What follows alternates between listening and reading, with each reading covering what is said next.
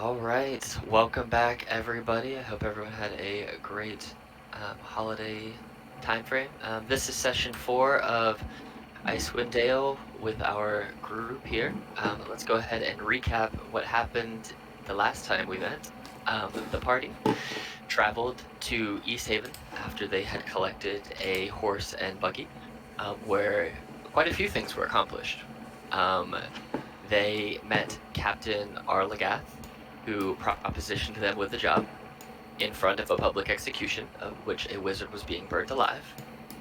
During that time frame, they had distracted the captain well enough, and Nilo majestically pickpocketed her of a gray bag of No, tricks no, With without a her. nat no. 20, two nat Yep, 20s. yep. Not funny.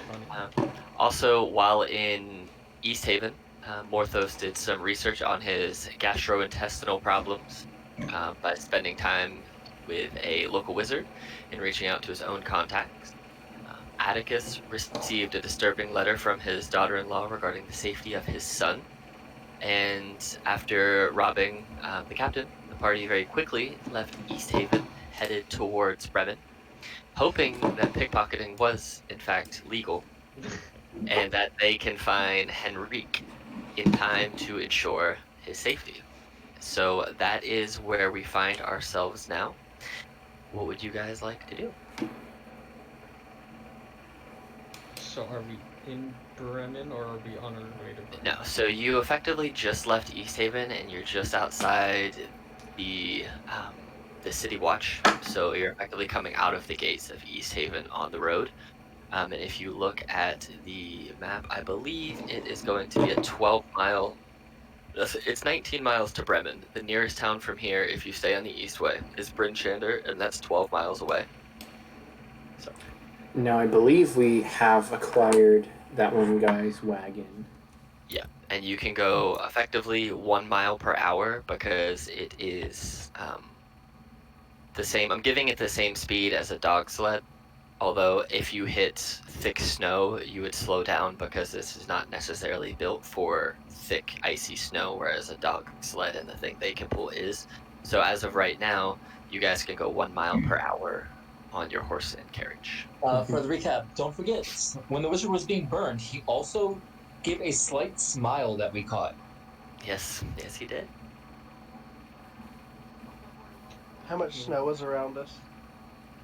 Right now, the roads are pretty fairly clear. I mean, it doesn't seem that there's been a big, thick blizzard in a while. So, there's that. But the roads are traversable. I say that we keep on going to Bremen. Probably hasn't been a blizzard since we checked our little ice hideout. We should make all haste to Bremen. Yes. I will go ahead and give this the animal handling. Okay, so go ahead and roll an animal handling 24. Okay, so you guys are packed up in your wagon pretty well, and you take off riding. It's mid to late afternoon when you get out of East Haven because you spent the better part of a day there doing the things that you were doing, pickpocketing people, doing some research and whatnot. So you can probably travel, because it is dark at this point outside, so you can travel for probably 3 to 4 hours before it would be cold enough and dark enough that you would need to make camp. So, as you guys are going on your way east, west, even, don't know my directions today, as you're traveling west, somebody go ahead and give me a d4 roll. Wow, 2 different people rolled 2, so okay, it's a 2. So as you guys are traveling for a few hours, you get past almost to this crossroads here, and you feel the temperature start to get really, really cold. You feel the wind start to pick up. You feel snow battering your face, and the little bit of vision that those of you with dark vision did have seems to be impeded. The winds grow harsh and loud around you, and you feel that now there is a blizzard that is beginning. So, I need everybody to go ahead and roll perception checks for me, please.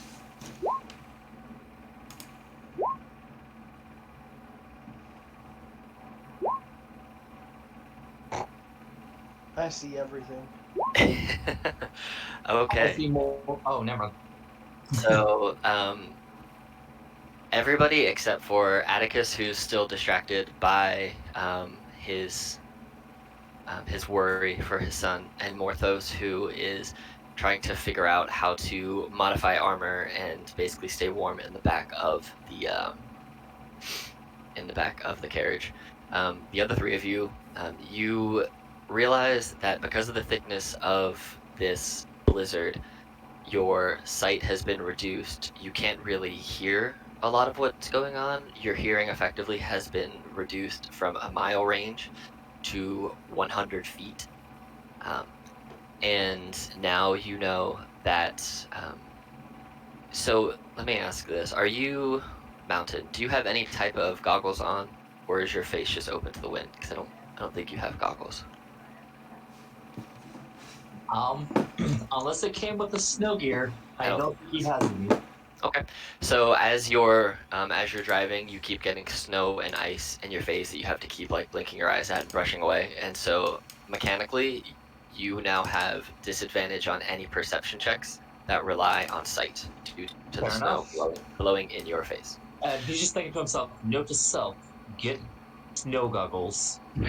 Or literally anything to cover your face. Yes. Okay, so do you wish to try and push through the blizzard? The blizzard will be 2 hours long based on the dice that you rolled. Or do you want Um, to try and post up and set up camp for the night? I will roll a wisdom save for him to see if he's smart enough to stop for camp. Okay, Push through, push through. 11. Okay, so you feel like you can push through. Okay, All right. so you are Atticus pushing would through. encourage pushing through as well. Okay, so what it's going to do is because it's a blizzard, it's going to slow your rate of travel by half because obviously you're trying to maintain safety. So go ahead and give me another animal handling check at disadvantage because you can't really see, the horses can't really see. A 9.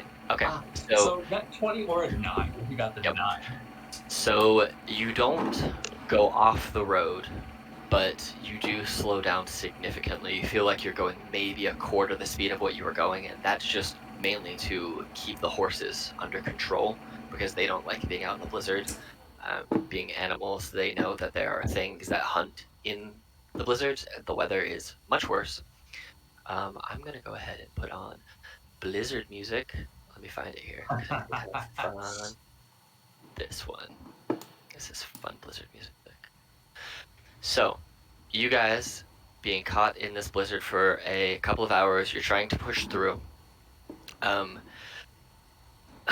So at the end of the first hour, I need you, Mountain, to go ahead and make a survival check.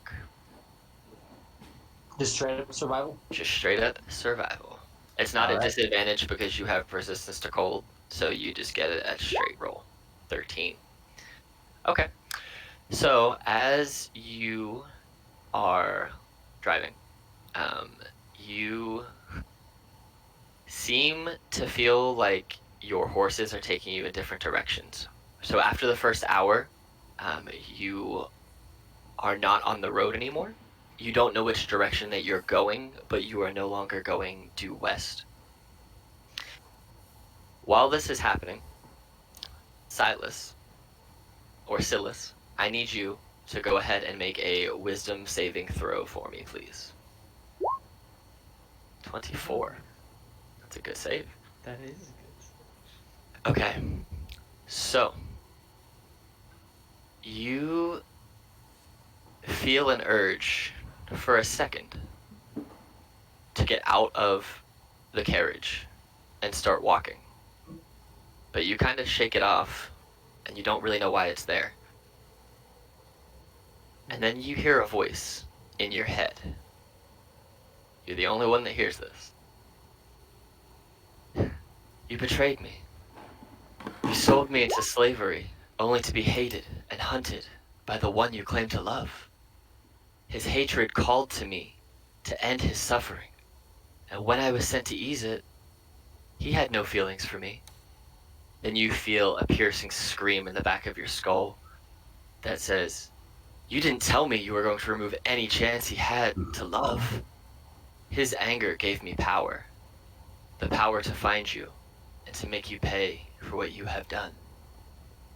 Silas, it's time for you to answer for your crimes and your lies. Only one of us will survive this day. Then you get a bone-chilling cold wave from head to toe roll down your body.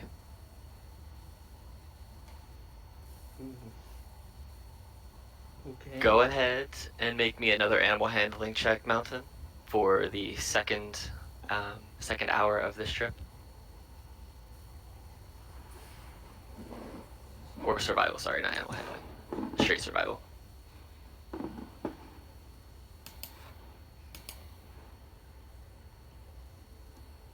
Another survival check. Yes, please. Nat Nice. 20. So you get yourself pulled back onto what you believe is the road. The terrain is much less harsh. As you get yourself onto the road, Silas, go ahead and make a strength saving throw. 3. Okay. So everybody who is in the back of the carriage with Silas, you see that all of a sudden they stand up and she looks like her body is being forced out of the carriage. You currently don't have control over your body, Silas. You Okay. can mentally see what's happening, but you're physically being walked and dragged out of the carriage. And you climb out of the carriage and you begin to walk the opposite direction to where the cart is going. Can I lasso Silas? You can absolutely try to. Roll an attack roll against Silas. What Yeah. type of attack roll is the lasso? We'll just say it is your d20 plus dex. Okay, so just the dex. Because I Yeah, don't that'll have any work. bonuses. Just the laughter in the background is creepy. Okay. So Atticus Did you is get going to two shout rolls? after him, like, Silas, where are you going? so does the 10 hit you, Silas? Yeah, no, that's not. Okay. So Can you go I, to lasso him as he climbs out, but the wind sweeps the lasso out of the way. And you Can see I Silas walking. not I'm let him tie assuming somebody says something, so I'm assuming Mountain would hear. Yeah, In Atticus theory. is going to shout, Mountain, stop the cart! And he will Alright, so kind he's of going to try to jump out stop the the back. cart. Silas, as you walk, you get probably, by the time Mountain has managed to calm the horses enough to stop them and be sure that they're not going to just dart away with the I'm cart. gonna roll animal handling for that. No, we'll say that you have control of them enough because of the survival check that you've got them back on good terrain that you can go ahead and get them under control without much of a problem. So you get them under control. And Silas, you walk probably 45, 50 feet away from the cart. And you see in front, you feel you have control come back from your body as you almost feel like something is ripped out of you. And now you have set your senses back. You have your full control back. And you see appearing about 25 feet in front of you a ghostly. I'm gonna move you guys over to the place where I want you to be. You see this ghostly visage of a man, about average height, average build. You see that features have been sunken. The hair is wisping. Yes, the hair is kind of wisping in the wind. You see that their eyes seem to have been replaced with these just gray, empty holes. And you can't see through them, but you see kind of gray smoke permeating out of them. And you just hear this shriek. And you recognize this voice. You recognize the ghostly visage of this man. I'm going to move you closer so you should be able to see them at this point. You see this man in the distance, and you recognize them. What do you do?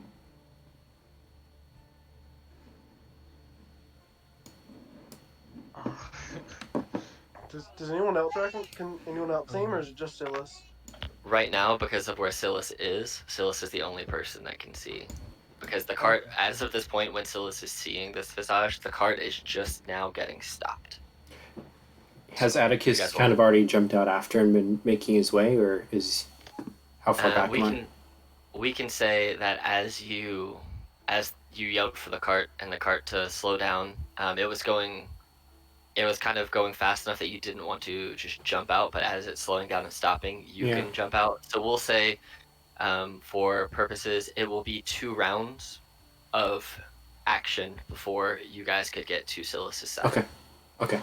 So, but Silas, you see the person that you recognize is a ghostly, deteriorated, not quite whole version of Ronan.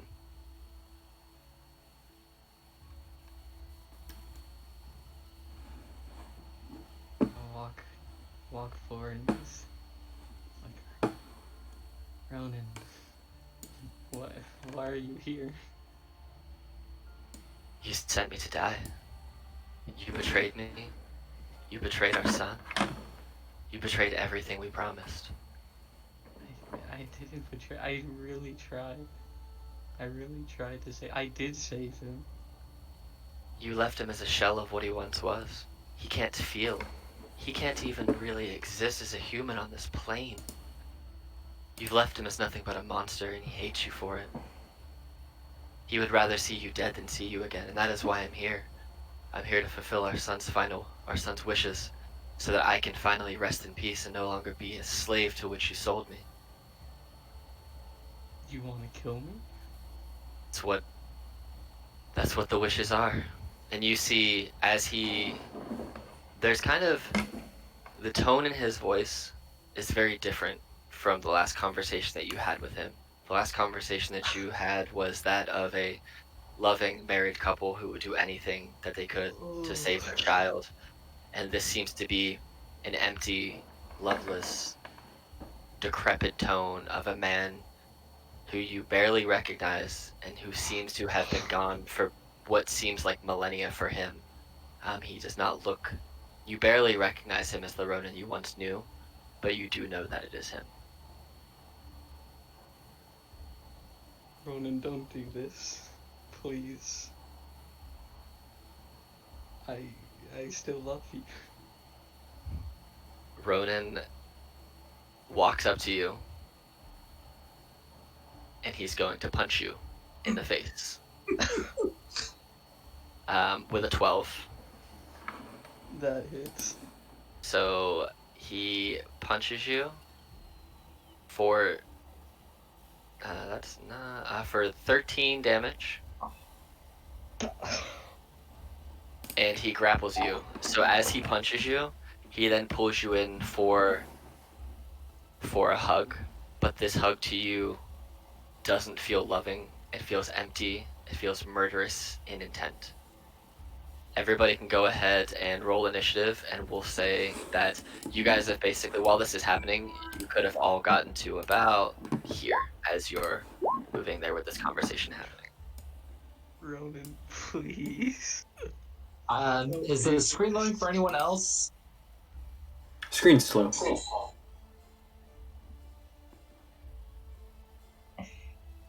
It didn't put me on the thing.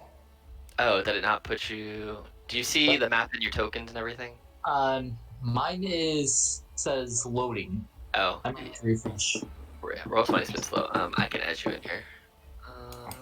Here, let me try refreshing and then I will see what I can do. Everything. Good. hits you hard in the face. Wow. Okay. There Oh, we yeah. go. Okay. All right, and then I'll let you I'll let you roll initiative real quick, and then I'll organize it by the right ones. Can you guys see his AC or life or any of that stuff? I don't No. think you can. No. Yeah. Good. Okay. All right, Nilo, you are up first. You see from this distance Silas, who has been wrapped by this ghastly figure after just being punched in the face and is looking pretty weak. I guess I'll move 30 feet in. Okay.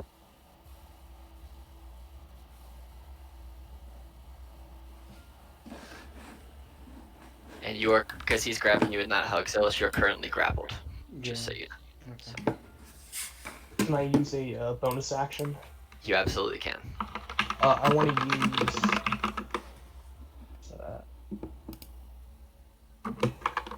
Fast hands. Okay. To use an item. Okay. I'm gonna use the Grey Bag of Tricks. Alrighty. The bag of tricks. Just roll a d8. Do you want me to roll it for you? Let's see here. Sure, your choice. Bam. 3. Diesel Giant Rat Badger.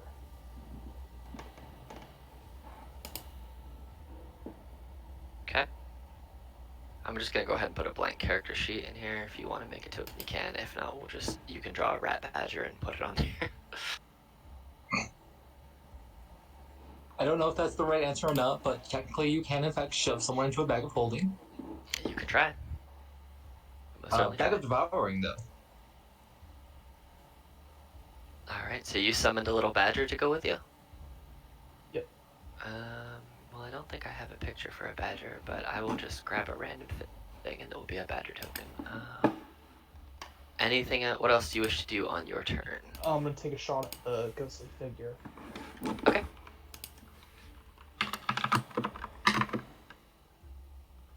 Go ahead and make your attack roll. That will definitely hit. Oh, Jeez. and will that be sneak attack? Why? Yes, it will. Well, he's grappled, so he's not technically a threat, but he wasn't looking for you, so yes, we'll say that you get sneak attack. Okay, that's regular damage, and let me do this twice. So 13 plus 13 is 26. Alright, let me see if I can get this in here. This badger's gonna look crazy. Badger. If it loads up. Alright, there's now a token in there for badger, so feel free to put badger wherever you want badger to go. How do I do that exactly? So if you go over to your chat on the right and go up to the top, there are some options. If you click the third one, you should see a thing that says badger and then like your token, and you can just drag badger onto the map. Sneak attack already did 2d6. Oh, so it's 14 damage instead of 13. That's cool. One more damage. So Right? I went to the badger thing. I see the picture of it. Oh yeah, and then you just click it and you can drag it over onto the map, and it will automatically appear on the map. There you go. Bounce up by bounce by mountain. Also put them like right here. Should I roll initiative for the badger? We'll just say that it goes on your turn. Oh, we'll go immediately after you, so it can go right now if you would like. Sure. Go for it. I guess I'll say sick 'em. Okay. Go ahead and roll it up there, and it can take an attack. I'm just gonna leave this here. Just a d20, and do I add anything or? What does it say? Because it should be gray bag of tricks. Hold on, there should be a actual token thing for him. He got a badger. It's gonna be his attack is bite, so it's a +2 to bite, and it does 1 piercing damage. Cool. And then it has Add- 3 hit points. So I have +2 to whatever. Yes. 17 will hit, and it will do 1 damage. Okay. Is that your turn? I'll take the Jaunt Badger. And then, yeah. Okay. What's a badger's AC? Oh, it's 10. Okay. 3 and 10. Alright, so it is now Ronan's turn. Ronan, seeing this badger here, is not a fan. So, firstly, what you see is, you might not see it necessarily, but Silas, you notice it because you're being wrapped up, that the ghastly, ghostly form of your husband seems to kind of embolden and seem to regenerate a little bit. So he is going to go ahead and take a attack on the badger because he just got bitten by a badger. And it's gonna, wow, he's actually missing. He missed the badger. So he's gonna try and attack again with a multi-attack. He hit the badger this time for 30 total damage. So Jeez. the badger Poor got Badger. obliterated. And that's gonna be his turn. He is going to go ahead and stay here with you wrapped up in his arms. You can try and escape on your turn if you want to, Silas. Otherwise, you can attack and just remain grappled. It's totally up to you. I just imagine, like, when he hits the badger, all you always see is just snow. And then, as it dissipates, the badger's gone. Mhm.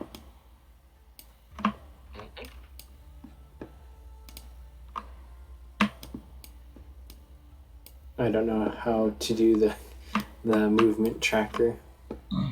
But You click on. is it Q after every step or just Oh, you could do that, or you can, if you're holding in the left button on your mouse, you can right-click and keep the left one held in, and it will just let you do it like this. Oh, that's so much easier. It really is nice. Just Well, bounce. I just went back out of roll 20 Oh, no. accident. What's happening? Yeah. Okay. Well, what Atticus is going to do on his turn is Jesus, Morthos. he's Stop. so Atticus is going to start kind of strafing to the left, so he's kind of getting a better angle because he doesn't want to shoot into the grapple and hit Silas.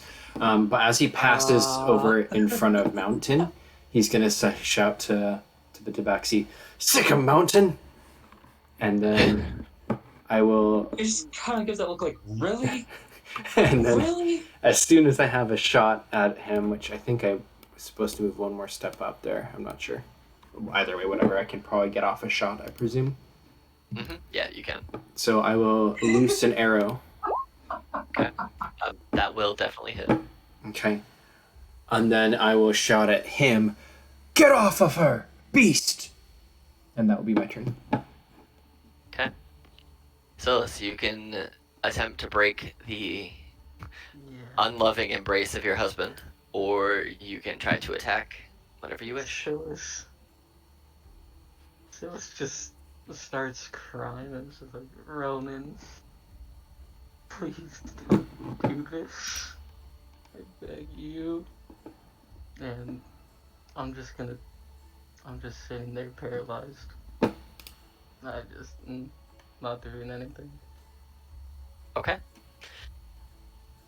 Mountain, you see Silas wrapped up, you see a badger appear and then get obliterated, Atticus loosing some arrows, and yeah, what do you want to do?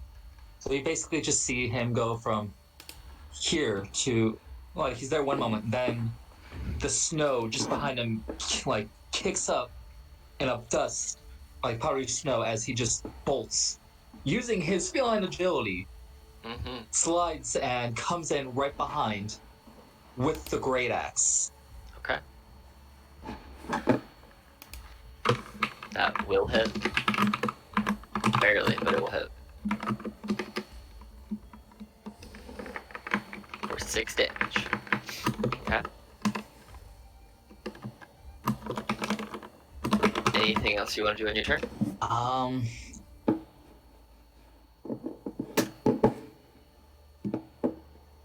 Don't think there's anything else I can do at the moment. I am holding off on raging for now.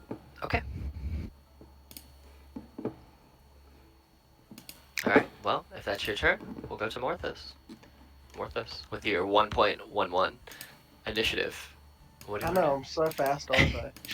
to So I'm going to move 30 feet. Okay. Yeah.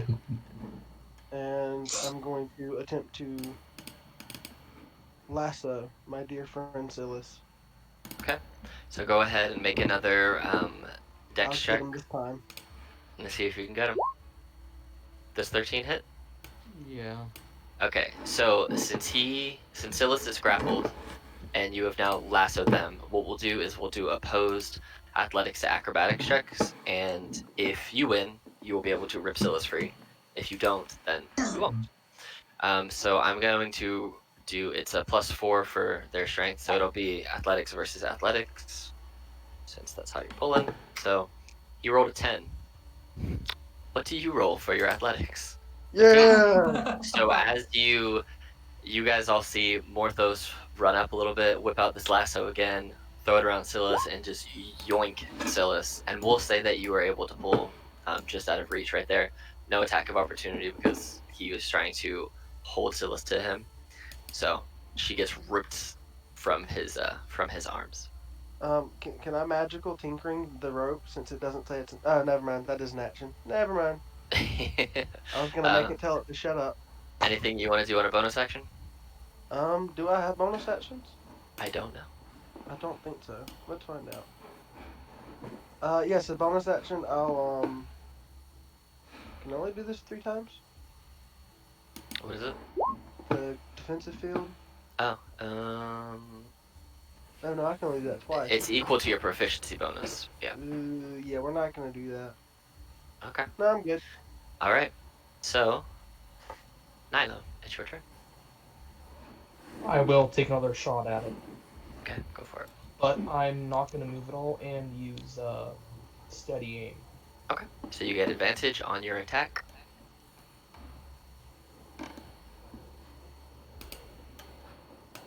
Are you the rogue? He is the rogue. Then he also gets sneak attack. Yeah, he'll get as long as he hits. He was gonna get sneak attack no matter what because you were there. But yeah, Yeah. 23 definitely hits. 8 piercing and 6 sneak, so 14 damage. Okay. And can I use a fast hands again? Yeah. I want to summon another animal.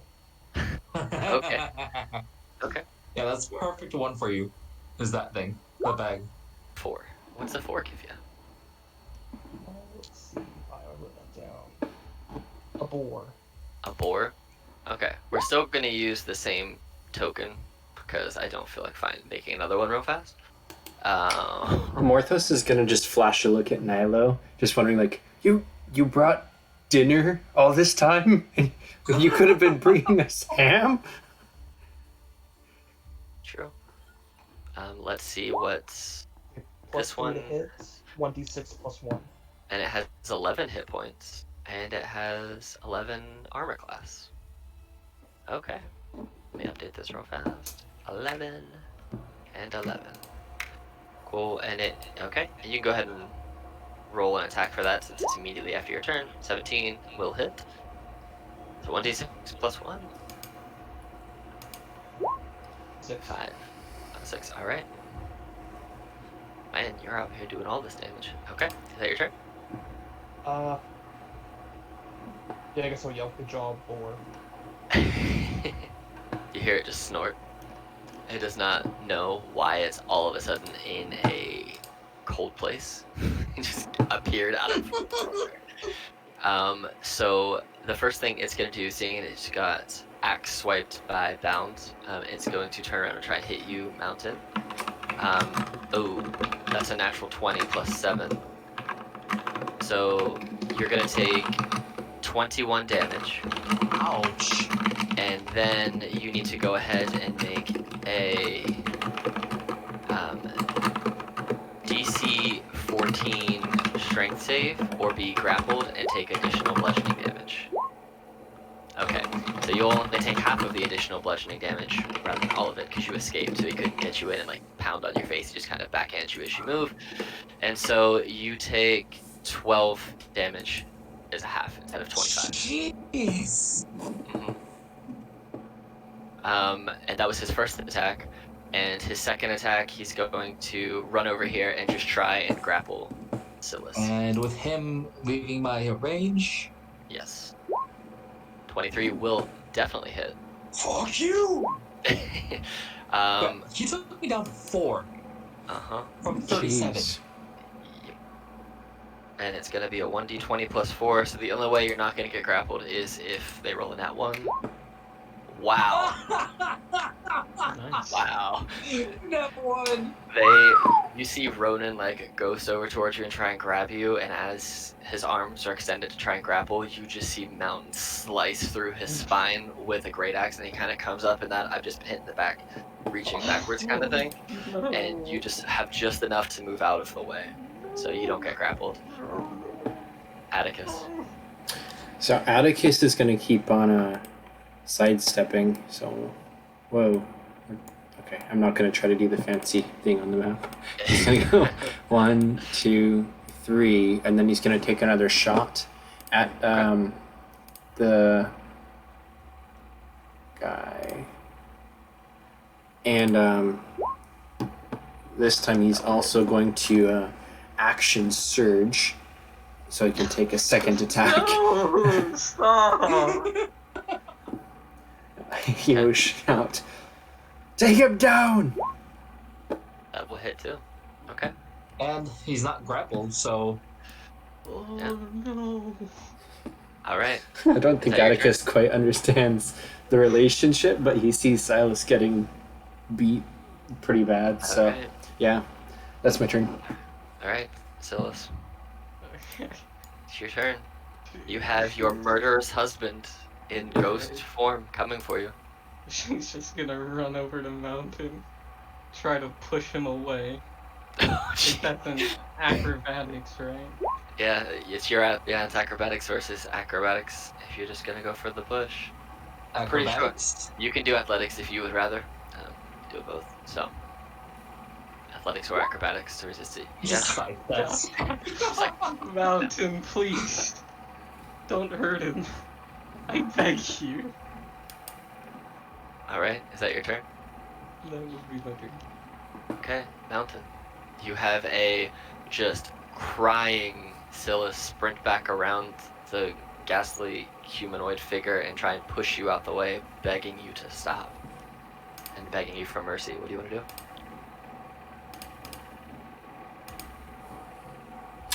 I have a quick question. Hmm. Sorry. Yeah, go When for it. when I shot the ghosts, what happened to the arrows? Did they get lodged in him or pass through him, or what would I have seen? Because I landed 2 hits just there. Yep, so the arrows seem to have hit and then just fallen to the ground through. It seems that the ghost is going from corporeal to incorporeal, Hmm. and then when the arrows hit, he became corporeal, and then he kind of floats back to the incorporeal form, and the arrows drop to the ground, and he just kind of bounces between the two. Okay. How But is to answer this your, thing? to answer your question, he was not resistant to the damage. So, So, Mountain just like begins to rage. okay. Sorry, but after what he just did, his teeth begin to grow. I cannot let it live. No, His fangs just get massive. Uh-huh.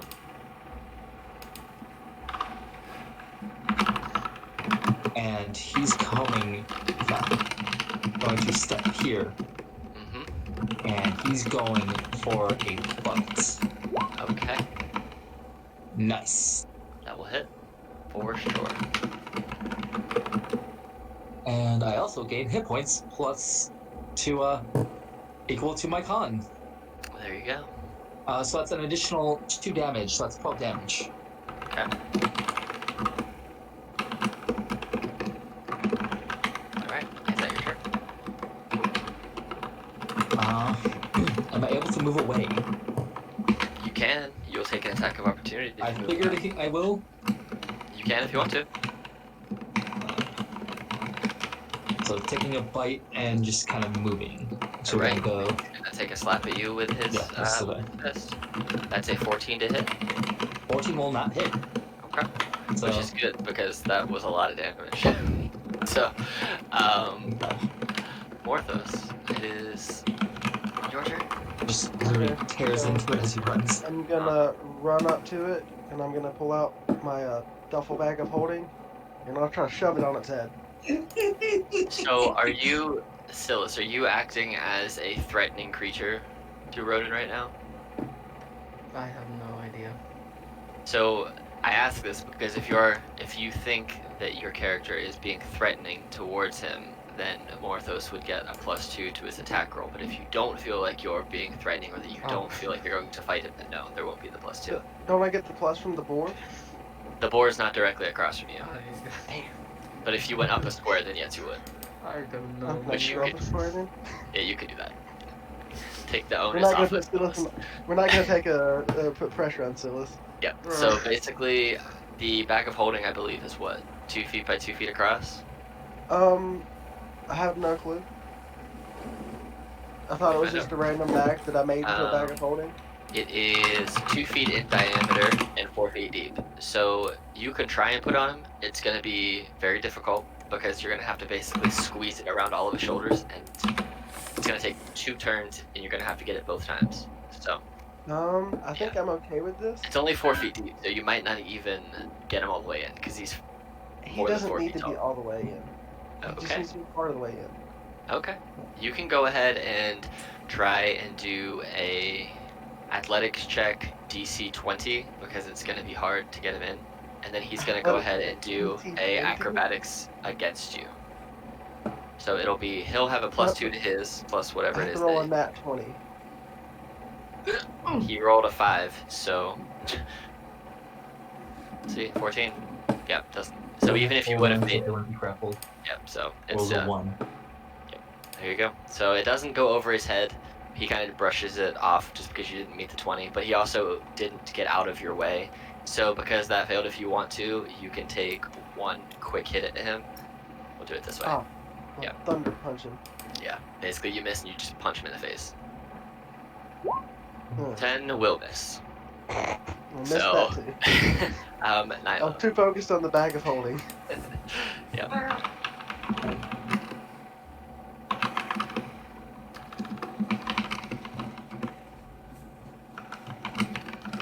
Right, Nilo, it's your turn. I will first take another shot with my bow. Your mic really likes your keyboard, Adrian. My goodness, I'm sorry. Oh, you're fine. Are you doing the bonus action to take a steady shot, or are you just taking a regular shot? I'll do the bonus action. I can't move anyway, so I mean. Yeah. Cool. Yep, so just take a shot at him at advantage. That will just hit, so you get sneak attack no matter what. 7 plus 6. Cool. And can I use a bonus action? So you use your bonus action to give yourself advantage on the attack. Oh. Yeah, that's steady aim. So basically, you can take, if you want to, you can take the miss and then do a bonus action, or you can take the hit and the damage. Whichever you want. Take the hit and the damage. Okay. Alright. So since you can't move, you use your action bonus action. It's your turn. You have your boar's turn if you want to use your board to do anything. Yep. You will attack. Okay. Actually, is he? Would the boar be attack opportunity be fell back? Yeah, probably if he's attacking. Although I would roll a d20 just to see if he would even care that the bull's running away, and if I rolled an 11 or above, he wouldn't care. So if you want him to run away, I can just roll a d20 right now, and you can just see. Yeah, using a pull back about how far does that to be? To what? To be able to charge? 14, so he's not going to care that this stupid little pig is running away. He's gonna pull back exactly 20 feet. Okay. Oh. How much movement does a boar have? 40 feet. All right. Yeah. Okay, so he's moved back 20 feet. Mm-hmm. The boar's now going to charge in. Yes. He's going to Roll. use his ability before he Can I use an attacks. opportunity attack on the boar? You can.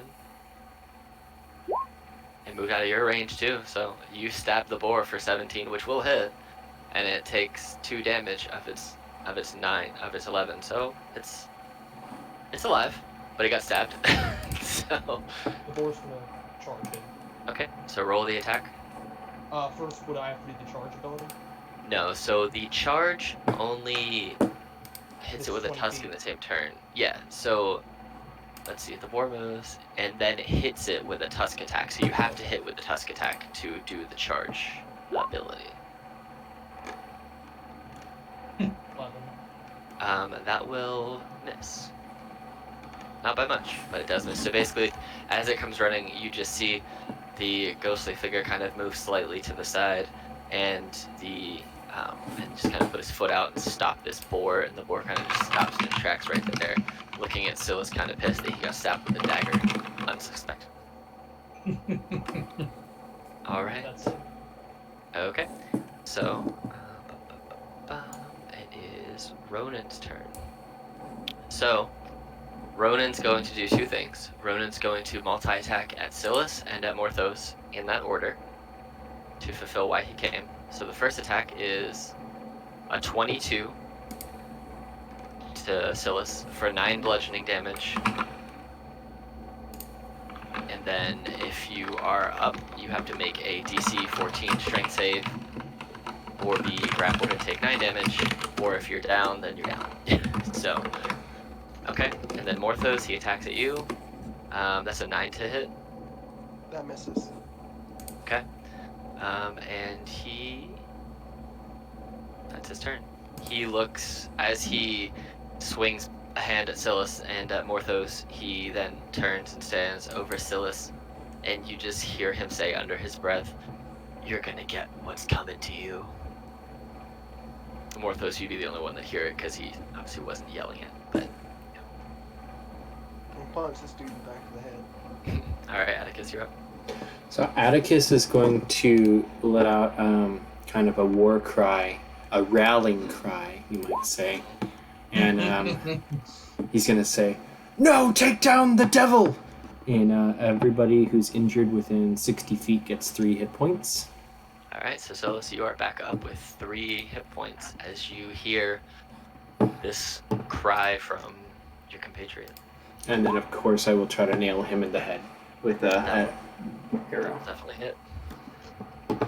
And I think I'm going to make some space. Okay. Yeah. And now he's running off the map. Oh, not quite off the map, but I'm at the edge of the map, and that's my Yeah. Alright, is that your turn? Yes. Okay. Silas, you are laying on the ground, coughing up blood, just been rallied back from unconsciousness, with your ghostly husband standing above you looking down on you with just an evil smirk and just hate in his eyes. What do you do? Just kill him. And that'll be my turn. Okay. Gosh. Silas, the drama. Yes, sir. It's so good. So, just so you're aware, you cannot get flanking with Silas because Silas is laying on the ground prone, not being a threat to Ronan. So, if you want flanking, you have to do it with Morthos or with the boar, just so you know. Anyone, really. So, but Mountain, what do you wish to do? Alright. Going to...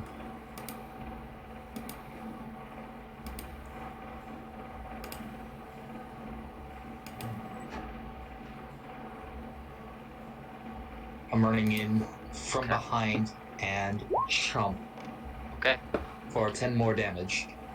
that will hit. Okay.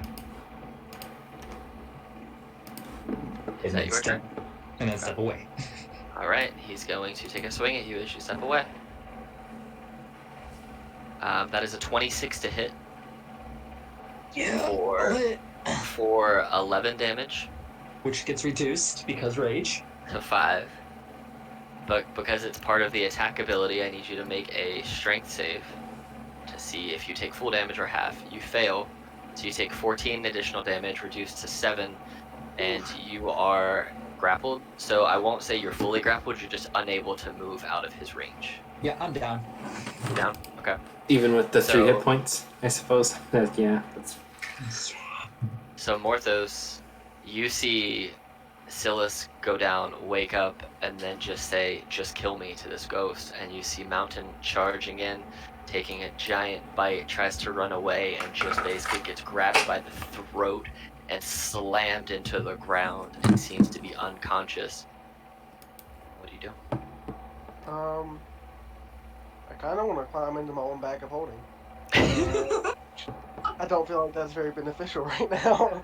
If you're more than So- 4 feet tall, you wouldn't get your whole body in there, really. I mean, I guess you could squat, but, you know, what are you I'll gonna do? squat. I can't breathe. I don't need to breathe. It's fine. Yeah. How can I get an arcane check on it to see like what this thing is?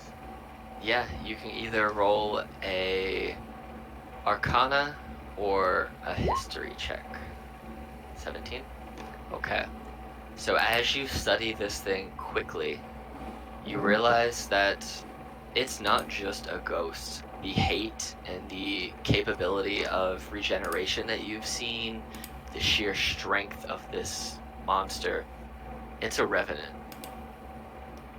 Alright, so Fuck. while Morthos knows what a revenant is, I'm sure Justin has no fucking clue. A revenant is basically a ghost, or it's an undead, who has a bunch of HP, a bunch of immunities, and is real strong. If I use holy magic on it, does it hurt it? Never mind. You can do it and find out. No, I'm good. I'm not going to tell you that. We're gonna bend down and touch Bounds over the mountain on his Okay. nose and go boop, and we're gonna cast that. Okay, so you, Well, Oh, thank you. you open your Yeah, eyes yeah. with 12 HP, and you feel that your teeth have shrunk back down to normal size. You're no longer currently raging because you were knocked unconscious. Yeah, that makes sense. That's what I figured. Yep. And I'm going to step right here. I'm gonna scream loudly at the ghost, and I'm gonna bonus action gain 3 temporary hit points. Because this thing scares the fuck out of me at this moment. And you said you're moving over there and getting the 3 HP. Remember- Is that just for you, or is that for everybody? It does not say it's for everyone. You can gain. Yeah, so it's you. Okay, cool. So you get 3 more HP. 3 more temporary HP. Alright. Back to the top of the rounds. Hilo, it's your turn. I do It's tell not everyone mighty. that it's revenant. Just I Yeah. didn't state that, but I do that. It's a revenant. I will do the third and final pull for the day. Okay. Well, he didn't hit the boar. The boar's still alive. Can you have more than one up at a time? I believe you can. Yeah. It says you can have up to 3. Oh, well then there you go. You get 2. Go for it. bring in all the allies you can. Let's see. This was a 5. Did we roll a 5 yet? No, that's a panther. Oh shit. Okay. You can just use the same token again and just give it different HP. What's the HP and the AC for a panther? A panther, the AC is 12. The HP is 13. Okay, cool. We'll just do. Oh, actually, I'm gonna put it back here. Can I put a P in there? I could totally put a P in there. Sweet. A P and a board. There we go. The one that has a B, which I don't know if you can actually see these things or not. Nah. T, T, T. You might be able to now. Can you Not see yet. the thing? Not yet. Over? Damn. Just Oh. this is the panther. Yeah. right? Yes, I have to just click one other thing to make this visible, and then you should be able to see. You should be able to see the stuff on the panther now.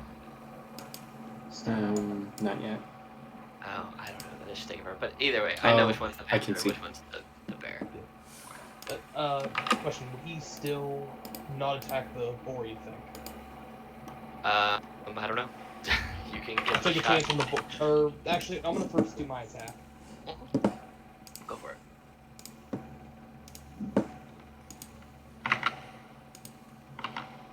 Oh damn. Ignore that. So 25 to hit. Yeah. Okay, that'll hit. A 6, and then you get sneak attack damage because you got stuff within 5 feet of it. So 13. Okay. He's looking not happy. He's looking like he's in a bad mood. The boar's gonna fall back 20 feet. Okay.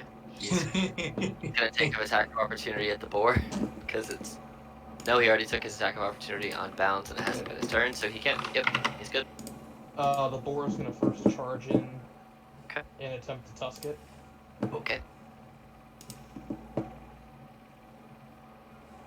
That'll hit That's 20! on a boar. Okay, so you get to roll his attacks plus the extra d6, I think is what a boar gets for that. Let me check. Yeah, it's a d6 plus 1, and then another d6. Yep. So there you Oh, an go. extra 3. Oh, yeah. Wait, no. Yeah, It's an it's extra D6. 3 ones. Okay. Well, you can just roll the d6 for it. Wait, it says an extra 3 1d6. Does that mean an extra 3 d6? Let me find it fast. Bum bum bum bum. 4. Oh no, that's 3. That's the average damage is 3. So you could do 3 or 1d6. But since you're rolling it itself, I would just say roll the d6. Yeah. Because it's a crit. So you effectively get 2d6 plus 1. So that's 7, 14, 15 damage. Then the Panther's gonna charge in. Okay. Doesn't it have to make a DC strength saving throw? Or be knocked pro? Yeah. It does. DC, I think 11 or some weirdness. It rolled. Wow. It has a +7 and it rolled an out 1. So it's prone. Prone. So the attacks are at advantage. Yeah. The Panther's gonna pounce and claw. Okay. So the Panther is a +4 to hit. Okay. And it will be at advantage because he's prone. That hits. Oh my gosh. Not 20. What the fuck, dude? And since it's prone, he can make a bite attack as a bonus action. You're gonna kill him. Yay. So that target has to succeed on a d12. Oh, wait, what? You're gonna kill him. Oh, okay. Like, unless you roll less than 6 damage, which I don't think is possible. So that's the first one's a 1d4 plus 2. And that d4 will double, so let's see what happens. It just says rolling the dice. Super slow roll 20. Oh. So 8 damage. Yeah. So your panther, after your Oh, boar sorry. charges and knocks him down, this panther pounces and jumps and goes to attack him. Silas, you see your ghostly husband being shot with arrows and being attacked by a boar and a panther, and you see him start to die. Can I Do you cast wish to Cure do Wounds on anything? him? What's Yeah. that? Can I cast Cure Wounds on him? So as he's ripped down to 0 HP, he's effectively unconscious Okay. at this point. So we'll wait until your turn. Okay, So sure. it's his turn now. So I'm gonna roll a death save Alex. for him. Yeah. I just realized something. What's that? Because he's already prone, the Panther gets to attack again. Okay. That does anything. It'll be an auto No. death save fail. It says if the target is prone, the Panther can do a bite attack. Okay. Yeah. So since you killed him with the first attack, we'll say that you knocked him unconscious with the first attack. We'll say the second attack is an automatic death save fail. Because he's on death saves at this point, since Silas wants to try and save it. Let's see what happens. 18. So 1 save, 1 fail. Atticus, you see this ghost down and coughing and being attacked. What do you want to do? I would like to run down to Silas here, and then seeing as how she's basically this thing's target, I would like to try to pull her away from the monster, if possible. Alright, so we'll say that you can use your bonus action to try and pull her away for half your movement. If Silas, if you resist, you can try and do a strength save against an athletics. Well, yeah. So you can't resist as Atticus goes to pull you away. You can move her up to half of your movement. Okay, so That's going to be basically your action. So you can go 15 feet with her. okay, and that would basically be like essentially a dash. I would just try to pull her at least one space away. Yeah. Just so outside of the reach of the creature. Yep. And so, that your turn? Yeah, I'll be. It's okay. We got it. Silas, calm down. All right. You've just been dragged away from I'm the like ghastly thing. whipping around, trying to hit Atticus. Like, Atticus, get off me. Let me save him, please.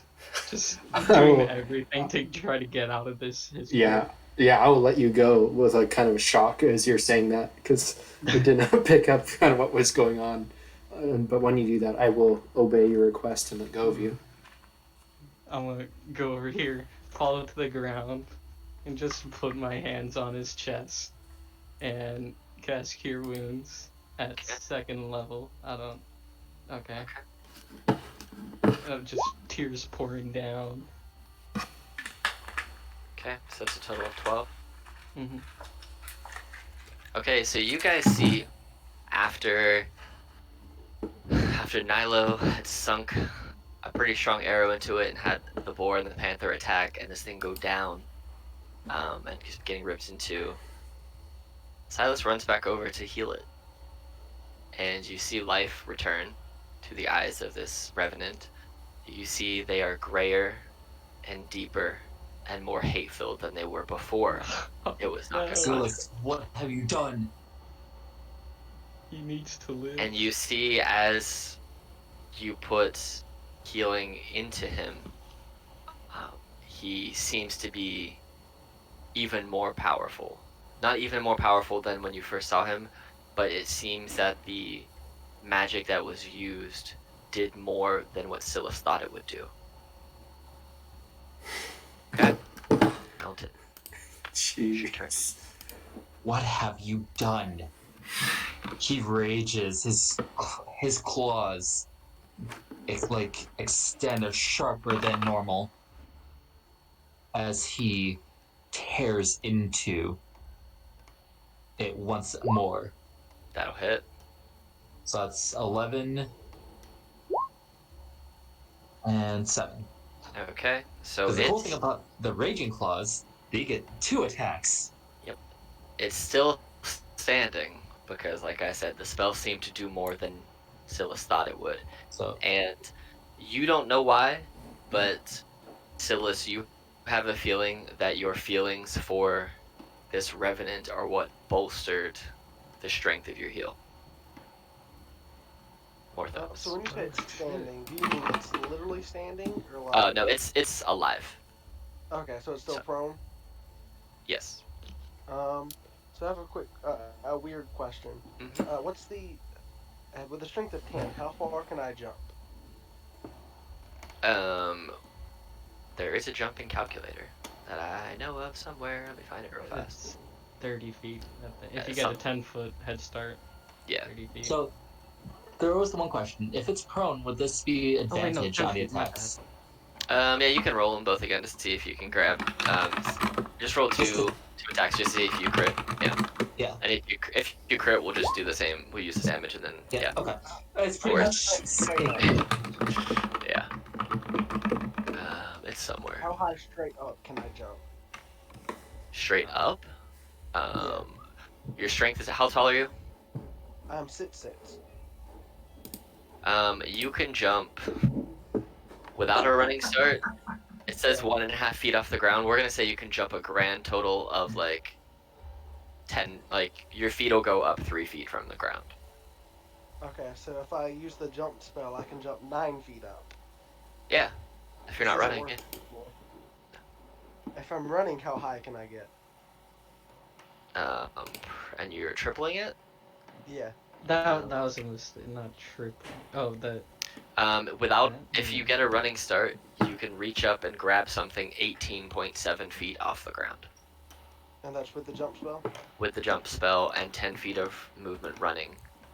But if you're not jumping, if you're not running and you're just using the jump spell, you can jump directly up and reach something 14.2 feet off the ground. Okay. So, I want to back up. I want to use the jump spell. And I want to run, jump, and just land on it. Okay. Go ahead and roll an attack and see if you can hit him. And if you miss, you're going to land on your ass and you're going to take that as falling damage. That's fine. What am I rolling for this? Just roll a... Do I get flanking bonus? No, because you're running away and jumping up and then coming down directly on top of him. So just go ahead and roll an unarmed strike.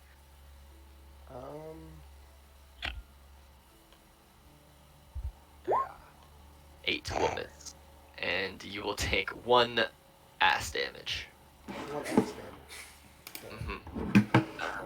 Okay. Yeah, that's my turn.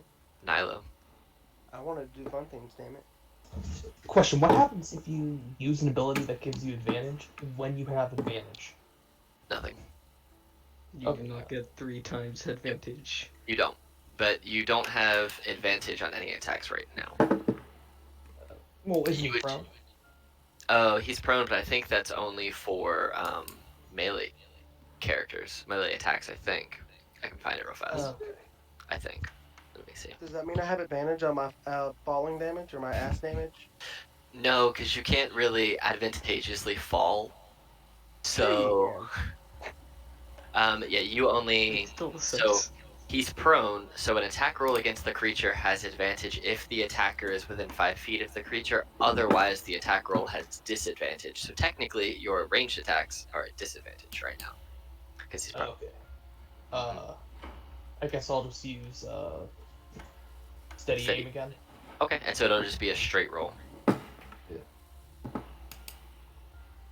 no one there. Did it send? Oh, there it is. Probably try it.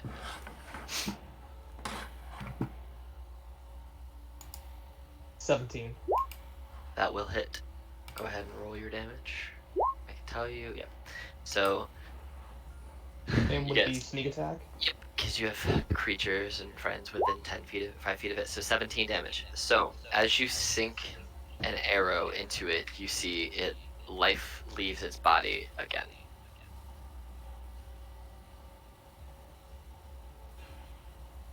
And you still have both of your beasts to attack.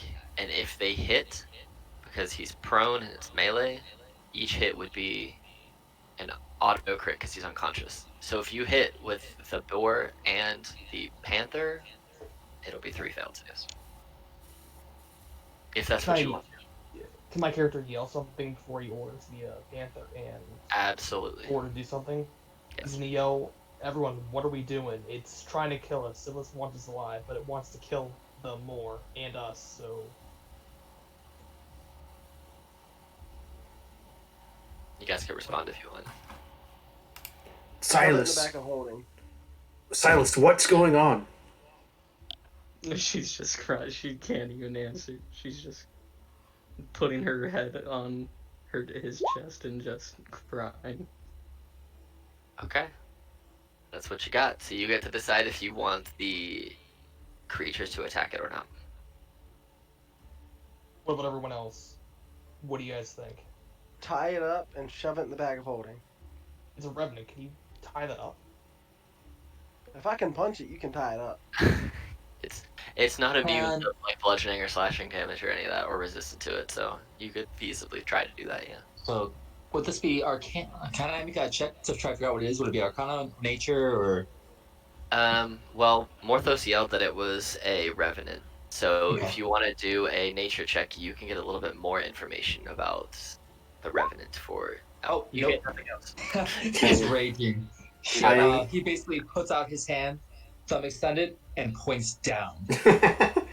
Can I roll a nature check? Because I know what a revenant is from my side, but I don't know about him.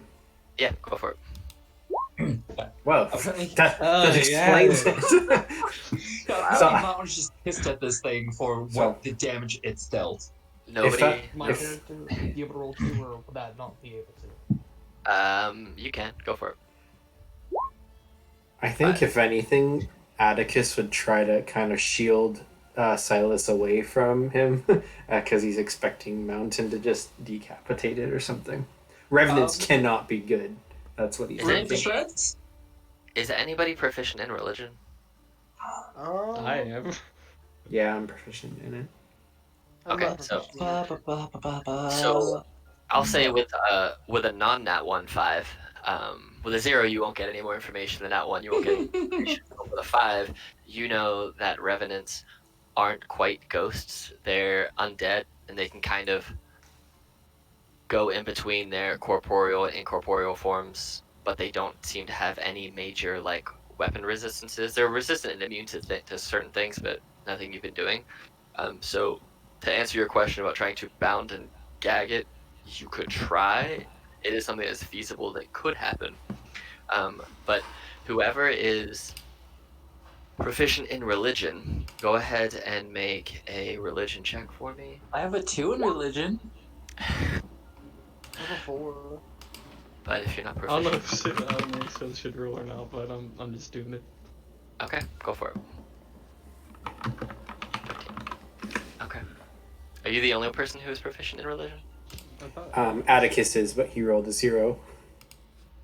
Oh, that did not come up for me that you rolled a 0 in religion. Oh no, it was nature. So I thought I Oh. wasn't able to roll. Oh yeah, you can roll. If you're well, because this is going to be something a little bit different. So if you have proficiency in religion, roll a 2, so 13. So, Okay. That's an 11 for me. so as your Silas, as your head is on Rodent's chest and you're crying, and Nilo is calling out, trying to figure out what to do since you've already put this thing down once, and you brought it back, and you put it down again, and you're not really able to communicate anything other than your expressive fears. Everything around you kind of fades, and the blizzard goes quiet. Those who are yelling around you die down. Your head is still on top of Ronan's chest. He's breathing, but barely.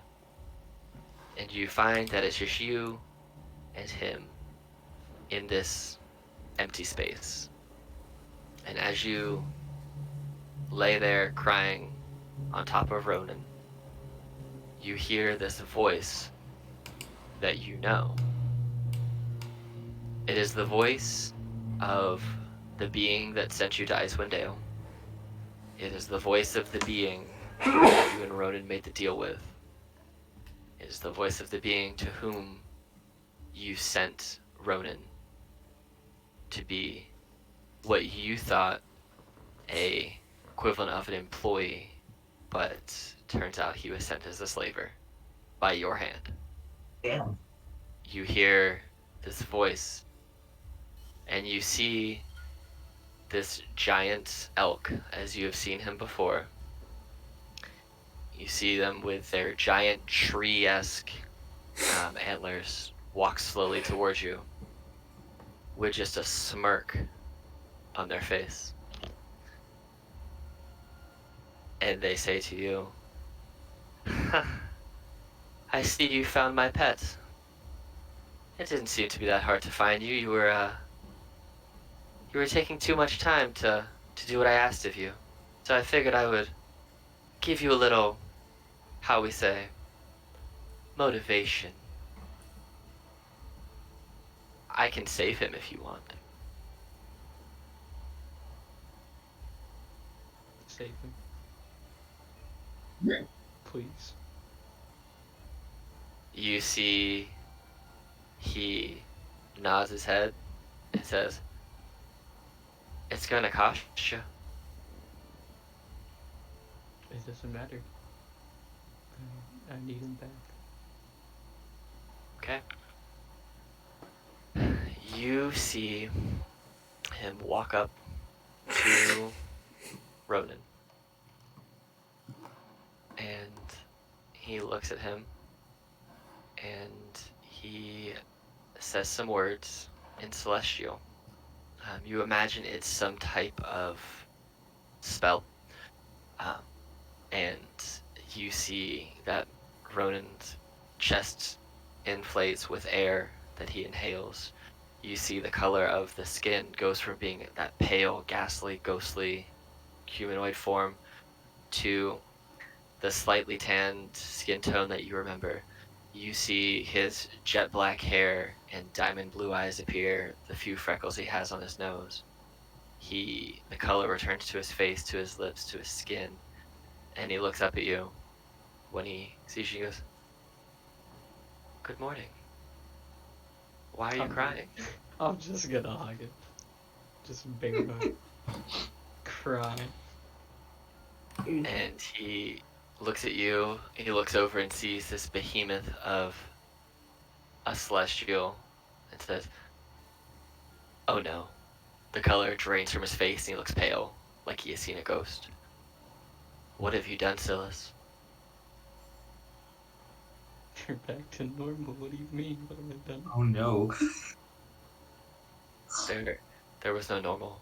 Why would you trust him after what he did to us before? He already took a lifetime away from our son. Why would you condemn yourself or me or him or who knows what else? Dying, Ronan.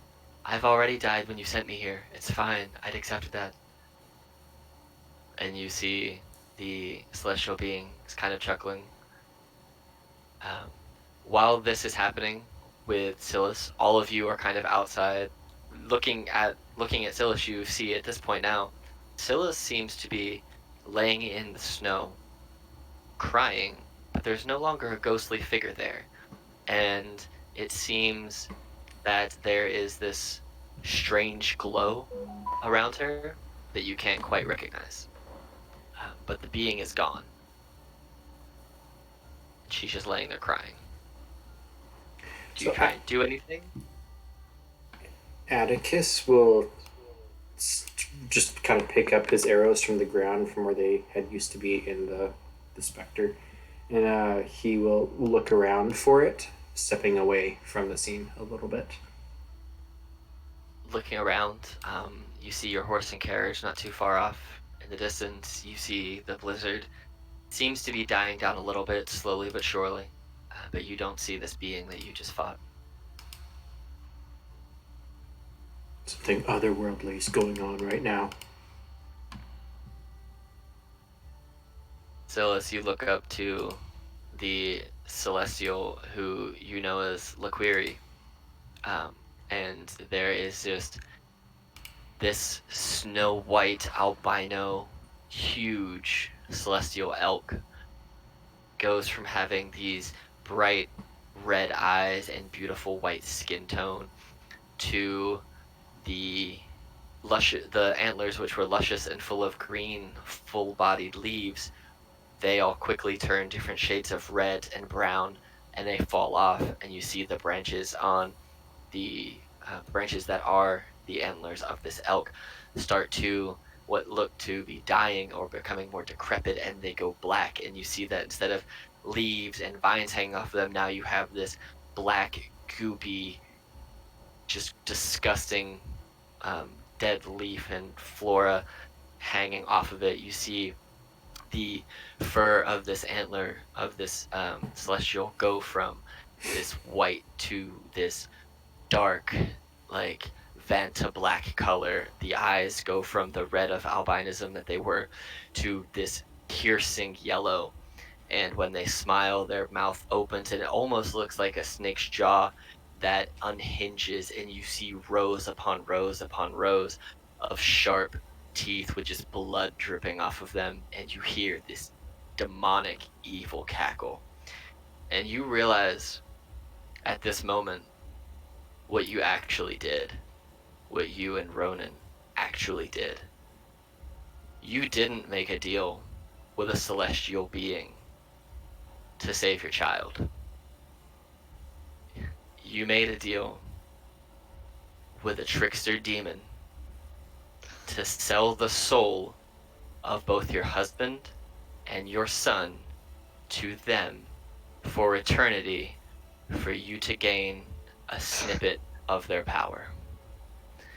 And you hear this laughter, you see the color from Ronan's face fade to white again. The blue of their eyes go from being lifeless, full of life, to the black, gray, ghostly, lifeless forms that you just saw. And you see Ronan start to take the shape of a revenant once again. But this time, he floats out from behind you, from underneath you, stands beside this demon being, and the demon being snaps their fingers, and you reappear mentally at your body with your party, with Ronan no longer present. You're laying there, crying, realizing what has actually happened. Oh, done fucked up. Wow. I'm just laying there. I'm not moving. Looking up into the sky.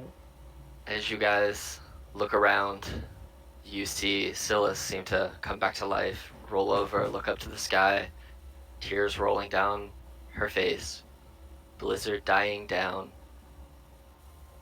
knowing that, at least for now, the trouble seems to be over. This would be, if you wish, you can stay here for the night, since it does not look like Silas is going to be in any way, shape, or form able to leave. She seems to be stunned, almost to the point of being lifeless. Like she's just been hit with a mega shock to the system that you haven't seen someone be hit like this in a long time.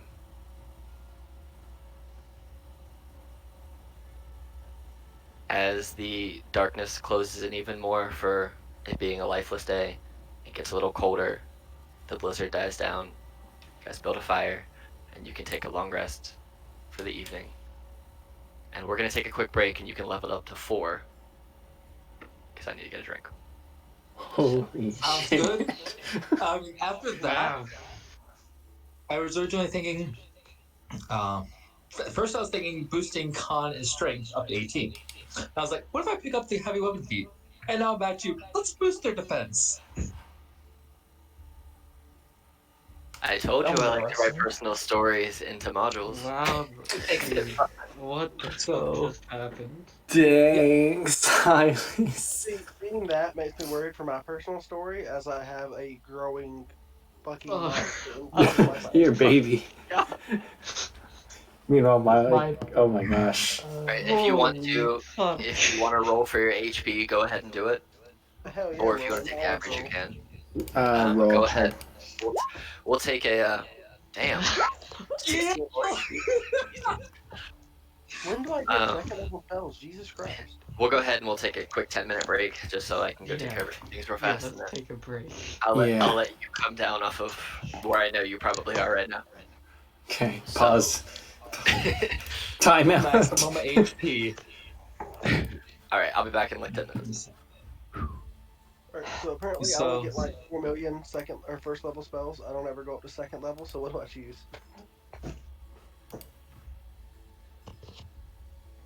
That was interesting.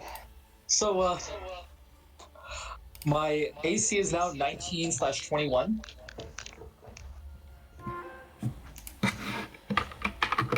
Because, shield, yeah.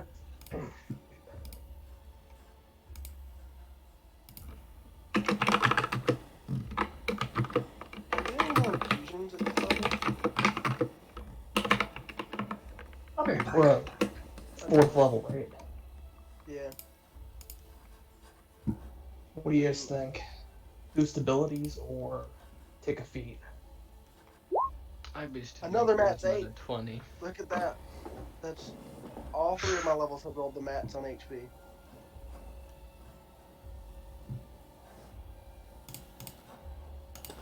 I don't know what class you're playing. You're a rogue, right? Yeah. What's your dex bonus? It's currently I have a 20, so it's +5. Yeah, so if you're already maxed in dex, I don't really know feats that well, but I would say try to grab something else that'll help that way. For me, I'm taking the abilities because I've got a 19 dex and a Mobile is 15 con. Mobile and alert are good feats for rogues. I have a question on Constitution. If I raise it so I get an extra +1, does that add 4 hit points to me or just 1? Because It will double back and it will add an extra HP for every level up to that point. Oh, So then I'm instead of, yeah, definitely. and it will automatically do it in D&D Beyond for you as well. It'll just make it the same for every. So if you had +2 for every level, and you made it +3, it would now be +3 for every level. So up to where you are right now, and then there will be that going forward. So Cool. Yeah, I'm gonna apologize for not just killing the thing.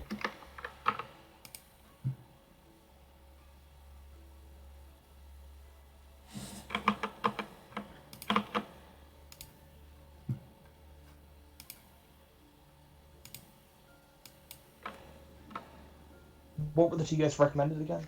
You said alert and mobile, they're both good feats. Alex, do you like my my HP roll again? Yeah, you and your HP. It's all right. That fight didn't go quite how I thought it was gonna go, but the decisions that were made let me get into different situations, different ways. So Alright, so is there a way I can make my bag of holding bigger no, and deeper? Damn. nope. It holds up to 500 pounds, so no, you can't. You can unless there's an item somewhere in the game. I don't think there is. That's a bigger one. So I doubt it. now I'll really be back in like 7 minutes. oh. So basically either add +5 to have a total of +10 initiative. Or +10 speed.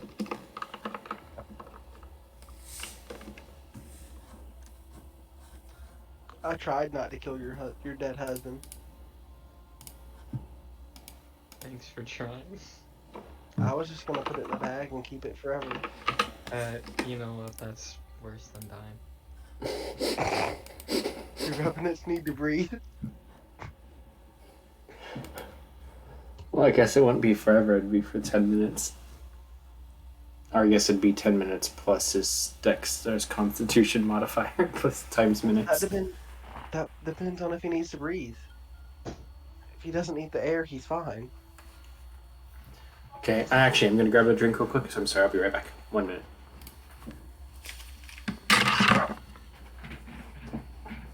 Alright, so will Silas volunteer to carry around my bag of holding? No, what the fuck? But I want to crawl inside of it. You're gonna make me do chores. It's fine. You'll have a portable artificer now. What the fuck is wrong with you? I don't want to get cold. No. Jesus fucking Christ, Nicholas.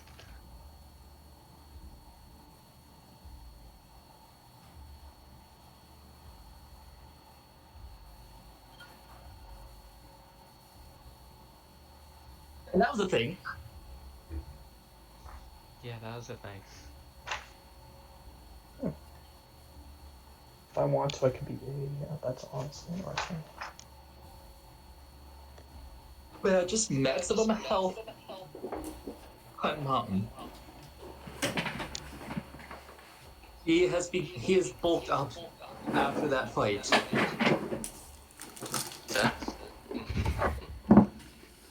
So his strength is now 18 and his constitution is now 18.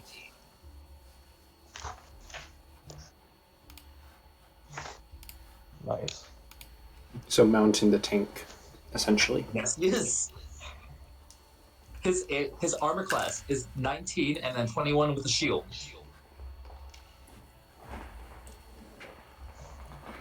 Oh, wait, what? Why does create bonfire only work for 1 minute? What if I just want to make a bonfire? What? And you have to make an actual bonfire. What the hell? This is a worthless spell. No, it's Guys. good. It does damage, but it's not an actual bonfire. What the fuck? Yeah, would Here. Blizzard be technically difficult terrain? Yes. Okay, I'm going mobile. Here you go. Alan T character sheet. Right. can make your thing real fast if you want more of those, because I just have to flip you over to a different page. I can probably do it here. Is that the only spell Yeah. you need another token made for? I think that's the only spell I have. I don't think any of the other ones do area things. Or no, wait. What does Tasha's cold caustic brew Tasha's do? Caustic Brew? That is a I line spit acid. 30. It's a 30-foot line long. 2d4. That one's easier. I don't have to make a token for that. And 5 Yeah. feet wide in the direction, so that one's easy. Magic Missile Jump Grease you have one for, so You should just be Thunderwave. let's see here. So Grease is So does anyone know when I get second level spells? Because I thought it was level 4, I think it's but it's not. 5. I mean, for it normal 5? spellcasters, it's 3. you're a half caster. But yeah, artificers are. You get them at level 5. I'm a bad You get to- caster. Well, you make stuff. I haven't made but- anything yet. Well, you Eventually. can. Thunderwave is a 15-foot cube. Alright, I'm going Is there a way to relearn cantrips now? Or to change cantrips or no? I don't know if artificers have that ability now. I know that other people do. Do warlocks? Yes, you do. So so pretty much every class gets a new thing at level 4. Let me see. Cantrips. So when you gain a level in Artificer, you can replace one of the Artificer cantrips you know with another from the spell list. So you can only do it per level. Okay, You but I can can't. do it now. Yeah, you can Right. do it now if you so choose, but it says 1, but yeah, so just 1 for 1 basically. At level 4, Warlocks, you can replace one cantrip you learned from your Pact Magic feature with another cantrip from the Warlock list.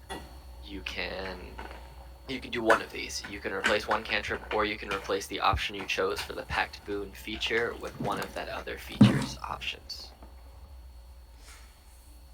I know fighters can change their fighting style to something they know, something they already know if they wanted to.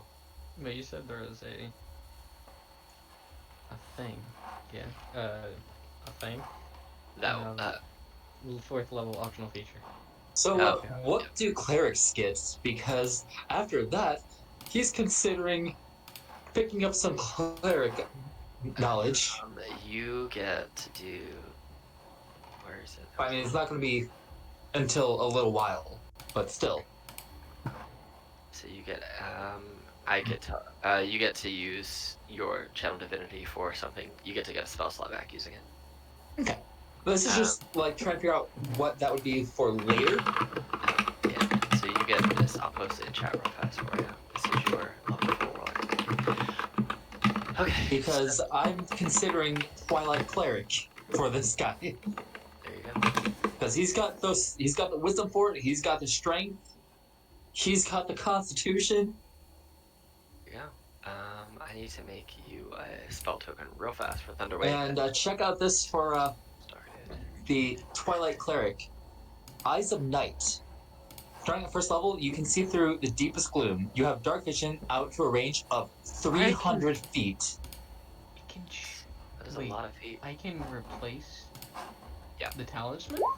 Yeah, but You if can it's just- snowing, that's probably going to be You can just replace a Pact Boon feature. So you have the Talisman of the Boon, but there's other features you can get with the Boon, I think. But wait, there's more with Eyes of Night. As an action, you can magically share the dark vision of this feature with willing creatures you can see within 10 feet of you. So, with Twilight Cleric, you can give other creatures dark vision. You can, yeah. Yeah, that is one of the things from Twilight Cleric. I'm confused on this Pact Boon feature thing. Are you sure that's just not the feature for the class? Like, That's Can you just the look at that? that's the optional one for Warlocks. That's not like specific to whatever your Warlock is. That's just Warlock in general.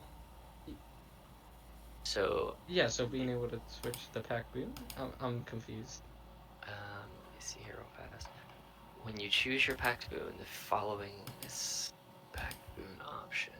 So, Amulet. You can do one of the following. As long as you took an ability score, replace the option you chose for the Pact Boon feature. So yeah, you can change your Pact Boon, is what it looks like to me. Damn. So if you want to change your Pact Boon, you can do that. But that basically only happens every flip. But you can either replace the boon or replace a cantrip. That's what it does. Oh, I already replaced a cantrip, so okay. If you decided you don't want to do the cantrip, you can do that instead. Cool. Wow. Oh. I'm just like checking out Twilight Cleric. Its 17th level thing is essentially gives you half cover. Basically,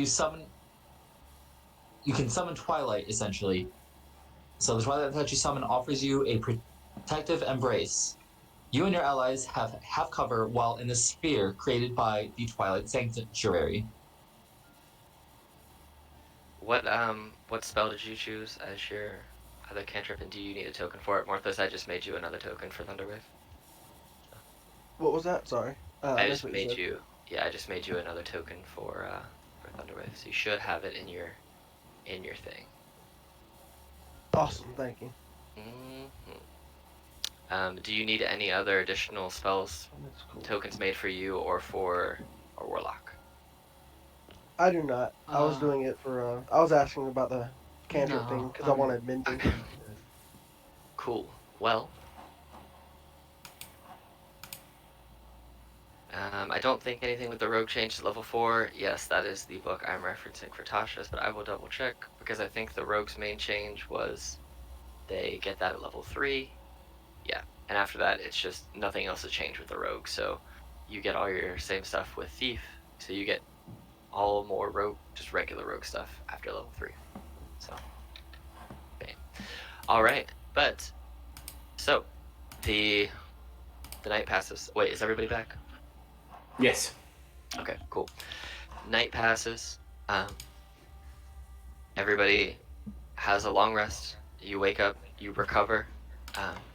It is breakfast time. You have some food if you wish to make breakfast and talk about what happens. Or you can get back on the road and continue to head towards Bremen. Would Silas have told us the relationship between the Revenant and yourself? Unless you heard it during the combat, I don't think so. Yeah, so Atticus is gonna be slightly pokey about it, and like after giving you some space, maybe after everyone's done eating and the fire's getting put out, he would probably ask you, and he'd go like, Yeah, about. she's not talking. Okay. Also, the animals would have disappeared because it went past dawn, Okay, cool. and the bags were refreshed. Yep. Okay. So, morning comes, you guys have breakfast. Silas is very quiet compared to normal. Doesn't seem like she's in a super chatty mood. She seems like whatever that was, it may have been more than just an attack on her life. So, you guys can get back on the road. Go ahead and make an animal handling check to see how the traversing goes. Whoever wants to drive. Animal handling, 18. Okay. So, you guys make your way. You spent probably 3 to 4 hours between everything happening yesterday. You slept and having the fight and whatnot. You slept a little bit longer. So, you are about 8 hours away from Bryn Shander. So you can make it to Bryn Shander today if you want. There's no blizzards, no nothing like that. You guys make it to Bryn Shander. And as you approach Bryn Shander, it is actually effectively evening. So this is the map of Bryn Shander. You will come in from the east gate because you came from the east way. If there's anything you wish to do in Bryn Shander, you can do it, or you can just crash for the night and continue on your way. What do you guys want to do?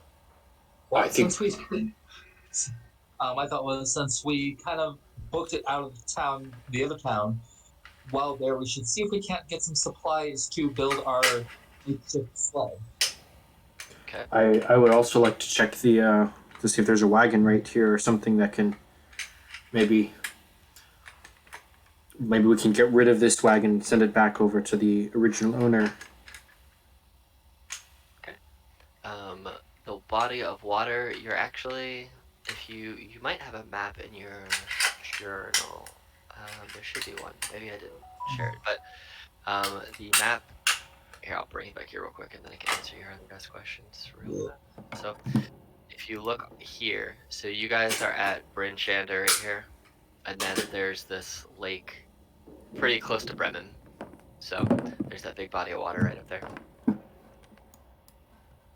Mayor Okay. Dundalk. I'll just Cool. follow the party in Okay. Bremen or East, whatever it's Bryn called. Shander. Yeah, that one. So you're looking for supplies, and you're looking for something in relation to your carriage and cart, correct? Yes, I would like to see if we can get our own cart, maybe, and like have somebody deliver this one back, because I don't like the idea of just stealing his as much as that's the path we seem to be on. Okay, so you guys came over here in the east gate, and down here towards the southwest gate, right here, there's actually a stables right here. So you guys Can you highlight it again? I'm sorry, I missed it. Oh, it's right here. Let me just draw a little shape. That sounds like good. This is a huge town. Oh, that's like on the opposite side of town. Okay.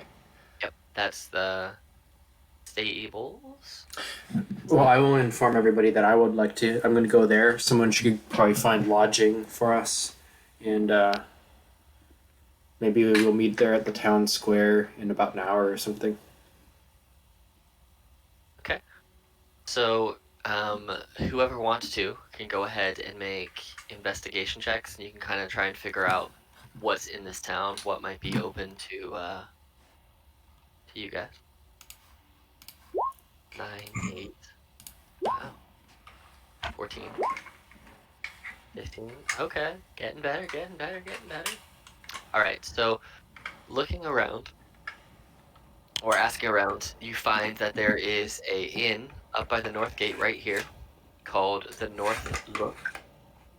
There is a town hall right here in the middle, and then there is a smithy and an outfitter right here in the middle called Black Iron Blades.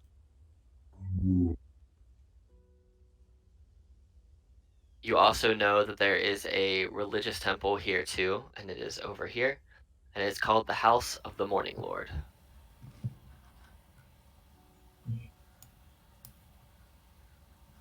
What kind of thing do they worship? They worship the god of the sun, ironically, called however you say this name that I cannot pronounce off the top of my head. That one.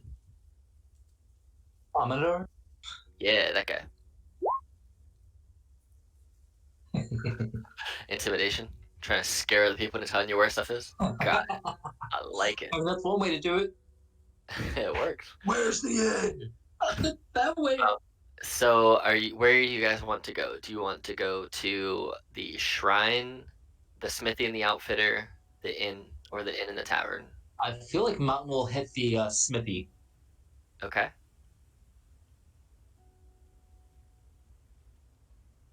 And then this is the town hall right here, and this is the smithy right here, the Black Iron Blades. What are the other three doing? We have one person going to the stables, another one going to the blades. So I went let's to just Smithy. following whoever. So you're just gonna ride in the cart with him.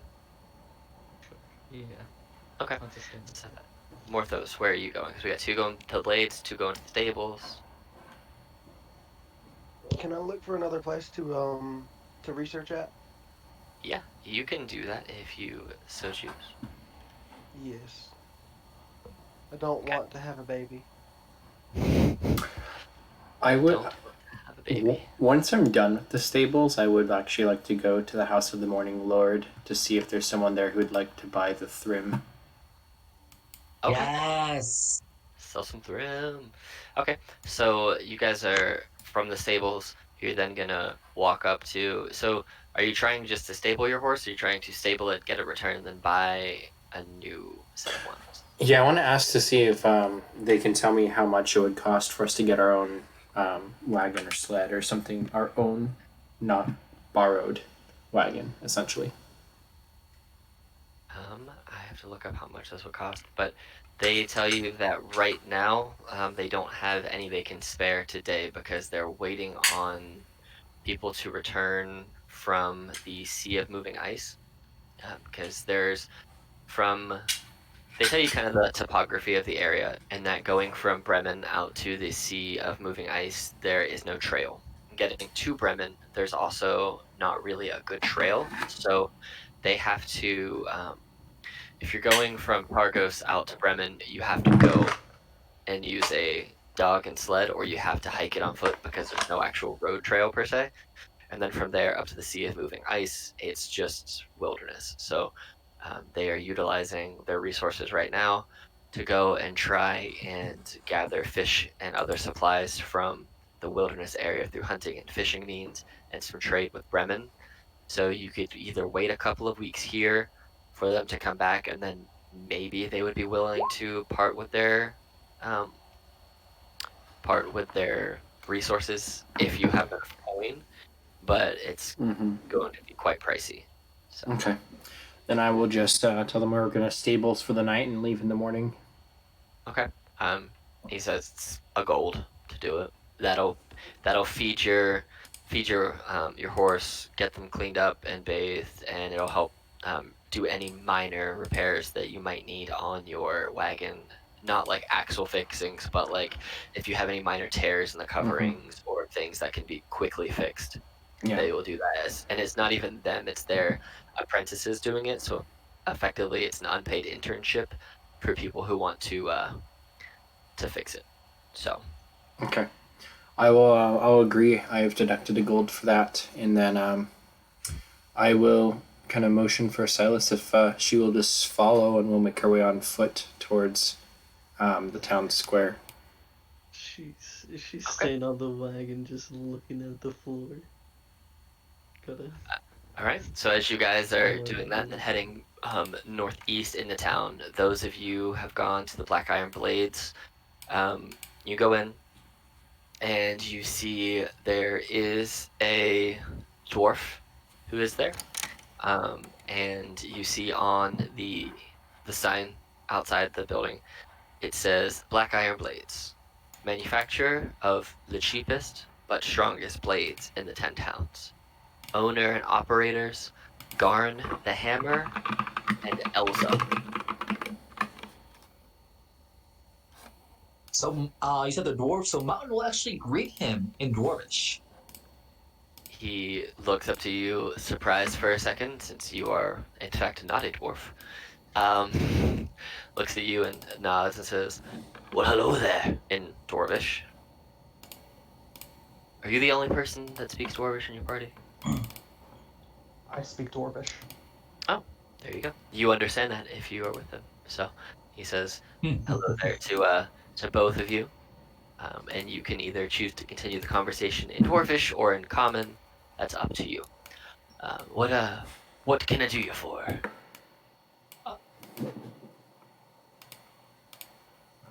What chances you could assist us in building some blades for a sled? Like a very big one. I mean, I could.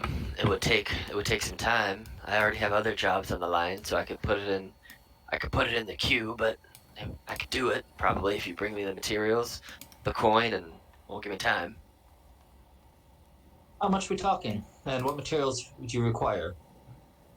I would need metal, iron and steel preferably, but I could make it work if you could find some of the other softer metals, but it wouldn't be ideal.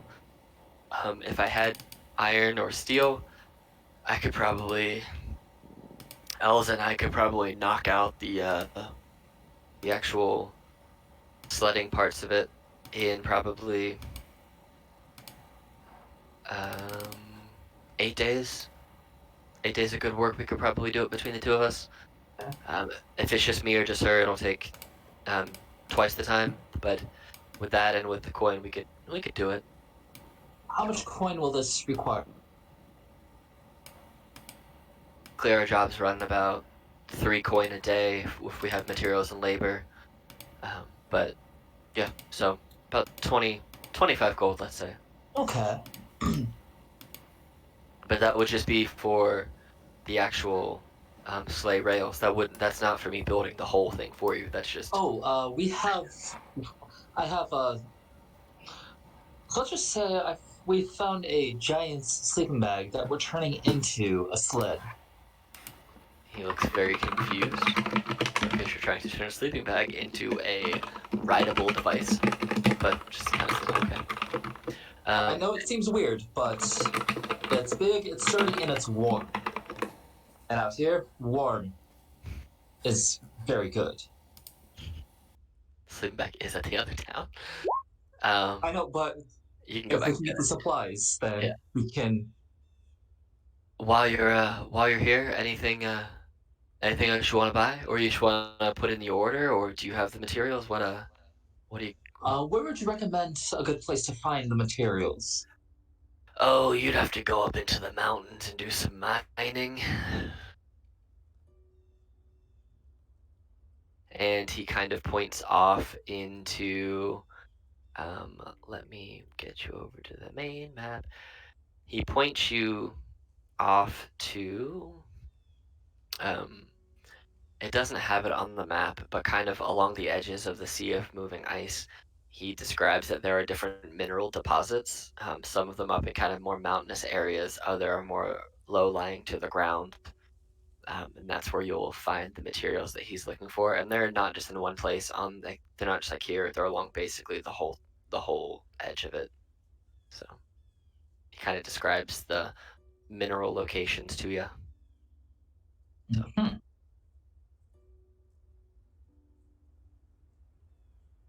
Anything else I could do for you? I'm assuming he just has the basic weaponry here. Yeah, he sells rations, cold weather gear, ice picks, and snowshoes. Do you happen to have some snow goggles? Mm, let me take a look. And you see him go back into his area where his forge is located, and he looks around and he comes out and he goes, "Unfortunately, all I got are my forge goggles, and well, I need these for me and Elsa to, Of do our job." course, of course. But no, he doesn't have any type of snow goggles or anything. Anywhere in town you would recommend to get some? I've not seen anybody in a long, long time with goggles, so I don't know, unfortunately. Hmm. So How much for the snow gear? I think snow gear is like, let's see, it's here somewhere. Winter survival gear. I'm pretty sure it's 10 gold. And what do you get with it? You get a heavy fur coat or cloak with layers of wool clothing, as well as a fur-lined hat, hood, and fur-lined leather boots and gloves. And then you have your cold weather clothing already, so you could buy a second one if you wanted to. So Wait, we already have a set? I thought we didn't. Yeah, no, we started with that. everybody started with cold weather clothing. Yep, the only thing that your cold weather clothing doesn't have is goggles. So basically, the rest of you can be covered. Like you can pull your cloak up around your face and whatnot. The only thing that doesn't have is goggles because they are super rare up in this area. I guess I'll ask him, is there a general store nearby? He's like, well, I got about most of your general goods here. I mean, what specifically are you looking for? I might be able to help you out. More so I'm looking to sell something. What you trying to sell? I'll take out the ruby ring. Ooh, that's a mighty nice ring you got there. What are you looking to sell it for? I'm not sure. What would you offer, or what could I get for it?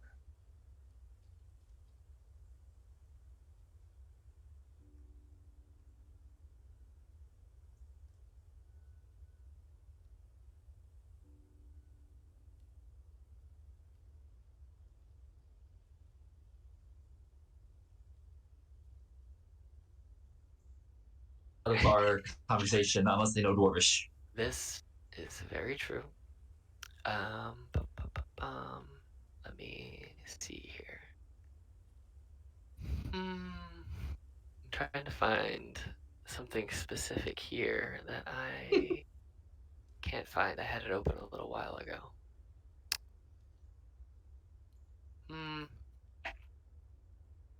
Well, I do have this, and you see that he pulls out. Let me find it here. I'm gonna have to come back to you on that once I find what I'm looking for, because I've lost it on my screen. So in the meantime, while I'm finding what I'm looking for, we'll go up to Morthos. Morthos, we're going to look for a guy to help with research, correct? Yes. So go ahead and make another investigation check. This one with advantage, since you've already kind of been looking, but now you're looking for something super specific. All right, that's good. So looking around, you don't necessarily find in this town a researcher like you did with your last town that you were in, but you do find that there is a small. What languages do you speak I offhand? speak common, giant, undercommon. Okay. So you see that walking through this town, you see that there is a larger behemoth of a man who looks like he's maybe giant kid of type. He's not a full-blooded giant by any means. He's just 8.5, 9 feet tall and maybe 400 pounds. Like it's the mountain for all points and purposes. Um, and he is like in a deep, gravelly voice, kind of comes out of nowhere. Looking for research, huh? About whatever your personal issue is? Yes. Who you looking for? Um, no one in particular, just somewhere I can try to find out some unique information. He goes, follow me, I think I know someone who can help. And he kind of starts walking towards this side of town over here, towards the western side of town, just kind of through filtering you through some back alleys until you feel like you've been walking for a really long time, and you know that feeling when you go into like suburbia and every direction looks the same and you don't know how you got there, how you're gonna get out. That's kind of the feeling you have right now. You're like, oh shit. Um, so as he's walking you through effectively suburbia, he just all of a sudden stops. And if you're not paying attention, you walk into his real thick back and booty. Um, and he looks at you and goes, this should be able to help. And he just pounds on the door. And after a couple of seconds go by, you see one of those door slots slide open and looks out and goes, so you brought him, huh? And he nods and he looks at you and goes, you Morthos? That depends on who's asking. One more time. You Morthos? Sure, I'll be Morthos today. So this is the thing, and you hear like 7 different locks open up and whatnot, and then the door swings open, and it's very dark in this room, in this building, and you get ushered in. Do you walk in or do you hesitate? Fuck it. We're gonna walk in. Okay. As you go to walk in, you realize if you were gonna hesitate that this big dude behind you is just gonna shove you in the back and make you go in. So you were going in one way or the other. I just wanted to see how funny it was gonna be the way you went in. At least I didn't get chunked in. That's true. That's true. So you walk in and you hear the door behind you shut, and they lock all the locks. And you walk into this room, and they kind of zigzag you through some hallways, and you come into what looks to be like a living room. There is a small table with a low lit burning candle sitting on it, with a chair on either side of it. The chair closest to you is empty, and the chair on the opposite side has a person sitting in it with holding up a book. And they, without even lowering the book, they just beckon to you. We'll sit down. I'll sit. So as you sit, they still keep the book up, and they say to you, "So, it's come to my attention that you have a problem. It's a fairly small one for now, but it'll get bigger over time. What would you, what would you have me do about your problem?" Uh, Remove it in a way that doesn't kill me. Sorry, Hmm. remove it in a way that doesn't injure me. Hmm. I don't know if I can promise the latter. I could probably do the former. I can probably get it out. How injured would I be? I mean, you'd hurt for a long time. It wouldn't be permanent, but it would hurt. Um, I need a reference here. How hurt we talking? Hmm. Have you ever been described by someone the pain of intestines removed combined with childbirth? Because it's probably about that. Um, yeah, that sounds real not fun, but also having this thing explode in me sounds real not fun. What would it cost me? Either a monetary donation or a favor when I feel the need to request one. And what would that monetary donation be? 10,000 gold. We'll do the favor as long as it doesn't directly harm me or mine. Okay. I figured that would be what you would go for. And book still in front of his face, he raises a hand and kind of snaps his fingers, and you see shuffling in is a little halfling child.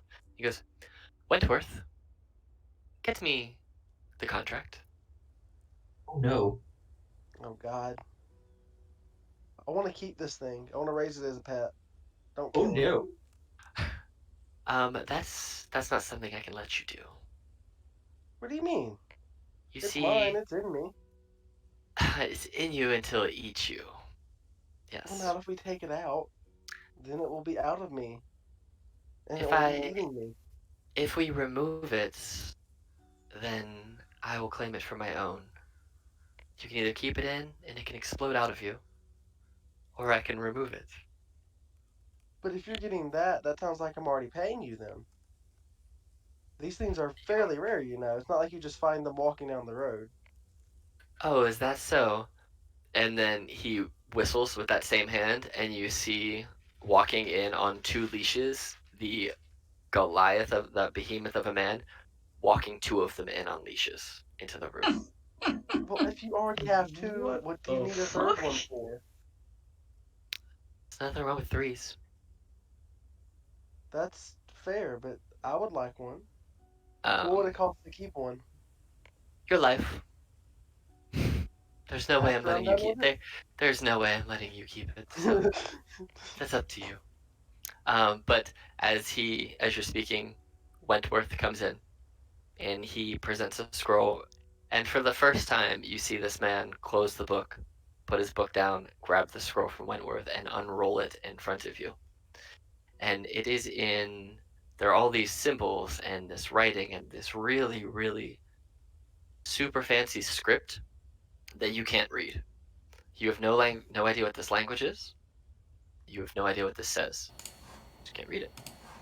And he grabs a quill from a ink vial that seems to have magically appeared and hands you the quill. It says, if you would sign your name right here, please." Yeah, can you bring me one in a language that's readable? "I can read it." "Wentworth, can you read this?" And he goes, "Yes, yes, sir. Yes, I can." Alright, can you bring one that's readable by me? "This isn't how this works. If you wish, if you wish to do business with me, you do business with me on my terms. Otherwise, you are welcome to leave." Um, I think I'm just gonna leave and take my chances. Okay. And he waves his hand, and the door swings wide open. You feel a cold, blustery wind come through the room. I'm gonna slowly leave.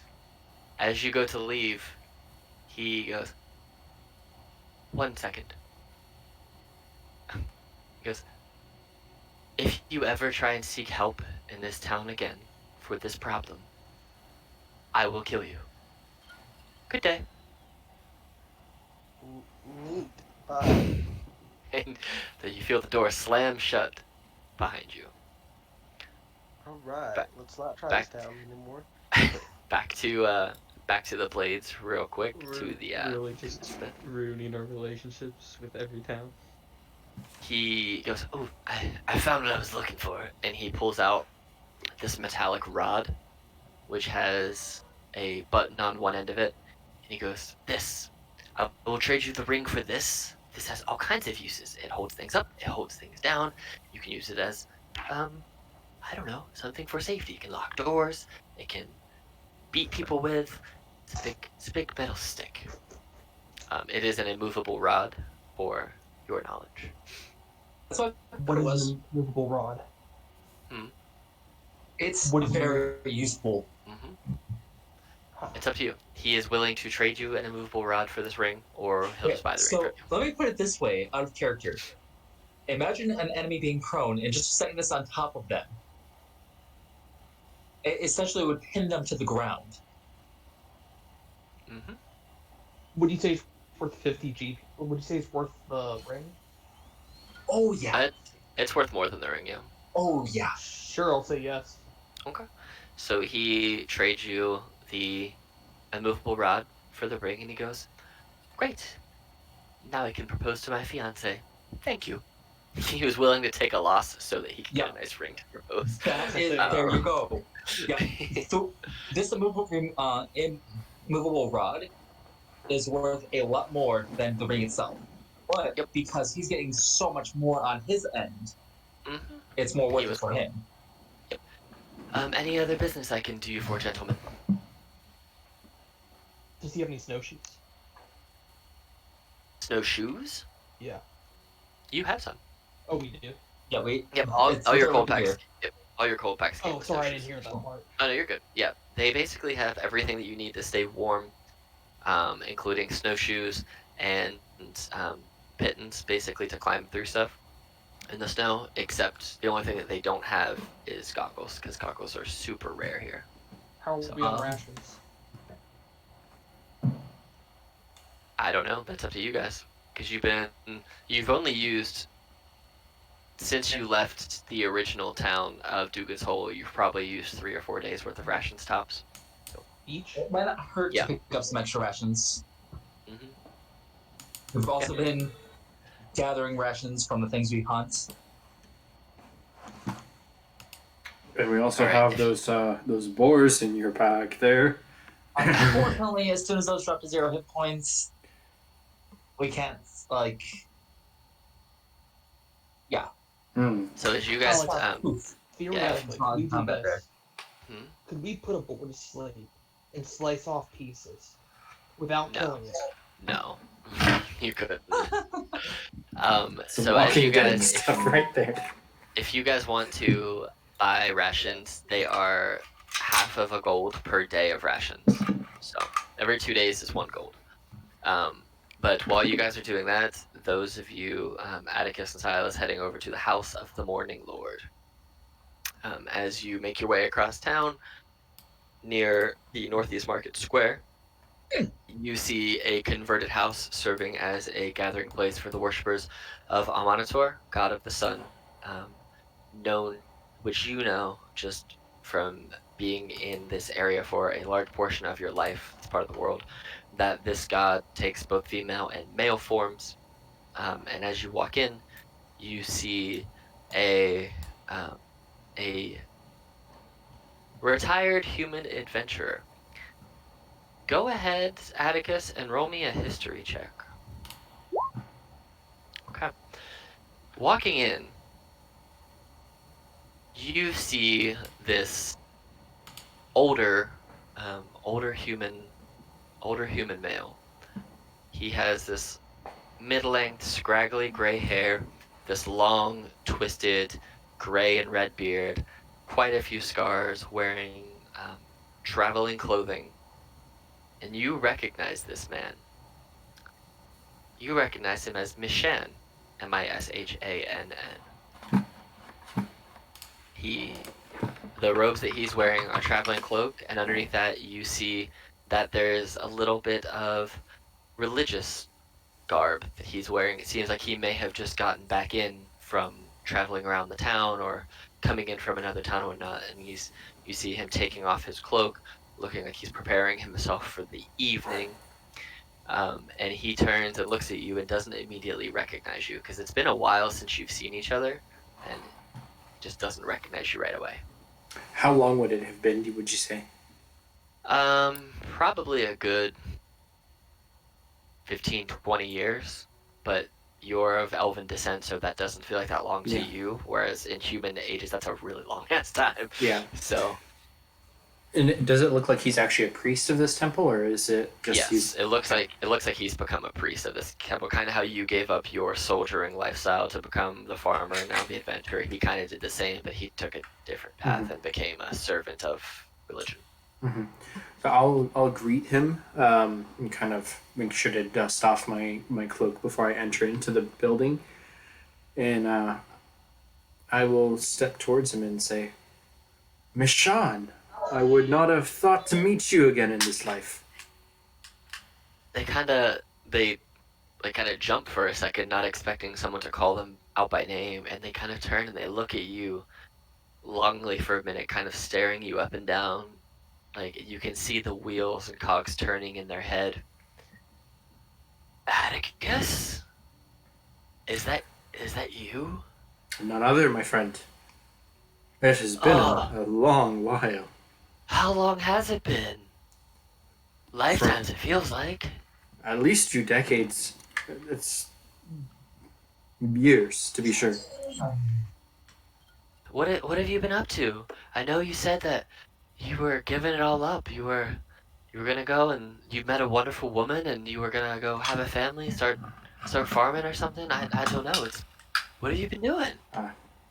Come, sit. And your friend, who's your friend? Silas. This is Mishan. We go back years. Pleasure to meet you, my lady. And they bow to you deeply.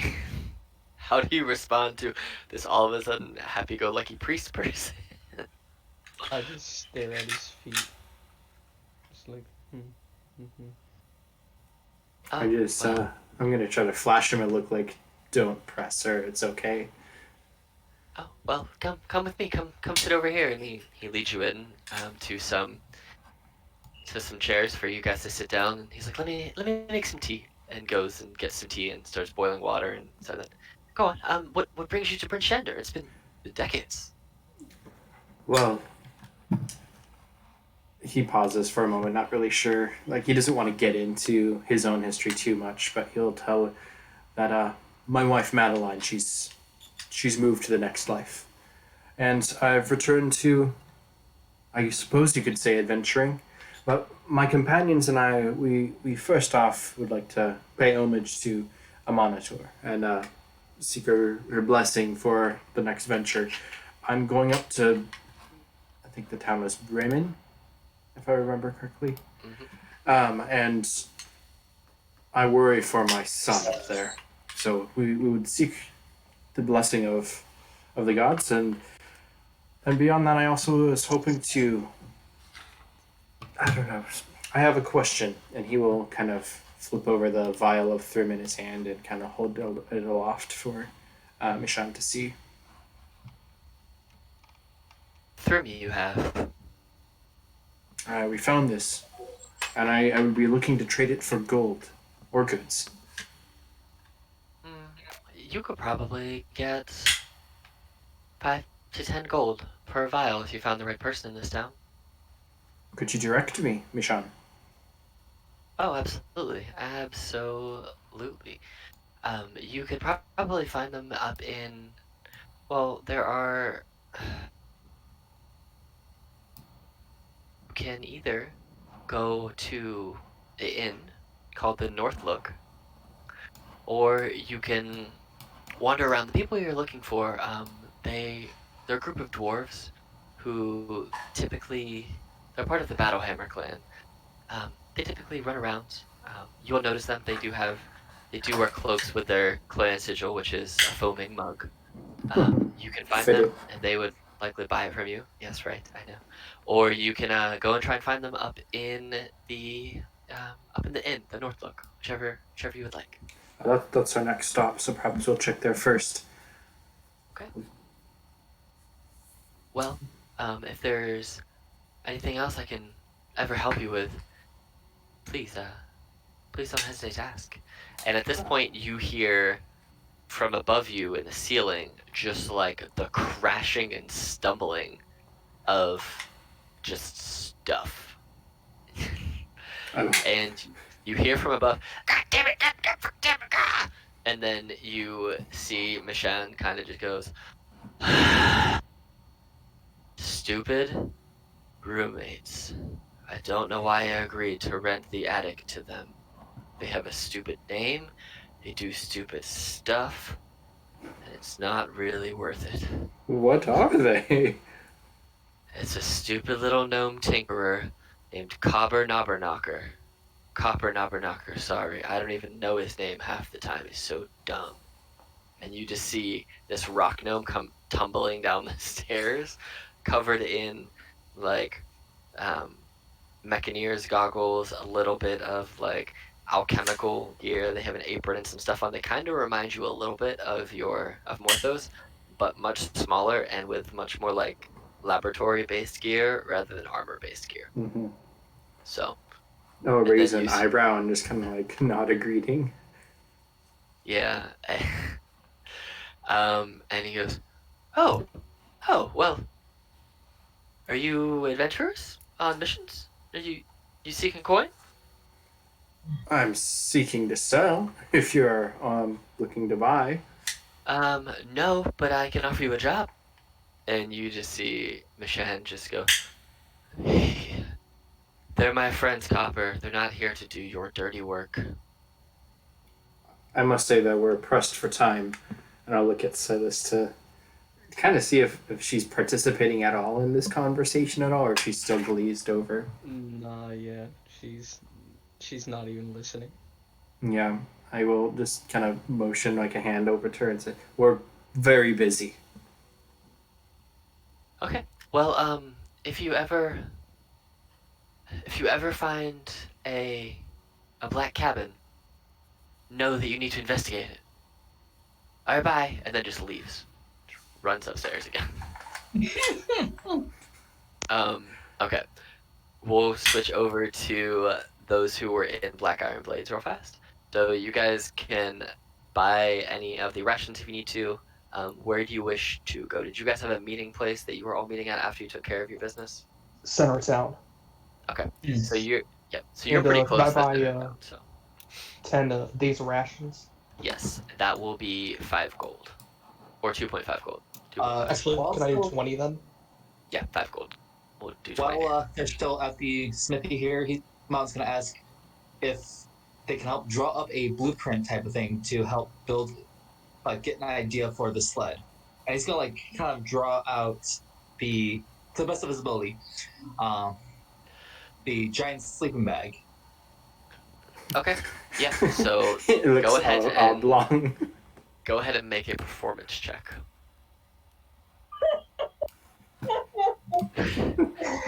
Kind of looks like You're- this. You're trying to draw this sleeping bag looking thing, and It's basically he just a very awkward looking square. just looks at you and goes, That's terrible. Just terrible. Hold on. Elsa! And she comes stumbling in. Can you draw whatever he describes? She goes, fine. Then she goes away and comes back with a pencil and some paper and has you describe the sleeping bag to her. And she goes ahead and she is quite the blueprint artist. That's mainly what she works on. Like, she helps build things, but she's more of like the thinker and he's the doer. in the relationship and partnership. So she draws a very good blueprint of what you're trying to describe and holds up. This is what you're looking for. Yes. Great. We'll hold on to this until you come back with the money and the materials. Have a good day. And then walks to the back to where she was. I mean, that's perfect. And I figured, like, when he was describing it and like what he was wanting to do, like having their support for the base and to be able to like make it look similar to that of a cart, but a sled. So you got the blueprints with Elsa in the Black Blades. So Because my thought on it is, since it's a sleeping bag, we can kind of set it up to where it's essentially a covered wagon on blades. certainly try. Yeah. So yeah, you finish up your business you have there, and you make your way to the center of town. Morthos, you walk out at the threat of death if seeking further assistance from other people regarding your issue in this town. What do you wish to do? Actually, go ahead and roll an investigation check for me real quick to see how lost you are in the suburbs of where you are. Oh, you're fine. You remember where you go, how you came in, and you end up making your way to like this main strip right here, going up and down. So you can make your way wherever you need to be. I'm just gonna kind of. Where's our? Did we find a room to stay at? Not yet. You haven't made your way up to the inn, which is up here at the North Look. Okay. I guess I'm just gonna go to the inn then.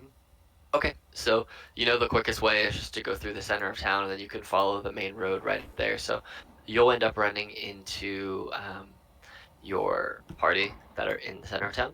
So Nilo and Mountain. So you guys all kind of meet up there and start to make your way up to the North Look a little bit. Swinging back over to Atticus and Silas. You just had your strange encounter with Copper Knobberknocker, the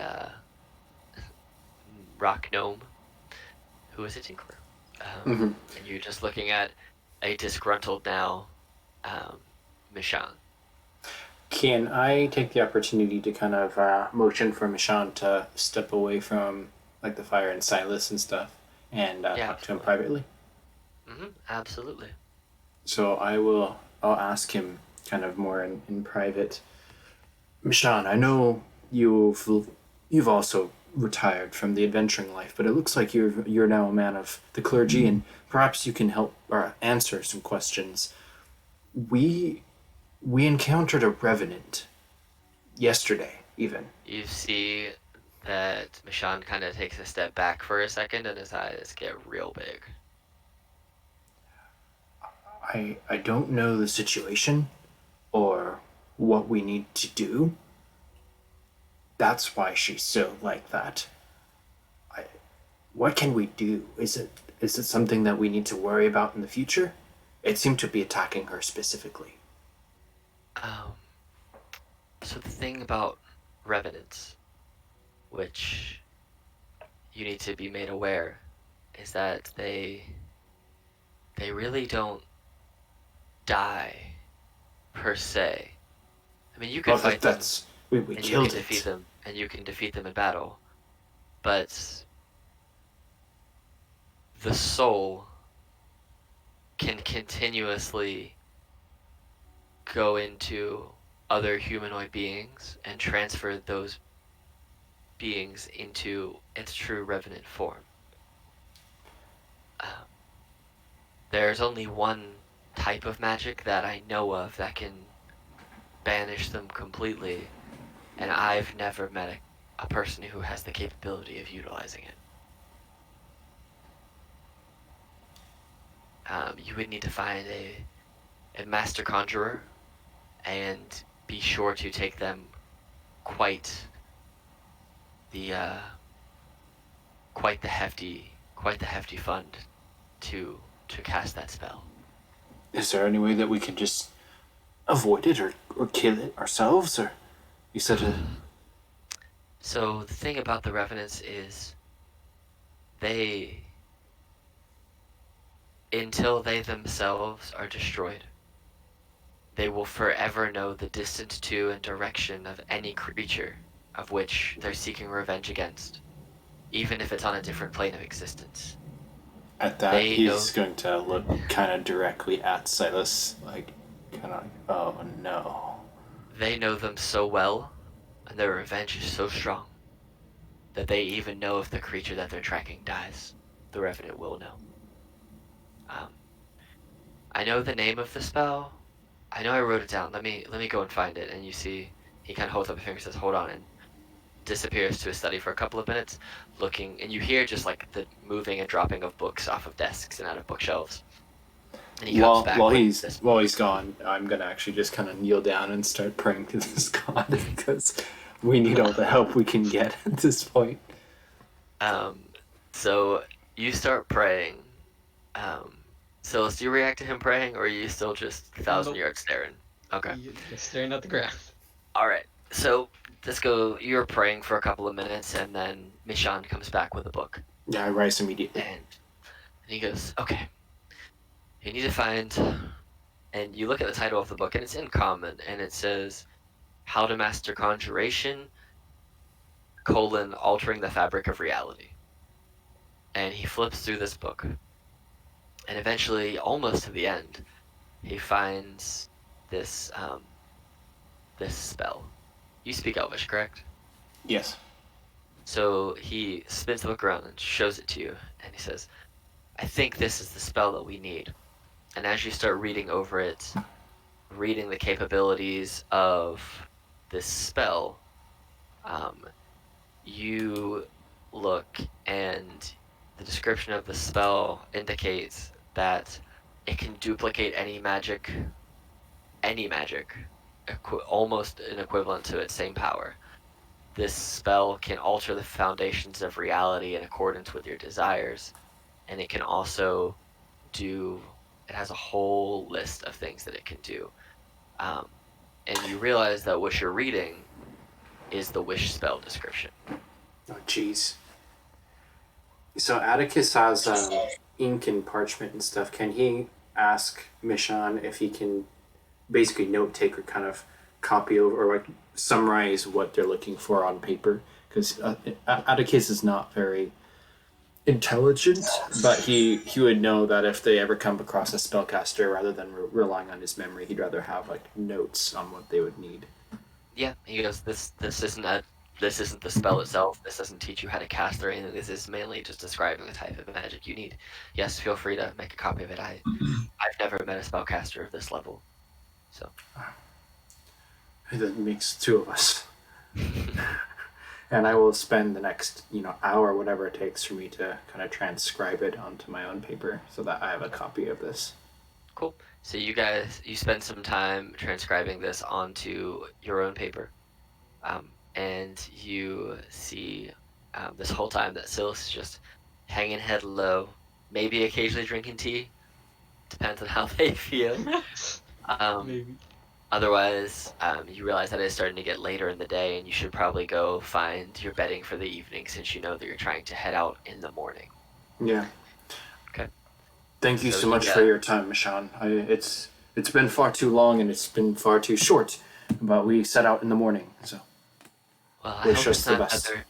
I hope it's not another couple decades before I see you again, because unlike you, my lifespan isn't hundreds and hundreds of years. So. Yeah, I'll be sure to make my way back down here once I find my son. I very much wish to meet him. I hope that you find him well, and I can host you and your party soon. So, if you ever need me, you know where to find me. May the sun be with you. And with you. I'll shoot you out. May it ever shine. So he points you towards the Northlook Tavern. He kind of directs you to go to the middle of the town and up. And so by this point, 3 of you guys have made it up to Northlook since you'd spent some time copying on this spell. And a couple hours go by, and you guys are up there having drinks, having dinner. And as Atticus and Silas walk in... Well, wait, when we leave the house, Mhm. I'm gonna just grab Atticus by the wrist and look at him dead in the eyes. I'm just gonna say, Atticus, we Silence. need to find your son. And with that, she's just gonna start walking over to the tavern and looks a little less dead. Not happier, but more determined. And Oh, just in the lobby. he is total chills now. But he hurries after her, kind of stunned. As you two start walking your way up to the inn. The other three of you are already there. You're at the North Look, the inn and tavern. You walk in and you see that it is a very, very rowdy, very dangerous looking place. Oh, Mountain's gonna have fun there. So as you hang out, you see that there is a human who seems to be directing everything that's going on. He's tending bar, he's bringing food, he's tending tables, he's stopping fights, he's starting fights, he's doing a little bit of everything. You imagine this man is probably the owner and proprietor, since he does kind of command a sort of gravitas about him that people respect as he walks in and out of different rooms. Um, he you see him making deals here and there. He's opening up taps for people. And you see that every time he gets the opportunity, he kind of points over at this thing that's sitting on the wall. And I hope there's art for it, because this thing is the most hilarious thing. Let me see if we have audio. Oh, yes, it's right here. So, you three, as you're looking in this bar, you see this sitting on the wall. Oh, bitey. Oh, Do you see it? Oh, bitey. Mhm. we see it. This So- beautiful. So he keeps pointing at for people to go walk over. And you see that whenever anyone gets within 5 feet of this stuff and mounted fish, it actually turns its head and snaps at them. And occasionally, the fish starts to sing. And these are the lyrics that the fish starts to sing. I am not going to sing for you, but Nah, you gotta sing for us, Steve. You gotta do it. You gotta do it. there's a place I like to go, farther up the river's flow. Where it is, I do not know. Must be under all that snow. Hey! And anybody who's there close enough to listen to him sing, he snaps his tail at them and bites at them. So it seems to be a pranked fish. And as you guys are watching person after person continuously take drunk bets that this fish won't snap at them and consistently lose those bets, you see Atticus and Silas walk in, and feel free to tell them about what just happened. I'm gonna run to the bathroom, so the inn is Hey, yours. Silas, come check out this fish. She sort of just looks at it and then just looks back to the floor, doesn't care. I want to try to invite both Nilo and Nilo and Morthos over to like a table. If you're at a table, I'll join you there.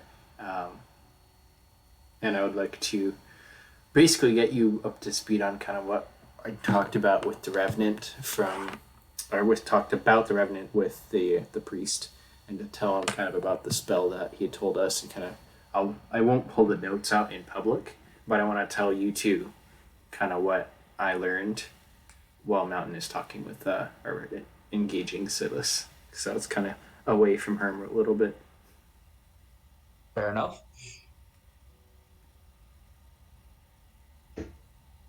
If I could do that. I think it's wise that we leave at once, stay away from these cities until we can figure out how to dispel this curse or find out a way to stop it.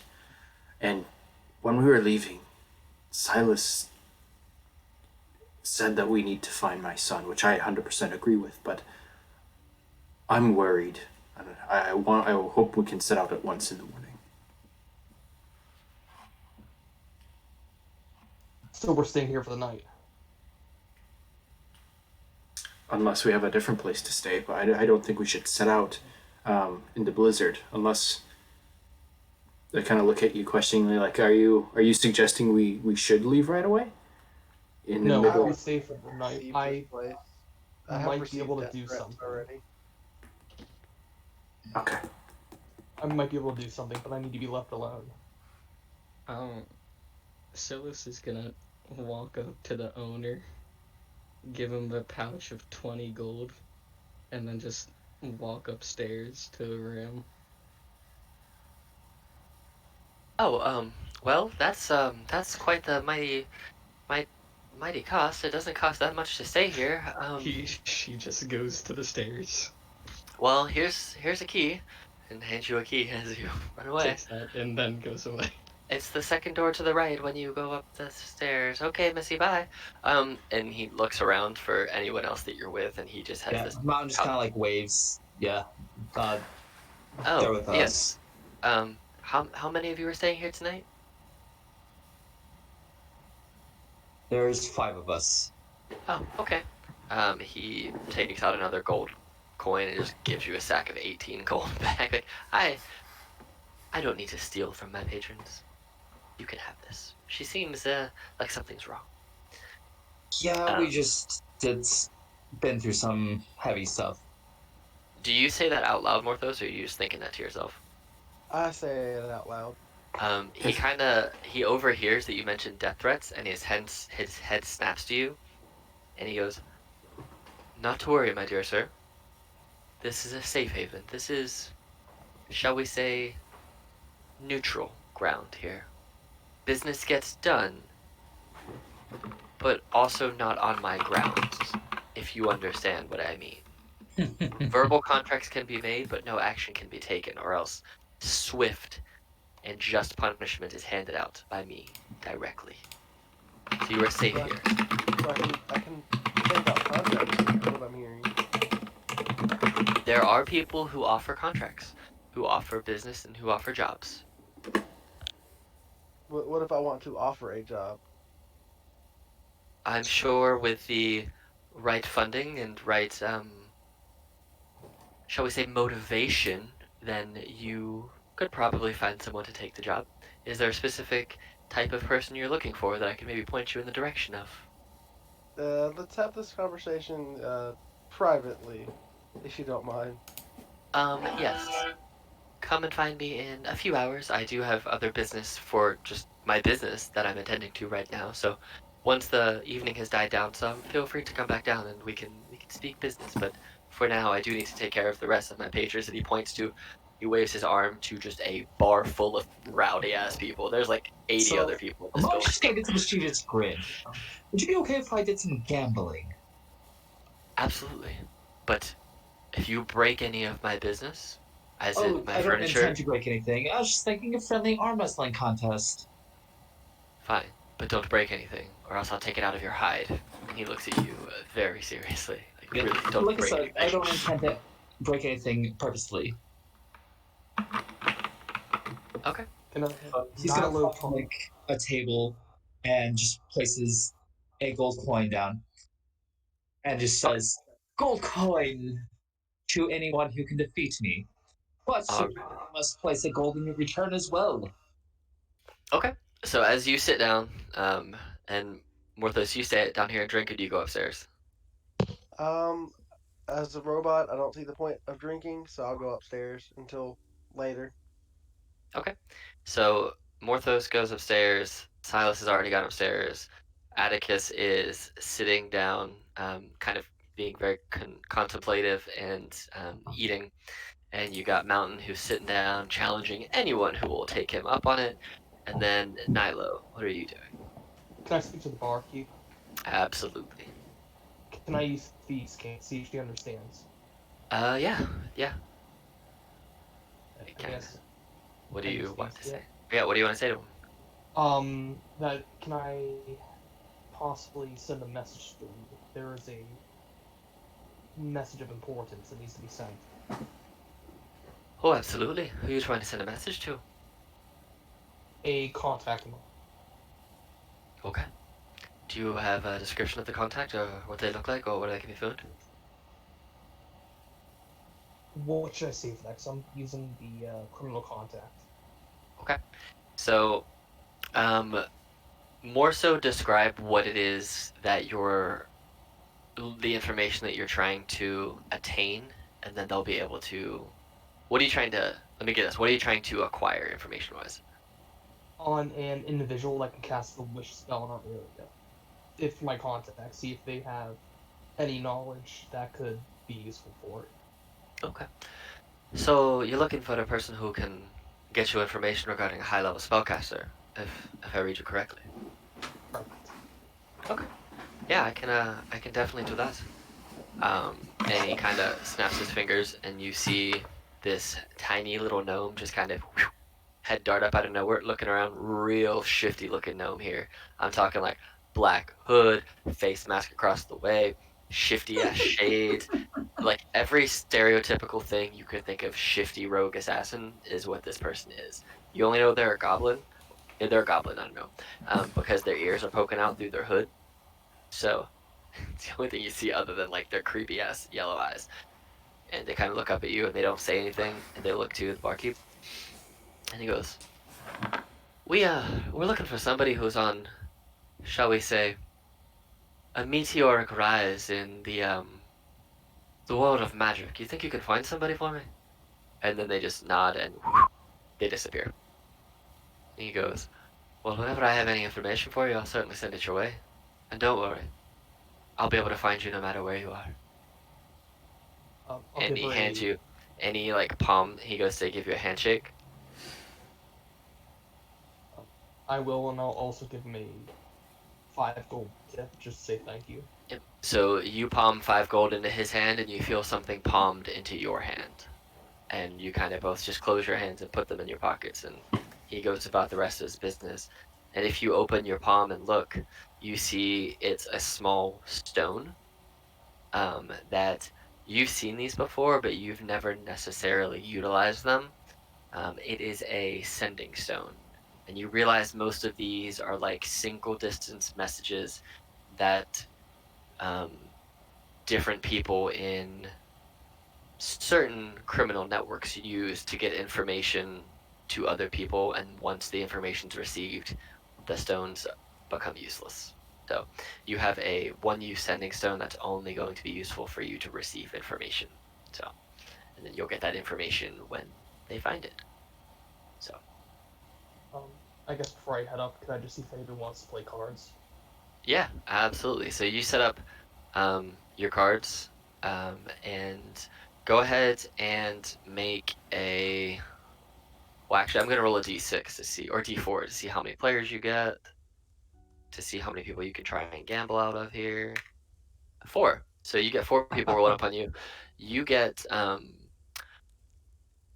you get a human, a very, very, very drunk human, and you get 3 stocky um, dwarves who seem to have snowshoes slung over their back and ice picks fastened to their belts. 2 of them got really, really thick beards, and they're all kind of wearing cold weather garb, but they stumble into your game. So while that's happening, let's go ahead and do a quick arm wrestling match for Mountain. So you have a small young woman comes up to you, very lean looking, like she's ripped, and she's just small comparatively. She's like 5'4", just like very athletic looking woman. And she's wearing like cold weather monk robes. So she's gonna try and challenge you to an arm wrestling contest. All right. And because I don't have any type of stat blocks, we're just gonna say she has a plus. We'll say it's athletics rolls. So we'll say for her it's a +5. That's just what it will be. All right. So we will do we'll do this best of 5. So whoever wins, we'll basically go win 3 in a row like we did last time. Yeah. So okay, so let's get this to GP roll. starting strong. All right, so 23 to her 15. So you get her hand to go 1/3 of the way there. All right, code number 2. 8. She pushes you back towards the middle. So now you guys are split even again. So she resists for a little bit, but not enough. You get your arm going. So that's 1 in the black for you. Go again. 20. She resists really hard. She's holding on. You feel that you're about ready to slam her, but she's holding on just barely. All right, go ahead and roll again. And just when she thinks she can pull it, you hear a pop and you slam her hand to the ground, and she just like leans back and starts rubbing her shoulder, Oh, you're and right there. and you see her shoulders kind of hanging, and she goes, "Yeah, just give me a minute." And she like puts her arm on the table and turns her core one way, and then stands up, looking down at her shoulder, and you see her shunt her body down. You hear this as she reattaches her shoulder from being separated. And Impressive. she rolls it back and forth. And she goes, "That ain't the first time. It ain't going to be the last time." And she flicks your gold and goes, "Good game," and then walks away. Mountain will send her a drink. Like, She nods and thanks you and sends another one your way later. And so basically throughout the evening, you guys are just like sending drinks back and forth, and like out of respect for a pretty decent match going. And you have a couple more arm wrestling matches throughout the night. We'll say I'll roll a d6, and this will be how many of them that you win. You won 5. So we'll say by the end of the night you probably made like 10 gold on arm wrestling matches because people upped the bounty a little bit here and there. So you made 10 gold just on arm wrestling that night. Atticus is drawing. So are you just going to sleep, or are you just going to sit up there? I just go straight to sleep. You just go and you pass out. Okay. So Nilo, we'll go ahead and we'll do similar for. Are you trying to win money in your card games, or are you trying to just get information? Oh, information. Okay. So what we'll do is we'll do sleight of hand checks versus insight checks. And so we'll just say because they're dwarves and they're minors, and they're probably not super insightful, they'll just have a +2 to their insights. I just also want to say that I am proficient with playing cards. Yeah. Yep. So you basically, are you proficient in sleight of hand? I'm an expert, I believe.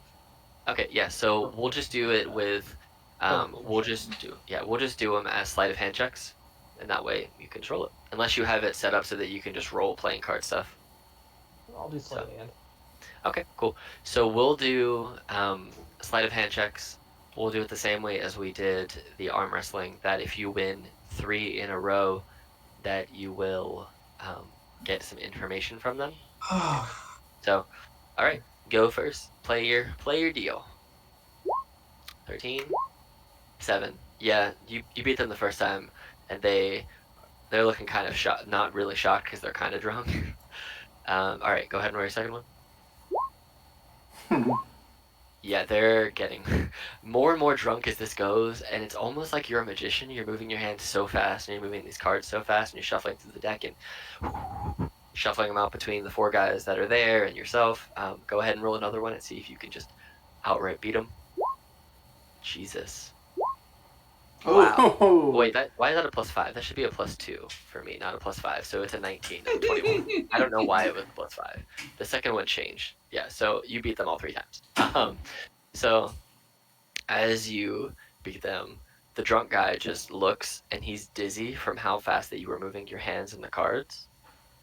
And he collapses and just falls backwards, drunk, and starts vomiting on the floor. Oh man! And the bartender comes over and just kicks him and just drags him and throws him out of the place. But the 3 dwarves, as they're laughing at this, the one of them who doesn't have a beard, but he is wearing a very thick wool scarf still, and he goes, "Well, good game. Well met. I'm Haruna. This is Korax and Storn. We see that you have some skills. We got some work if you're looking." My character says he's interested. They don't say it in Dwarvish. And they kind of look at you surprised for a minute because they do not expect an elf to speak Dwarvish. That is, there's just HRUNA, but the rest, and it's basically all the same. It's just spelled. But yeah. So you see, looking at Haruna a little bit longer, they don't have a right ear and they don't have 2 fingers on their left hand. Korux seems to have lost 3 fingers and his nose.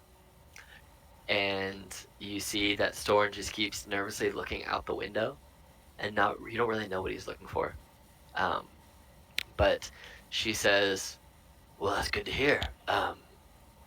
Well, you see, we were tasked with delivering a sled of iron ingots down to here to Bryn Shander, but we got surprised by a Yeti, and he killed one of our group. We ran as we saw Ubak being torn limb from limb by this Yeti. We need someone to go back and get that sled. We'll pay you for it, and you'll also have the friendship of the dwarves in Icewind Dale." Where's it located? They- On my map. Yep. So she, let me see specifically where it is. She points straight towards Kelvin's cairn, which is. Let me find it on the map for you here. Can you Kelvin's cairn. spell that? Yes, I'll actually just transfer you to it, and you can see it on the 10 Towns map. So they point, and it is right here, Kelvin's cairn. So, yeah. And she's like, "Well, well, I can give you snowshoes if you need them, but looking at what you got on, I don't think you might have some." I guess I'll say I believe that we will do it. It's just we have one thing of importance to do first. Okay. Well, It's a matter of life and death between father and son. okay. All right. Well, I'm not trying to go back there anytime soon, but just so you know, this is what we'll pay you to go and get it. And they open a couple different pouches. One of them has 6 bloodstones, which are worth 50 gold pieces each, and the other one has 15 gold pieces in the other pouch. So, all right, just know that's what your payment's gonna be if you do this job for us. So, but until then, we'll see you later. Just remember, you can typically find us here at the end of any given day. Before they leave, I'll say, you said it was one Yeti, or how many? Well, we only saw one and we started running. So, there could be more we don't know. I will meet you guys here next time I get a chance to do it. Hopefully Okay. sooner than later. All right, so you finish up your games for the night, and then are you just gonna head upstairs? I guess I'm gonna head up, but also see if I can find the party to tell them about this. Okay, so you see Mountain just arm wrestling people all night long, kind of close to where you are, because they're much louder and causing a much louder scene, because arm wrestling is much louder than cards, And typically. people cheering, Yeah. probably. Yep. The one time that you lost, you came back. Like, you won your first 2 games, you lost your third, and then you just wiped the floor with your next 3 games. Just bam, bam, bam. Or your next couple games, just like destroyed everyone. You almost broke the table, and you got a real big stare from the owner. It's like, calm your shit down.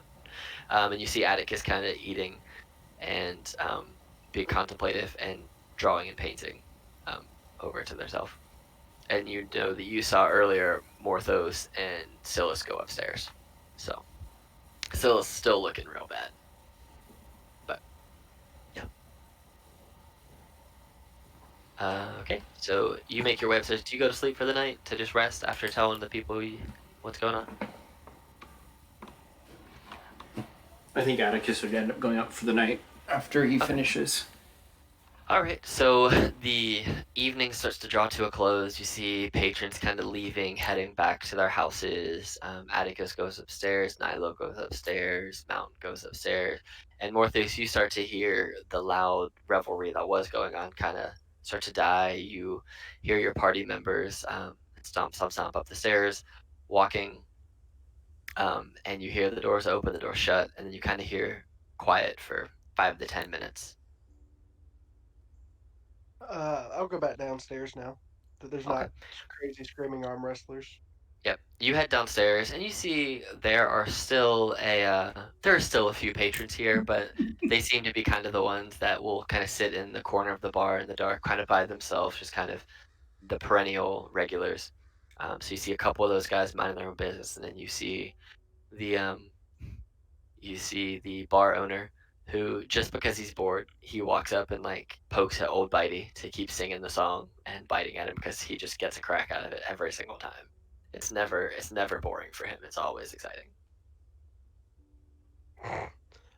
So do I see the bartender that I talked with earlier? Yeah, yeah. You see the owner of the bar who's you talk to. He's the one who's just poking at old Bitey. Oh, okay. Yeah, I'm gonna walk up to him and ask him if he's free now. Oh yeah, I'm free. Have you seen this? And he points at old Bitey and does it again. Just makes it sing and bite at you. It just laughs heartily. He's like, oh yes, let's go. So yeah, what can I help you with? And he leads you to a table that's kind of off the side without anyone going around. And people kind of know that when the owner of the establishment here is talking to somebody, they just kind of keep their distance. And if they need anything, they kind of just give him that nod from a distance to say, "Hey, when you're free." But he sits down with you. He says, "Yes, so what? You had some questions about contracts earlier. What are you looking for?" I need a contract to have someone removed. Um, Describe what you mean removed. No longer in this world. Okay. That is something we can definitely do. Let me ask this. What type of person are they? That is a good question. I'm not quite sure what he or what it was, and I'll describe to him the events from earlier. Oh, he kind of looks for a second, and he goes, "That's not a contract that anybody in this town will be willing to take, and I'm going to forget that you asked me." Can you at least give me some information on it? Yes, he is one of the most powerful magic casters I have ever met, and he is terrifying. What is he? Um, I don't know. I know he is a practitioner of the arcane arts. I know that the last person that crossed him, he sent them to a different plane of existence. Ah, um, well, in that case, I was never here speaking of this. I And Here, while you're here and we're talking, let me recommend to you another fine wine alongside the one that you requested. And he snaps his fingers at the bartender to bring you effectively a wine list to show you, and then just kind of nods and just walks away. As to say, this conversation never happened. So I'll buy whatever the most expensive thing is on there for as thanks of not fucking dying. it costs you Don't 8 fit. silver. That, And it's not yeah, good. It's just the most expensive. So, that's fine. I don't care if it's good or not. yep. You see him kind of disappear into the back somewhere, and I assume you go upstairs to pretend this never happened. Yeah, we're just gonna go upstairs. We're gonna take a nap. How many silver make up one gold? 10. Okay. So you guys go upstairs. You go to sleep for the night. Silas doesn't necessarily have the most restful night. You keep reliving the experience that you had with Ronan becoming your husband again and becoming a revenant again, and the celestial being turning into what you believe to be a demonic being at this point. You see that, and You see, about the fourth time you have this dream, it's different. You don't see Ronan as a revenant. You you see him and yourself when you first met. You see your first date, how it was, for all points and purposes, it was an awful date. You got lost, the food was bad, he told jokes that weren't Dang. funny, you laughed out of pity, but there was something about him and you don't know what it was, but something just kind of called him to you and called you to him, and you decided to see him again, and then again, and again, for months, until he proposed to you and Oh you no. accepted his invitation for an engagement. You were engaged for it was a quick engagement, maybe 1 to 2 months. You got married, and a couple years go by, and you flash to when you got the news that you were pregnant with your son, and you give birth to your son. Everything seems to be fine. You see the early years of him as an infant.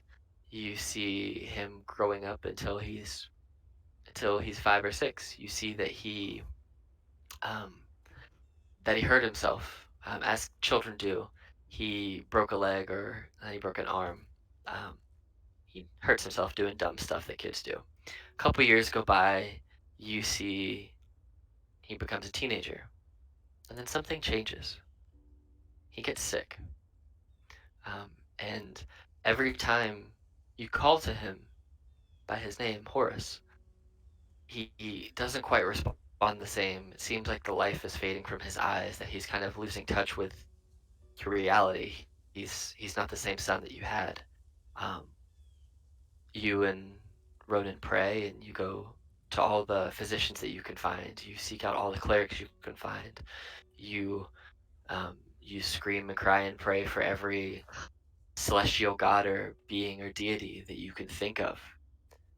Until one day, when you are at the end of your ropes, you just call out, and out of sheer despair, because you feel like this is the last night that you're going to have with Horus.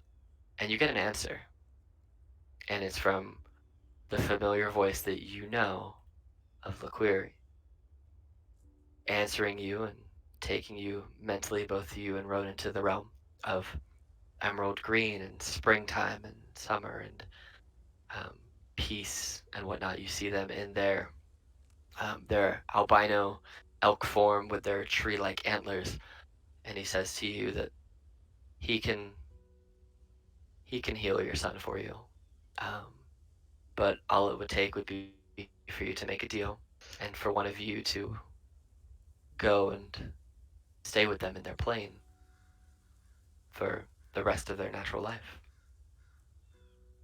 You guys talk amongst yourself for 15, 20 seconds, and you agree that you will take this deal if it's to save your son. You'll do whatever it takes. You guys have, he says, okay, I will come in 6 months to fulfill your end of the deal. You guys snap back to. You see the next night, after a nice long deep sleep, um, Horace rises, and he seems to be back to his old self again. The life's back in his eyes. He seems healthy. He seems happy. He recognizes who you are. Months go by. You seem to notice something a little bit different about him. He doesn't seem to be able to feel anymore. Whether it's pain, he's come to you with cuts and bruises and broken bones and just doesn't seem to feel anything. You, as a worried mother, will see him with a broken finger or bleeding, and you just don't understand why he doesn't scream out in any type of pain or agony. Then you see that he doesn't quite have emotions anymore. His happiness is waning. His times when he should be sad or upset, there's just nothing. He just seems to be an empty vessel of a human. 6 months comes along, and 6 months exactly to the time when you made the deal, you see a flashing green light appear at the front of your home. The door swings open, and you hear a booming voice, and all it says is, "It's time." And your son is standing there looking upon what is happening, and you see Ronan tell your child that he loves him, and maybe one day he'll see him again. Says the same to you, hugs you both, gives you a kiss on the forehead, and turns, walks and closes the door behind him. The light disappears. And until the moment when you saw Ronan as a revenant, that was the last time you had seen your husband. You thought of him every day. And from the time he walked out until now, years later, your son has grown to hate you more and more, blaming you for that. Initially blaming himself, but turning the blame on you instead.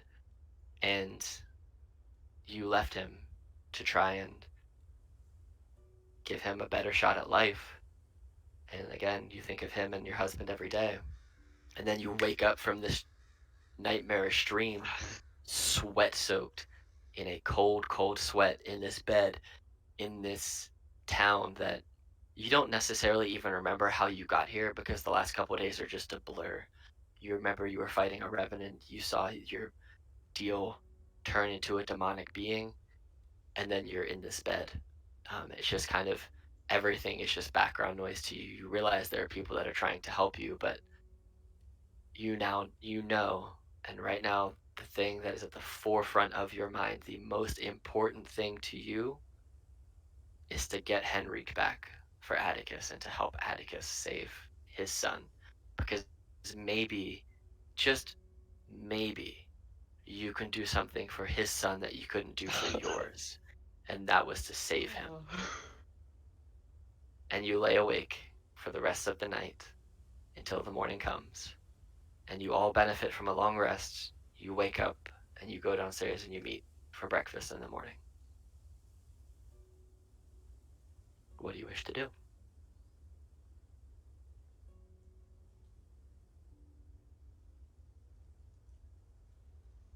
Hmm.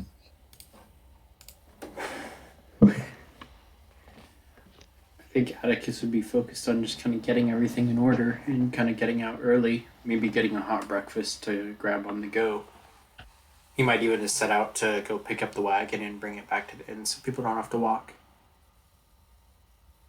They make breakfasts that are very much able to be taken since a lot of people come to this town. They travel in and out, so you can have a sit-down hot breakfast, and you can take effectively like hot ham sandwiches to go if you want. You can have a couple of those each, which will basically hold you over until lunch if you really wanted to. But Yep. Mountain will get a sandwich to go. cool. And Yep. if he sees the muscular girl from the night before, he'll send her an ale and some morning breakfast if she doesn't already have one.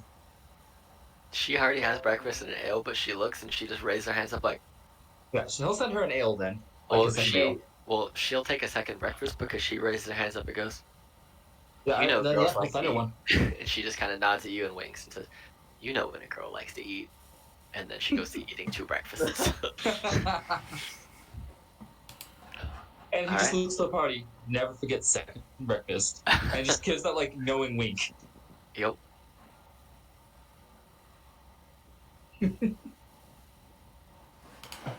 But yeah, so you guys can get back on the road if you so choose, or you can hang out here, or you can do whatever you do. I know you all kind of have information that you might not necessarily have shared yet from your different experiences.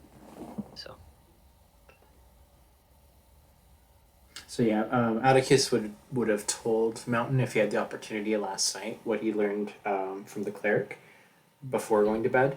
Otherwise, he'll just tell them and tell Mountain in the morning. He just wants to make sure that Silas isn't really around because he's not sure how she's going to take it, and he doesn't have those details yet. All right. So Sounds good. Mountain and him will go pick up the carriage, and There you that's go. around That when works. Yep. Yeah, then I will just kind of spill out all my thoughts on it, and I'll pull out the paper and let you look at over kind of the stuff. It's all magic gibberish to me. I can read it. There you go. Oh yeah, I copied it in Alex. Elvish. Yeah, he's got Dwarvish and Elvish. All of the languages. All right. So you guys, unless there's anything else you want to do at the tavern, you guys can hop in your carriage and you can start heading towards Bremen. Looking at the map, you'll go through Targos, and when you get to Targos, to get to Bremen, it will become off-road. so it's 2 hours to Targos. So it's not a far ride at all to get to Targos. You can get there real fast, effectively. Before lunch, you're there. But then to get to Bremen, there's no trail. So you can either take this cart off-road, or you can leave it in Targos and hike to Bremen. But my, Hmm? because we're renting this cart, we don't want it getting destroyed by going off road. Yep. And so basically, it would take you to walk from Targos to Bremen. It would take you 6 hours of walking because it's a 3-hour travel time by ride. So it would be 6 hours to walk it, which you could do because you would I get feel like a dog sled could possibly go off road. a dog sled could, but you don't So we have a might dog. be able to hook us up a deal with the dog sled. You can certainly try and look around. If you guys want, I could try the bag of tricks, see if I get dire wolves. They Yeah, can go. eat dogs. Yeah, go for it. Roll your d8 and see what you get. Do you guys want me to try that, or save Yeah, in you case? Well, let's see if we can get a sled at least, something that we can all like sit on for them to pull. All right. I'll wait So for we'll that do first. this. We'll have you. I'll roll a d100, and if it's a pretty low chance that they're gonna have one available to rent, but I'll make it if it rolls an 81 or higher, you guys will be able to rent a sled that is big enough or enough sleds that you can get them to Bremen, and then you just have to make sure you return it. So, really, an 81? Hell yeah, Eddie. Wow, Wow, the odds. Jesus. All right, well, so Exactly 81. you guys are able to rent a couple sleds. Unless there's more you want to do in Targos. I'll pull up a map of Targos for you real quick, just so you can see it. Targos. Oh. As we're So pulling the- into town, Atticus is going to slap his forehead and say to Mountain, I forgot to sell the Thrym. I was so distracted. You did forget to sell the through. That is true. So you get to Targos, and you can find that you get a sled, but it's not pulled by dogs. It is pulled by mountain goats. Interesting. So you can take a mountain goat sleigh to Bremen. All of that is basically.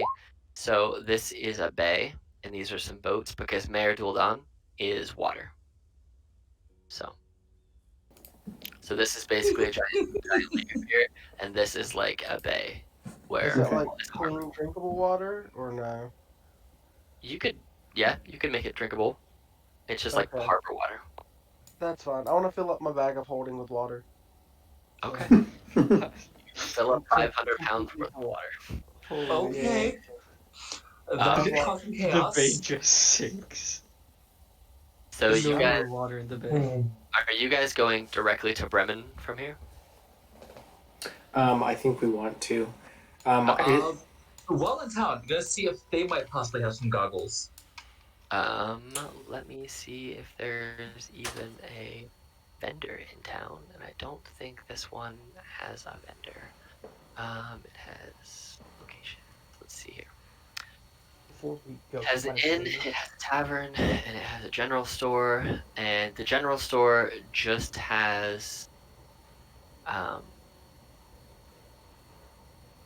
he doesn't have goggles, he doesn't have fishing poles, and he does not have snowshoes. But he has other goods. So if you're looking for like other traveling equipment, he has it. He just doesn't have goggles, fishing poles, or snowshoes.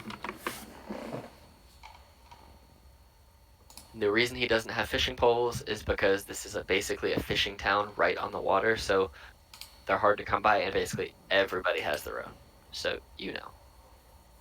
But yeah, he doesn't have any at this time. He might later, or you might just be able to make some, but he doesn't have any right now. So, but doing that, getting the goat power, does it have stables? It does not actually have stables here, but you Is could there pay somebody to like keep a it. farmer They, or something yeah, who can house it essentially? yeah, you can basically get it to. They can go ahead and they can just keep your horse and cart safe for you, and they'll use the horse for other things, like work and stuff, but they'll keep it safe for you. I mean, So, that works. It cool. gives the horse exercise too, so. And I mean, and they basically tell you that, hey, we're gonna put him to work, but we'll also whatever we manage to use him for, we'll just take that off of your cost. So we'll settle up when you get back. So, Reasonable? so you guys take your goat-powered sleds towards Bremen. And as you get into Bremen, I will put you on the Bremen map. So there's no real road into Bremen because there isn't one. It is all just wilderness to get here. So you guys make it into Bremen. And I will actually show you what you see on the sign of Bremen. Edit. Oh, wrong button.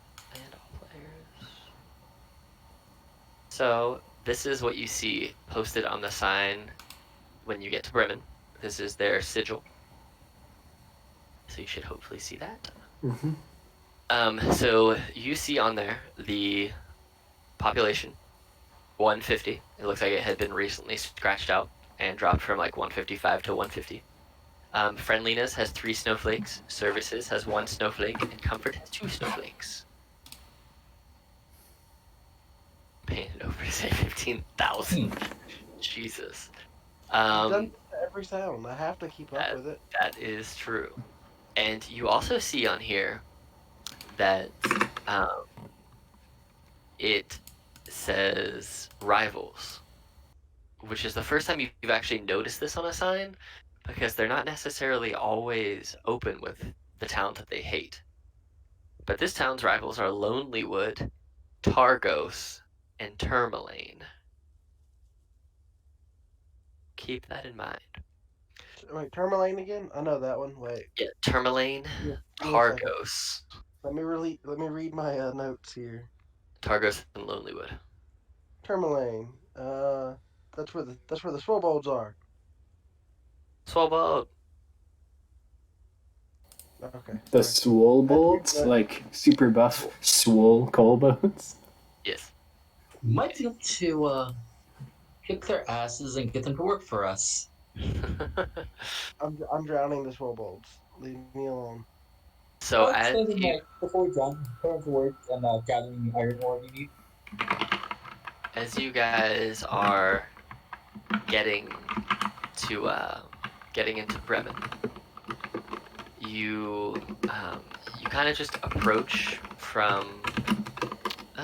We'll say that you approach because I think you're water based. Let me double check on the map where it is.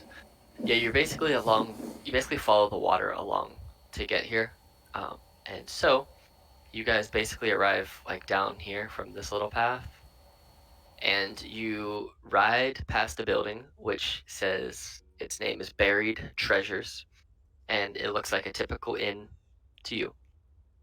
The door's shut, but there's lights on. And then if you keep riding, you'll come to this right here. This section is called the 5 Tavern Center, and there are actually 5 taverns there. And then you see the docks over to, you see actual docks further into the town to the right that you would have kind of seen some boats in the water as you were getting into this town because you would have followed the Shangan River. But you see docks, you see the first inn called Buried Treasures down here, and you see the 5 taverns here called the 5 Tavern Center. Where would you guys like to go?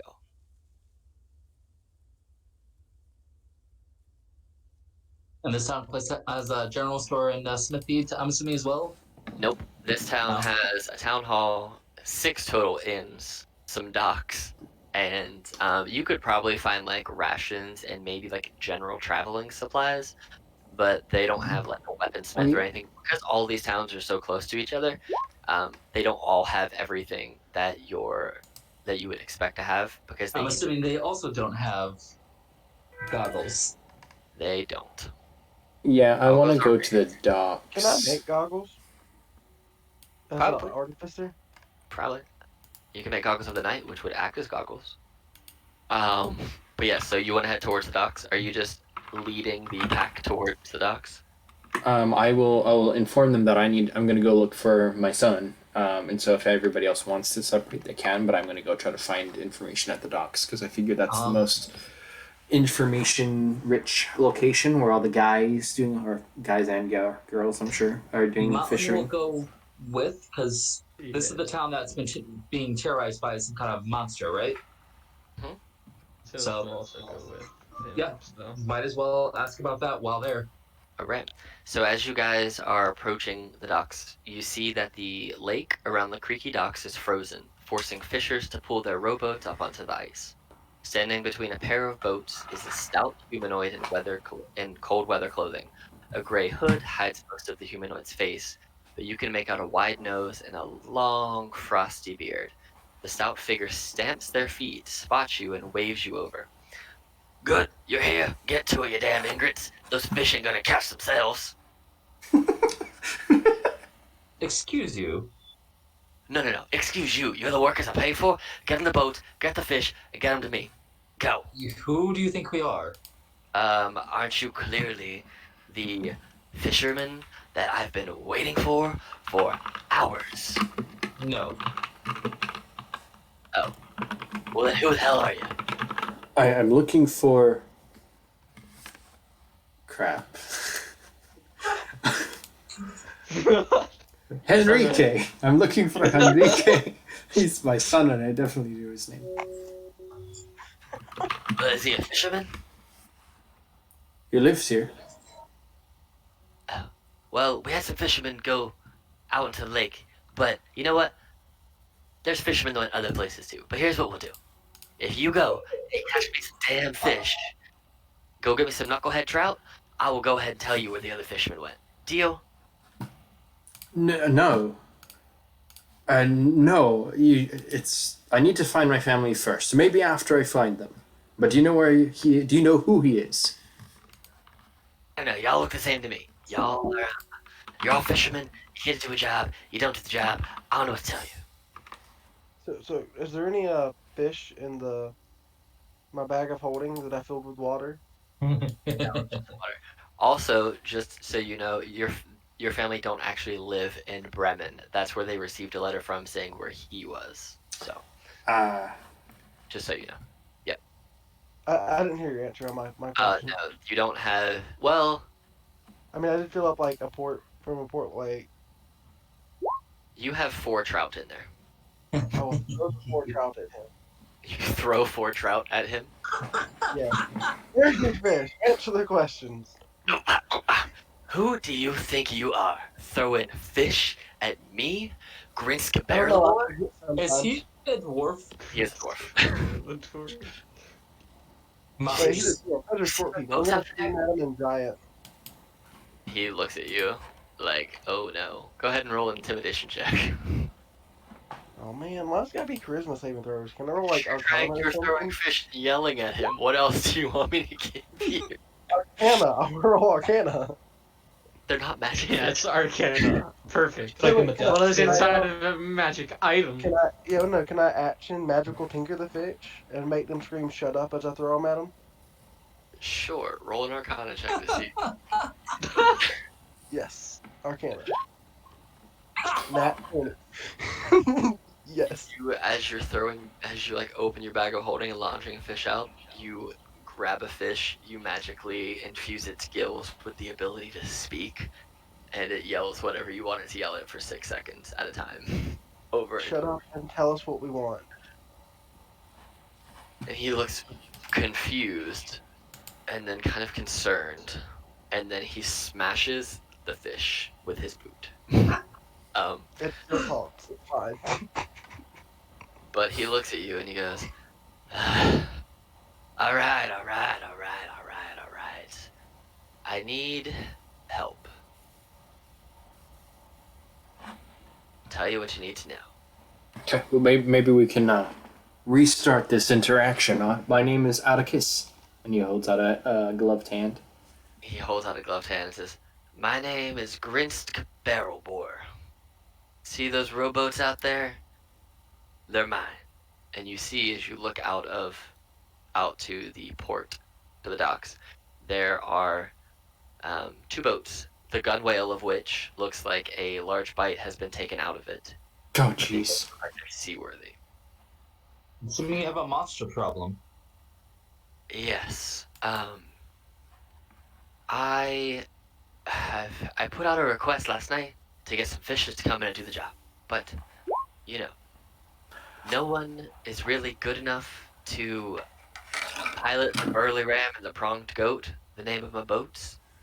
But you know, I cast mending on his boat. okay. You start A to lot. repair his boat.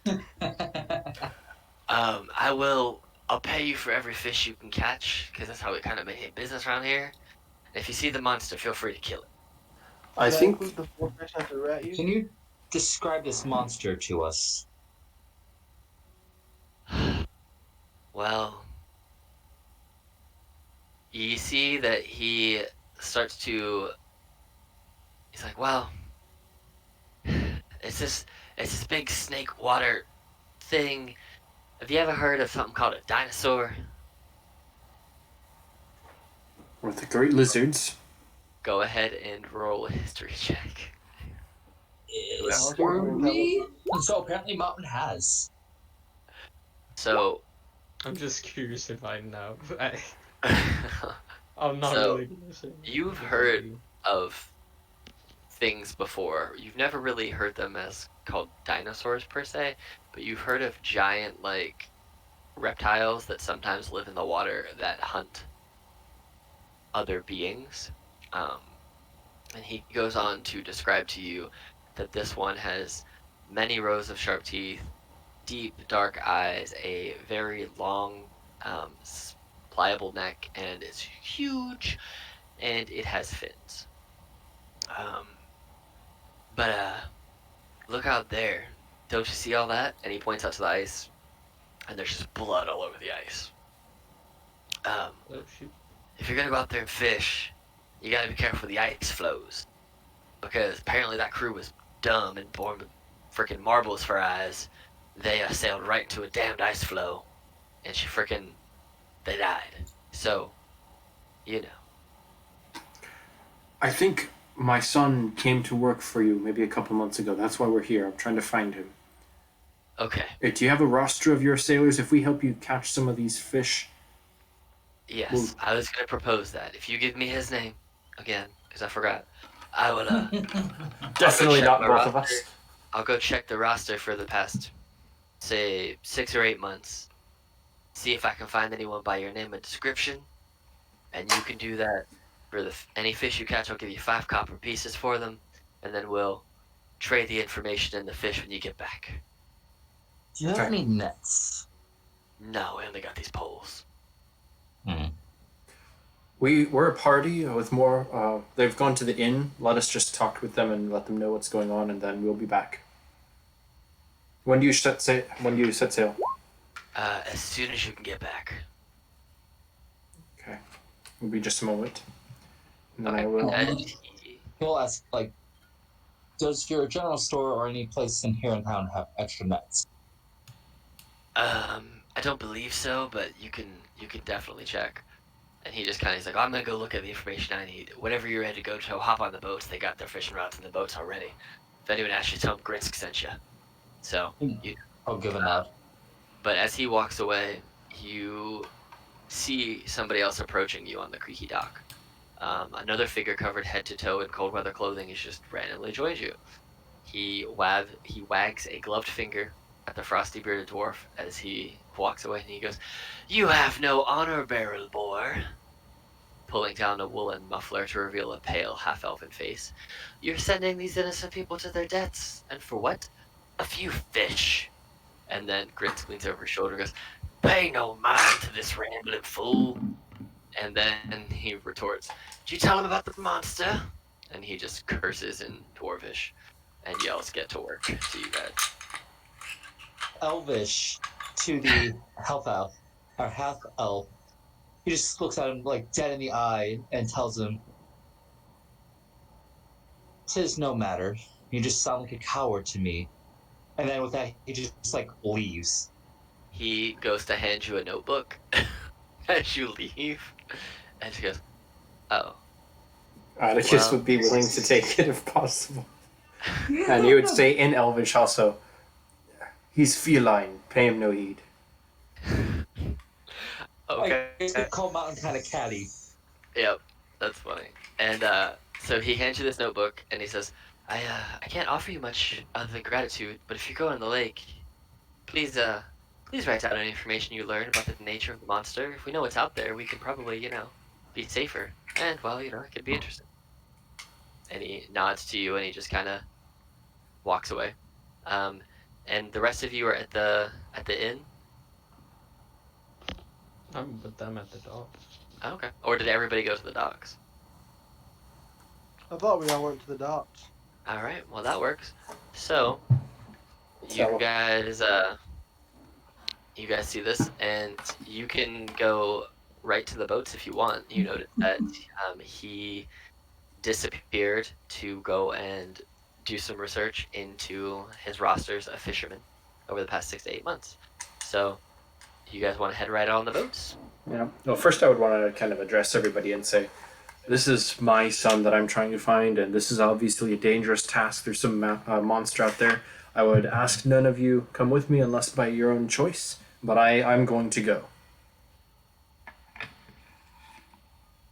So this will just give like a Mountain will slight go. nod. All right.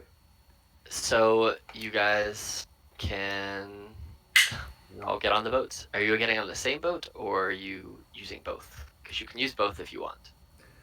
Let's tow the one behind us that has the chew bite on it as a spare in case we need How a much spare. have I managed to repair with the mending?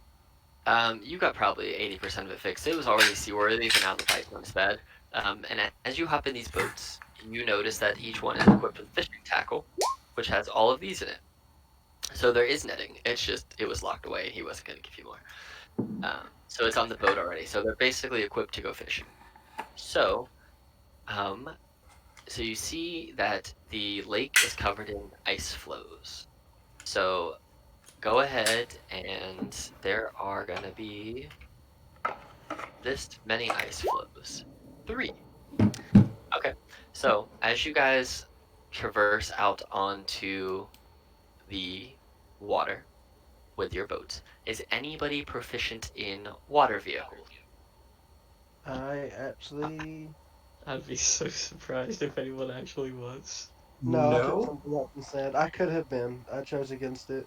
I didn't think it would come up. See, this is part of why, like, there's part of me that was like, Rogue would be really good for him as well, and get the one where he can just summon a soul to give him skills. Well, so you'll just basically, when we make the roll, it will just not be with proficiency. That's all. Would So sleight of hand help? no, because it's a water vehicle specific roll. Can I prepare mending for anything we may or may not do? Well, Mountain has been doing pretty well with driving a carriage, so he will attempt to try his hand. Yeah, Atticus can also give a shot, considering this is his whole thing. Okay, go ahead. If you're all, so we'll have the two of you do it then. You're both going to make wisdom checks without proficiency. Okay, so just straight up wisdom. Yes. This definitely doesn't. So 17. Okay. Yeah, I So- didn't add proficiency. I just rolled straight from my wisdom. Okay. Yeah. Cool. So Oh, wait, you. does that not? That's no wait. That's the skill. So it would be 20. Never mind. So it you managed to get around one of the ice floes, but then you just smash through 2 of the ice floes, and you take some damage on your boat. You Cast take mending? you take 7 boat damage. The boats, I will let you know, have 50 HP, or the one that's not broken has 50 HP. So So -7, so 43. 43 currently. Yep. All right. So, cool. So, as you are rowing out, so go ahead and you've gone through 2 of the 3. So, and you avoided 1. So, yeah, you hit 2, you took 7 damage. Cool. So, you avoided all but, well, you hit 2 instead of 3, which is good. So, you guys go ahead and you're looking to catch a whole bunch of fish. To get as many fish as you can. Are you basically using your broken boat as like storage for all the fish that you're trying to catch? That is actually reasonable. Yeah. I think if anything, if this one capsizes, we want a second one. That was my thought. So All right. That too, yeah. We have So- a bag of. Oh wait, no, but that bag of holding is Full of water. water. You could keep the fish alive. So whoever is leading the fishing. Actually, we'll have you all roll a d20, and I'll add them all together, and that's how many fish you catch. Just a straight d20. Straight up Poop. D20. It's a straight up d20. Thank you, Silas, for helping. She's on a roll. Oh yeah, catch all the fish. Thank you, Morthos, for Okay. helping. With did us. All right. It's not too couldn't shabby. finish So with our level. you guys caught 59 fish.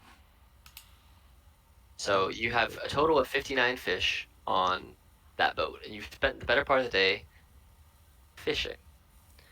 So, how many hours do you want to say you're on the boat? Catch 59 fish, I would say between 5 of you, that's probably going to take, we're going to say it takes 6 hours. That sounds about right. 3 years. 3 years, you'd die. Let's go with 6 hours. Yeah, that's better. Okay. So, we'll do this. Go ahead, and we'll do this. We'll just do this in order so that each person rolls one. So I'm gonna go in. I'm gonna go in named order on roll 20. So Silas, go ahead and roll me a d20. These are gonna be events that happen at the lake. Oh well, that makes it. That is not what I thought was gonna happen first, but here we go. As you guys are fishing, towards the end of your fishing ventures out to sea, you're probably out there and it's about 100 feet deep water. Ripples start to disrupt the surface of the lake. I Dum, actually dum, dum. this token first. This is Hold good. on. Where's my token? Can we be percepting the water to see this? Hold on. So ripples disrupt the surface of the lake, causing your boat to bob from side to side. A large mass glides through the dark water below you. Anybody who wants to can go ahead and roll a nature check. Can we roll Arcana? No, No, nature's fine. Nature's a good name for me. I'm trying to find what I'm looking for here. Okay, so where is that? Did they not give me a token for it? That would be sad if they didn't, because this would be a fun token to have. Alright, so as you guys are staring at the thing that is making your water kind of go left to right, and just bob. Yeah, there is no. Mountain's gonna prepare a javelin. You see a plesiosaurus. That's the really yes. long-headed one, right? The plesiosaurus. Yeah. Of course. Plesiosaurus, don't kill us. Silas, since you rolled the 17, I need you to then go and roll a d6 for me. 3. Alright. So the plesiosaurus surfaces 10 feet away from your back boat and takes a giant bite out of it using its reach. The boat is going to take... This is the one that's already hurt and the one that was damaged. It had 36 HP before you started mending it, but we'll say it got up to 44 with your mending. So it's going to take 17 damage. Can I throw my javelin at it? You can. Do you want to throw your javelin at it? Apparently missing badly. Yep. So Oh, Well, hang on. We'll make it reckless. Can I take a shot with my bow? you all definitely can. If so, then Atticus will pull his bow off his back and draw an arrow and loose it. Firebolt. Okay. So, let's see here. Nice shot. Thank you. All right. Another. So this is all just going to be theater of the mind. They didn't give me a token for a plesiosaurus, stupidly, unless there's one hidden that I don't know about. Let me see. I ate your token. Oh, that's It was sad. quite tasty. Well, there's a handout for it, though. You want to see it? I do. I shall not eat the hand. Oh, that's ugly. I don't want to eat that anymore. It does not look tasty. It looks slimy. Well, that's your plesiosaurus. Oh snap! Nope. We do have tokens for it. So everybody, put your token on the map, and we're gonna go into initiative order. Bam. Yeah. Damn, we're Plesiosaurus. giant. Eek. I think that's more terrifying than the plesiosaurus right now. I Oh, am hell, the the giant true frog. plesiosaurus. All right. So I'm gonna have I to can't look find at more your. thirst anymore. I'm gonna have to look at your damage here 1 second to see how much you did, because you all definitely hit it. All right, I gotta put you. Here's your initiative tokens. Let me delete these real fast, unless it changed it, which I don't know if it did. 20. Jesus, 21.2. Atticus's went. Bam. All right, there you go. Now you guys can put Jesus. You guys are losing your minds over here. I can't select my token. There we go. I got it. All right. Yay, I didn't roll a 1 again. Yeah, we're just jumping straight on this. All right. I'm gonna do the math real quick and see how much damage you guys did. So you Look at did how long 7 this place is. Good plus lord. 5 is 12. I still have to 23. roll for damage. 23. Okay, cool. 30 in total. 23, 30 damage. Okay, cool. Would that cover sneak attack? Well, it saw you, so It's there wouldn't have been sneak advantage. attacking. There wouldn't have been advantage per se. Can you Are make we your within focus 5 call? feet of it? I cannot. No, make you're it not. flower. He's behind. He was attacking the boat that was behind you, and you were dragging that boat behind. So, fortunately, he knows you're there. Time to set that other boat on fire. All right, he rolled a 15. Okay, cool. Well, we're in initiative order now, and so basically, you guys are on this boat, and we're gonna say that you were dragging the boat behind you. You were towing it, and he's 10 feet behind that boat because he has reach. So he's like 25 feet from all you guys in your boat. So we are in initiative order, and Mountain, you are up. So, should I try to get the boat moving, or do we attack? Let's kill it. That's a lot of dinner. If it capsizes us, we're gonna drown in freezing water. We'll freeze to death before we drown. So, is that a yes? I'm knocking another arrow, and I'm just gonna say we have to kill this thing. Atticus, let's aim for the eyes. Then we might be able to escape. Alright. He's going to yeet another javelin. It can get reckless. All right, the Get second one reckless. hits. The first one does not. It's a reckless attack with advantage. So the first of that attack would miss, but the second one would hit. So you hit him with a 17. That's a long javelin through. It's only like 25 feet. I was joking because I'm doing the measure thing. Oh, yeah. It says 500.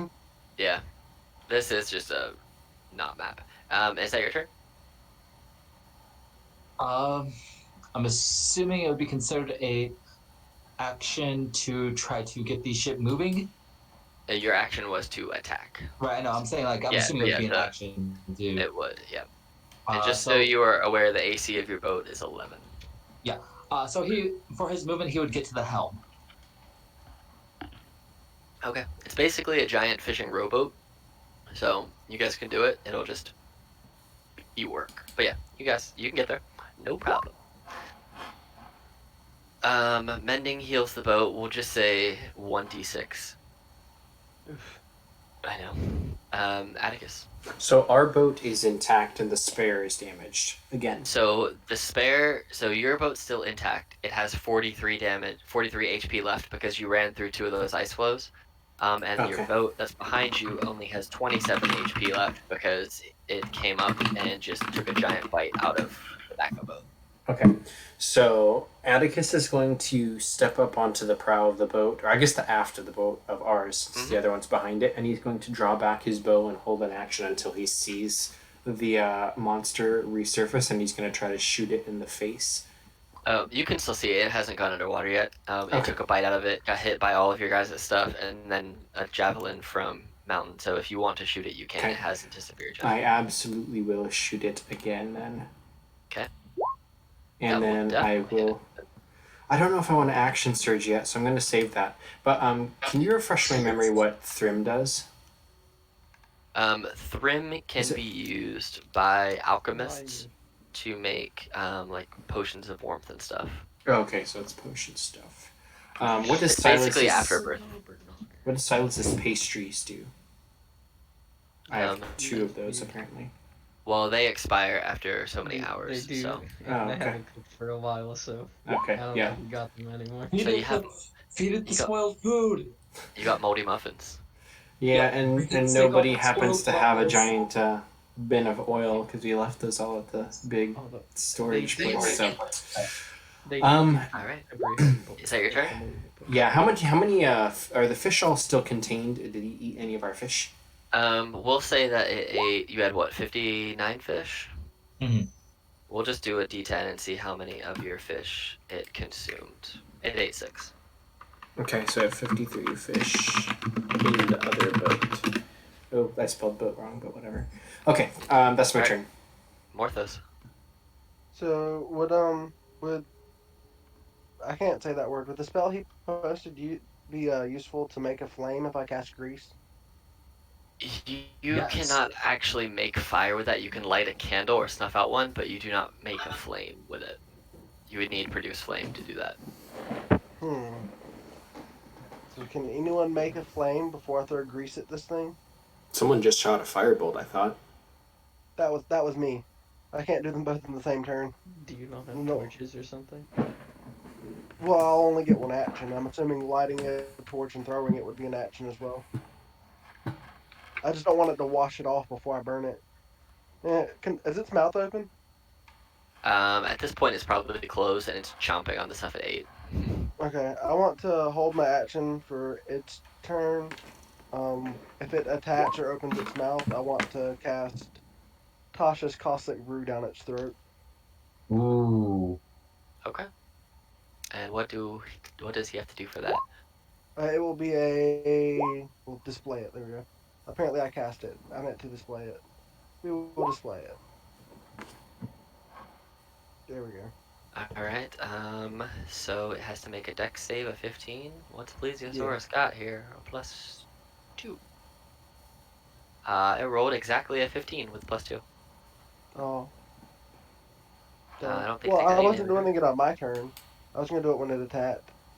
Oh.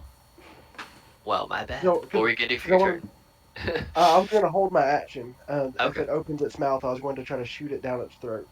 Gotcha. I will re-roll the dex save at that time when you 'Cause I- hold your action. Yeah. I just want it to not be able to just go in the water and wash Wait, it off. It's a concentration spell? What? Oh, it's at the Okay. start of each of its turns. Oh. Yeah. Shoot. Okay. All right. So that's your turn because you're holding the Tasha's Caustic Brew. All right. Yeah. So this plesiosaur, not very happy that he just got blasted in the face with a whole bunch of different stuff, from freaking spears to fire bolts to everything else. You see he dives under the water, Oh no. Damn it. and all is quiet for a few seconds. I don't suppose I could just take this moment to jump into the other boat. You could jump to the other boat, and as you jump out of one boat into the other. Go ahead and make a dex saving throw. Oh no. You fail. It eats you. Oh, So- goodbye. You're gonna fall. You're not gonna take damage, but you're gonna fall into the water because Oh. as you go to jump Oh, out of shit. your boat, the plesiosaurus erupts from under the boat, and he takes a bite at the main boat. 17 to hit the boat, which it does, for 18 damage to your boat, and he rocks it from underneath. And as you jump, Will this he- trigger my held action? it absolutely will because he just appears from underneath you. So your Well, current boat has 25 HP now. nice. But he needs to make a dex save, right, for Yep. Caustic Brew. Yeah. You rolled a 5. So, You rolled a 5. 4 damage. 5 damage. Five. 5 acid Cool. damage down the throat. Cool. And so the boat takes a bunch of damage. You all see Atticus plunge into the water. And Atticus, So, you'll have to take he's your wearing action boots of on the winter. next. His clothes are still wet. He's Yeah, still wet. I'm freezing now. So you see Atticus fall into the boat, and you're gonna have to take an action to climb into the boat, or someone can use an action to help you into the boat, which would then give you advantage on your turn climbing into the boat. Okay. So, all right, that's the Plesiosaurus's turn. He is going to stay right there, chomping on a boat with acid down his throat. Silas. I am going to cast Mind Spike on it. Oh snap! Yep. I do the spell a lot on my wizard, and then I forget the concentration and fuck myself. But You reminded me that was concentration. Good job. he rolled a natural 20 plus 1, but he takes some damage though. He takes damage, but now I don't know where he is while he's underwater. It's so sad. That's true. He takes what, half that damage? Yeah. So that is 6, 7. It's Okay. six. It's One 7 damage difference. All right. Yeah, that's it for me. That's your turn. All right, Nyla. Question. So, who was the one that said they wanted to throw a torch? Well, I was gonna cast grease on it, but I didn't want it to Also, see, wander the water. I read the description. I can light a torch with prestidigitation. You could light a torch. You just can't make a flame appear in Yeah, a you spot. can't. But yeah. Yeah, But if someone throws a torch, you can set the torch on fire. That's absolutely true. You just can't like make a flame appear in your hand and throw it back, because that's produce flame. But yes, you could do that if you wanted to. If somebody threw a torch. I guess first. Would that cost an action though? Yeah, because you'd be casting a spell. So if somebody threw a torch, you could light it as it was going, and then it would do the damage of what it landed on. So Does anybody want to do that, or should I just attack? Just mess them up. Okay, I'll aim right for his eye. okay.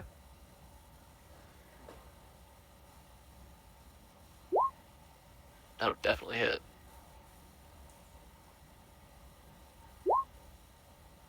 Okay.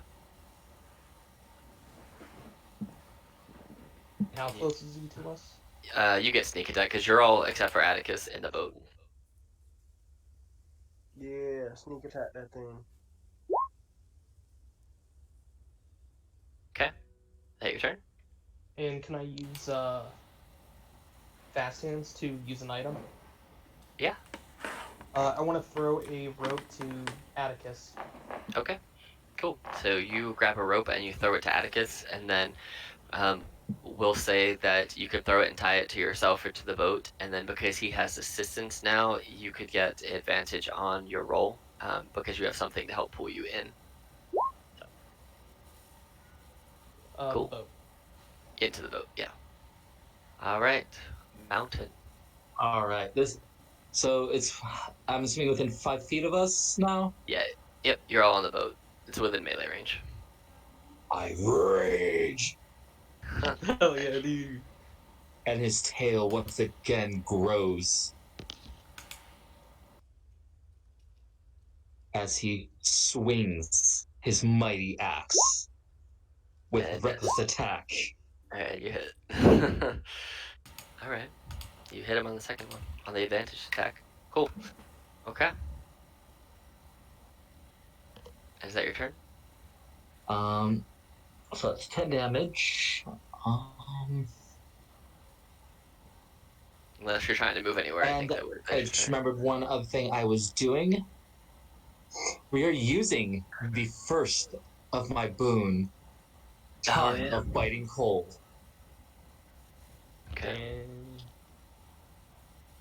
Well, if I'm raging, well, I will hold off on the rage then, but I'll still have it reckless. So, because this is a bonus action.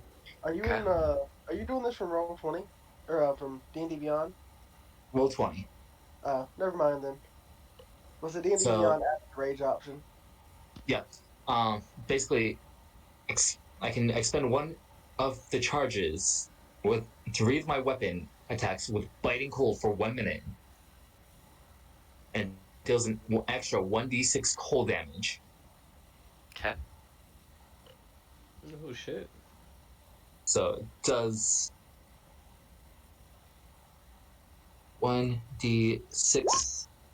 So it does an additional cold. So Yes. 9 damage on this turn. So, as you swing your axe down and you see the cold mist effectively wrap around his throat and go down his body, you see the plesiosaur looks at you and says, "That's not going to affect me at all." And it seems the cold damage does not affect the What? plesiosaur. Speech calming? You didn't try talking to this thing. What You just the- shot it first. Hold up. Wait, Atticus, it's your turn. wait. You can It's immune. talk. It's immune to cold damage. Yep. What? But yeah, You can talk. Where is it right now? so basically it's at the front end of the front boat Okay. attacking it, and you had effectively jumped over, and you're like, for token purposes, it's like that. Okay, so I am. I was just basically like, wait, you can talk. I would like to actually swim to the spare boat and try to climb over the edge and get onto the spare. You can try that. It will be an athletics check at advantage to try and use the rope to climb up to. You basically use the rope to give you that. Oh yeah, that definitely helped. You got up there. You were not going to make it with a Yeah. four. But Yeah. that's your action. That's your action to get up there. You have a bonus action to use if you so choose. For my bonus action, gosh, I don't really have anything. Can I just throw a fish at it into the water? You could throw a fish as an improvised weapon, if you want to. As a Well, bonus action, you just throw, or you just throw the fish to the water. Trying to more like distract it. Oh yeah, go ahead. You can do that. You can just throw a fish. Go ahead and roll a persuasion roll at disadvantage to see if it has any effect on the fish. Considering it can speak, I have a feeling it's not going to do anything. Might be a bit intelligent. No. Morthos, it is your Oh. turn. Whoops, oh, it's fine. Whatever. It's alright. It was at disadvantage anyway, so the Yeah, I four just is realized what the it second would one be. was wrong, but it's It's before fine. it's not going to work. Yeah. So after seeing that this thing can speak, what interrupts concentration spells? I can still punch it, right? Mm-hmm. All right, neat. I'm gonna run, jump at it, and try to punch it in the eye. Okay. Make an attack roll. That Oh, it's will, awakened. that will hit. And for 8 thunder damage. And now, if it attacks anyone not me until my next turn, it's at disadvantage. All right. It's the Which is- plesiosaurus' turn, and you're basically in its face now, right? I wanted to be on its eyeball. Okay, that works. It's going to swing around, and it's going to take 2 bites, one at the dude on its eyeball, and one at the boat, because it's hungry. The one at the boat is at disadvantage. It's the boat. What does the ability say? Is it creature? I think Oh, it's got to take that. creature. Is it deck save? It It's is. a It rolled. target other than me. It rolled an Against 8. targets other than you. Yeah, it rolled an 18 on your caustic brew, so it saved. But you still have Do you concentration. get to save every turn? I think so. If it's a concentration spell that lets you do damage every time, I think it gives you the save every No, time. it says it's covered in it if it doesn't Oh, make the save. oh. Create takes acid damage at the start of each of its turn. Oh, so it just Alright. does it until it's end of concentration. Oh, until the concentration's over. Yeah, so 3 damage. Oh. Cool. All right. Well, Or no, there it you can go. use its action to scrape off the acid. I'm What not if even I shot it down its throat? That way it couldn't take Ah, All right, smart. so it's gonna bite at you, and then it's gonna bite at the boat. So its bite against you is a 22 for 16, Oh, that barely hits. and then I need you to make a concentration check. So roll a con save, and it will be 10 because it's more than 8 Is any of this cold elemental damage? from the plesiosaurus.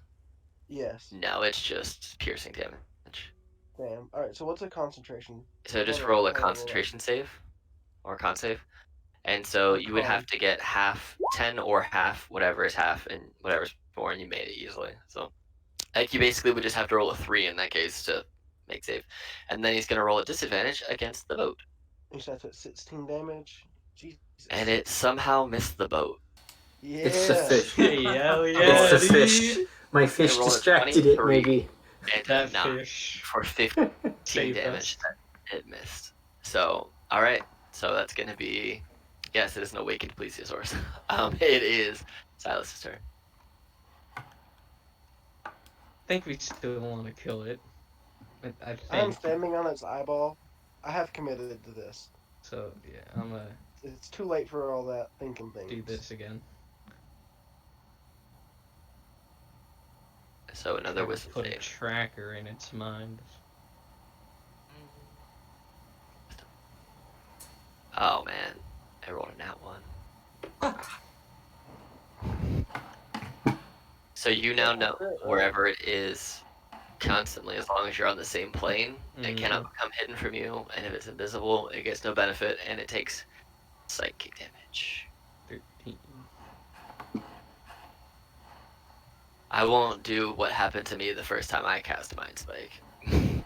Because they rolled a nat 20 for the save, and I took retribution damage and almost died from the second class from Cthulhu. It was a great moment, but it was almost real bad. Is that your turn? Yeah. Alright, Nilo, it's your turn. I'm gonna go snipey with a short bow. Okay. That'll hit. And that's also sneak attack because we have one guy hanging on its head. Yep. Yeah, sneak attack. You're welcome. So 17. Alright. And then I'm gonna point at it and say, "Stop, or I will kill you, overgrown wizard." Vicious You're past that mockery. point. So you see the plesiosaurus looks at you in reaction to being threatened, taking a bunch of damage, having acid down its throat, and having a dude hang on its head, and just having its brain basically melted. It uses a reaction and dives deep, deep, deep, deep underwater, down to 100 foot to the bottom, and Silas knows where it is. Because I'm ready to listen. I want to be ready to like jump in between the boats. So he dove down. Now, Morthos, did you release the plesiosaurus? No. So Morthos is at the bottom of a 100-foot Oh shoot! lake right now. Diving down without being an attack of opportunity.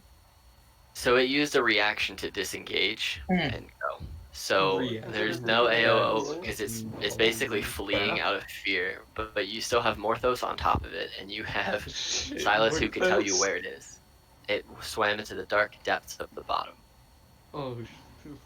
Morthos was still on that thing. Morthos, you are being carried 100 foot to the bottom of this water. What do you want to do? Punch it in the eyeball. Okay, try and roll an attack. Meanwhile, Mountain will just like toss out a net to catch more fish. Catching fish, catching fish. Is a Wow, 14 hit it again? it does hit. Is it Okay. dead yet? It's not. It's looking real hurt though. You're on top of it. It's gonna try and bite you. At with the its start 2 of its turn, attacks. it takes Yep. 2d4. Okay. God, 2 two damage. ones? Yeah. All right. It's looking real hurt. It missed you with both of those, an 8 and a 9. So you How is you he gonna hear get it back say up? you hear it say to you after it takes acid damage and is biting and struggling. Let me live. I don't want to go back to being a dumb beast. I'm just hungry.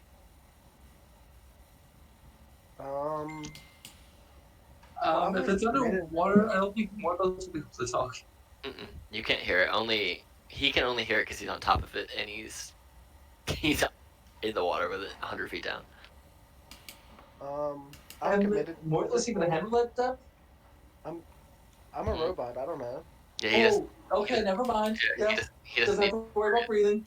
Yep. I'm just gonna punch it again if I can. Go for it. On the boat, Atticus is stripping down all the wet Yeah. robes. All right, Morthos. How do you want to kill this plesiosaurus who was begging for its existence? I want to put my fist inside the eyeball, and then the thunder just kind of fries the brain. You put your fist into the mouth of this majestic, gorgeous, huge, awakened Last Oh point of the game. no! Tell me about plesiosaurus, this. Oh and no! you just see like the shock because you're in water. Go ahead and roll a Constitution save because you're causing electricity underwater right beside it. This is So thunder. I if your want con something save is to under 15, you'll take damage from being beside it. Oh. So do that a was con the attack. save. Sorry. Yeah, Wrong do a thing. con save. So you don't take any damage. You do feel the shock run through your body, but it kind of feels like a tickle. It doesn't do any damage. You're like, oh, sparky. And this plesiosaurus just head drops to the ground, and I want to bring it back with me. this thing is a large. How much can you carry? I don't know. How much does stuff weigh in the water? About 4 times as more as it normally does. What is the next question? As it let out, it would float for a bit, and the rest of the air would come out of its body, and it would sink back down. So My push, drag, or lift limit is 300 pounds. it's probably gonna weigh more than that. I actually have. Let me see here. I thought I had something on my wall that said what sizes were. I don't think I do. Although I think For what a it's large. worth, a whale shark weighs 41,000 pounds. Damn. Well, Yeah, you cannot put this plesiosaurus. A great out white of- shark is 1,200 to 2,400. So, Yeah, you're not going to be able to lift this thing out of there. Short of having rocket boots, which you don't have. But I don't. but you kill this plesiosaurus. Do you just hang out at the bottom of the lake? He's down there for about a minute or so, yeah. and you're just looking around. And Can I take its head? Like I said, while waiting, Mount's just like fishing again. you can try and cut off its head. Do you have a sword? I have. Don't you have the new gear? That armament? What armament? You know, the one that you can essentially just have weapons because of Warforge, that magic item.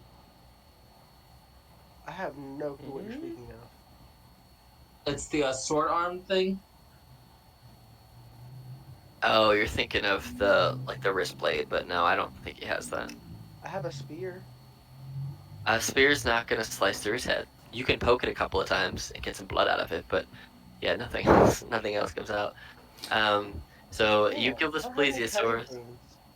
What is this? You're underwater too, so it makes it even harder. And their skin is basically like super. I got this. I'm gonna use wood carver's tools. Their skin You is know like what? Kevlar. Their skin is like Kevlar, but here's what you can do. I'll let you roll a pure luck check, so straight D20, and if it's over a 14, so 14 or over, then you can take some of its body. Fuck. So you try, but your woodcarver tools are not really that good 100 foot underwater. So you swim back up to the top to find your party members, just kind of looking around, and you just pop out like, what? Can't y'all breathe underwater?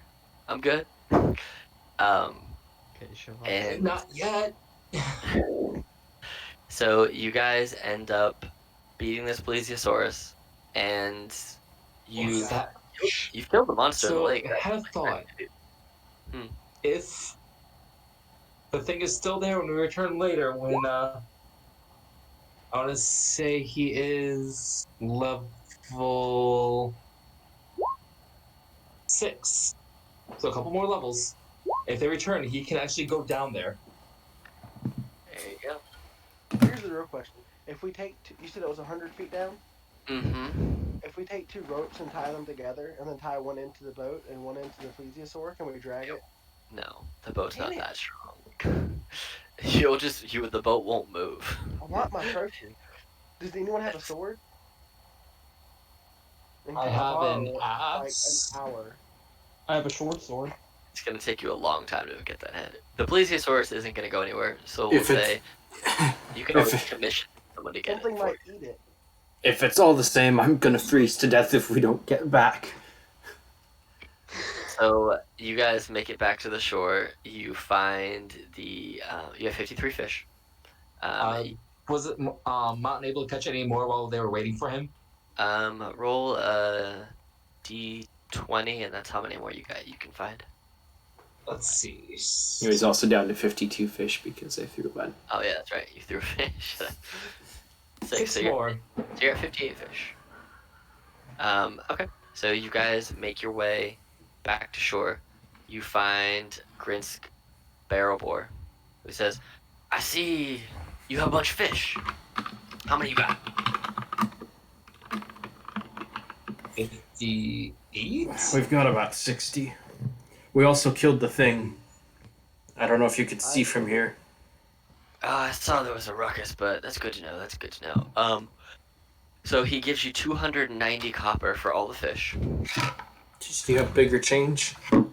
You can make it into a bigger change if you want. At least in silver. Come on, man.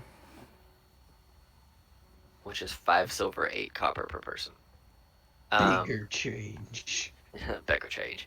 But he says, well, I've been looking into what you've been asking me to look into, and I think I got some information for you, sir. And he says, come with me, come with me. Yeah, that's right. And he walks you into his office by the docks, like his dock office. And he pulls out a map of Icewind Dale. And he says, well, you know we're here, right? And you're at Bremen.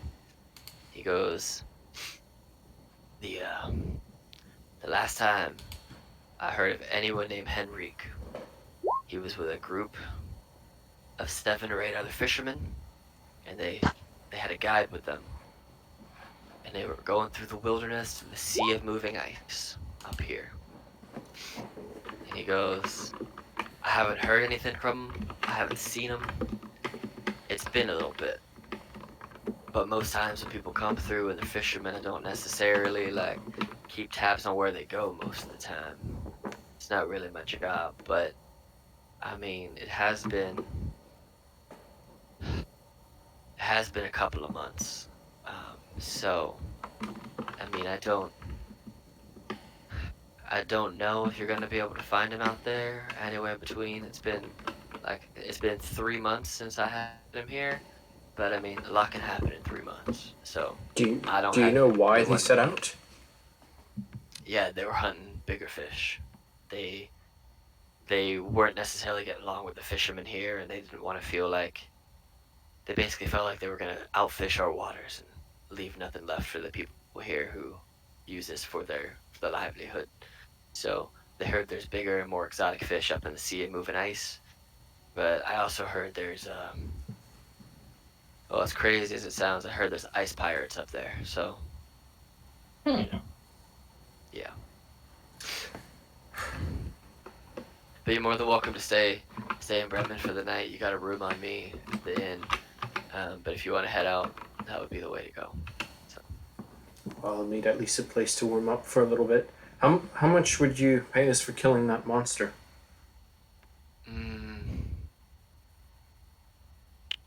By the looks of it, we saved many lives from the future. Because you're not going to have to worry about it. Yeah.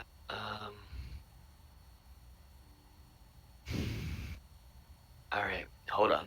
And he goes and he finds the guy who gave the notebook to you, and he talks to him, says that you guys killed him, and he comes back and he's like, okay, got two things for you. They're not necessarily the best, but he hands you a spell scroll, and he hands you a pouch containing 5 gold pieces. Okay, I will shove it over to Morthos, and then I'll ask him. If you identify the spell scroll, it is a spell scroll of animal friendship. I'll split the gold, and Silas will take that spell scroll. yeah, whoever wants that spell scroll can have it. I don't care about no dang Mountain animal. cannot use I read spells, this so he'd be more interested in the gold. Well, So- you can split the gold 5 ways. There's 5 gold total, So 1 gold each. There We're you go. so wealthy. I will immediately try to head towards the inn because I am like freezing to death. I'm sure at this point, having been in ice Titanic water. Mm-hmm. I'm There's not sure how the actually cold effect there's works, but I actually know an how- effect for water-soaked clothes that I'll have to look up for next time because I read about it, but I forget what it is. I didn't expect someone to fall in the river today. But here we are. So you guys make your way back to the inn. You guys have yourself a warm meal. Which inn do you want to stay in? Because there's 6. You got the 5 Tavern Dude, Center here. Yeah, these are all 5. The fun little story about the 5 Tavern Center. There are 5 taverns called Stones, Even Keel, the River's Mouth, the Grumpy Moose, and the Black Bearded Brother.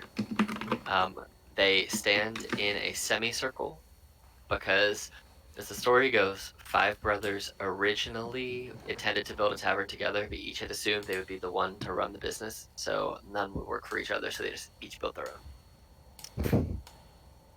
own. He will pay for the Grumpy Moose because he likes the name of the Grumpy Moose. they're all very poorly maintained, and old. But so you guys get there, you get a meal and a room on him. If we're trying to avoid the Revenant, maybe we should all split up and get 1 room from each place. Not really. That was just kidding. So you guys do that.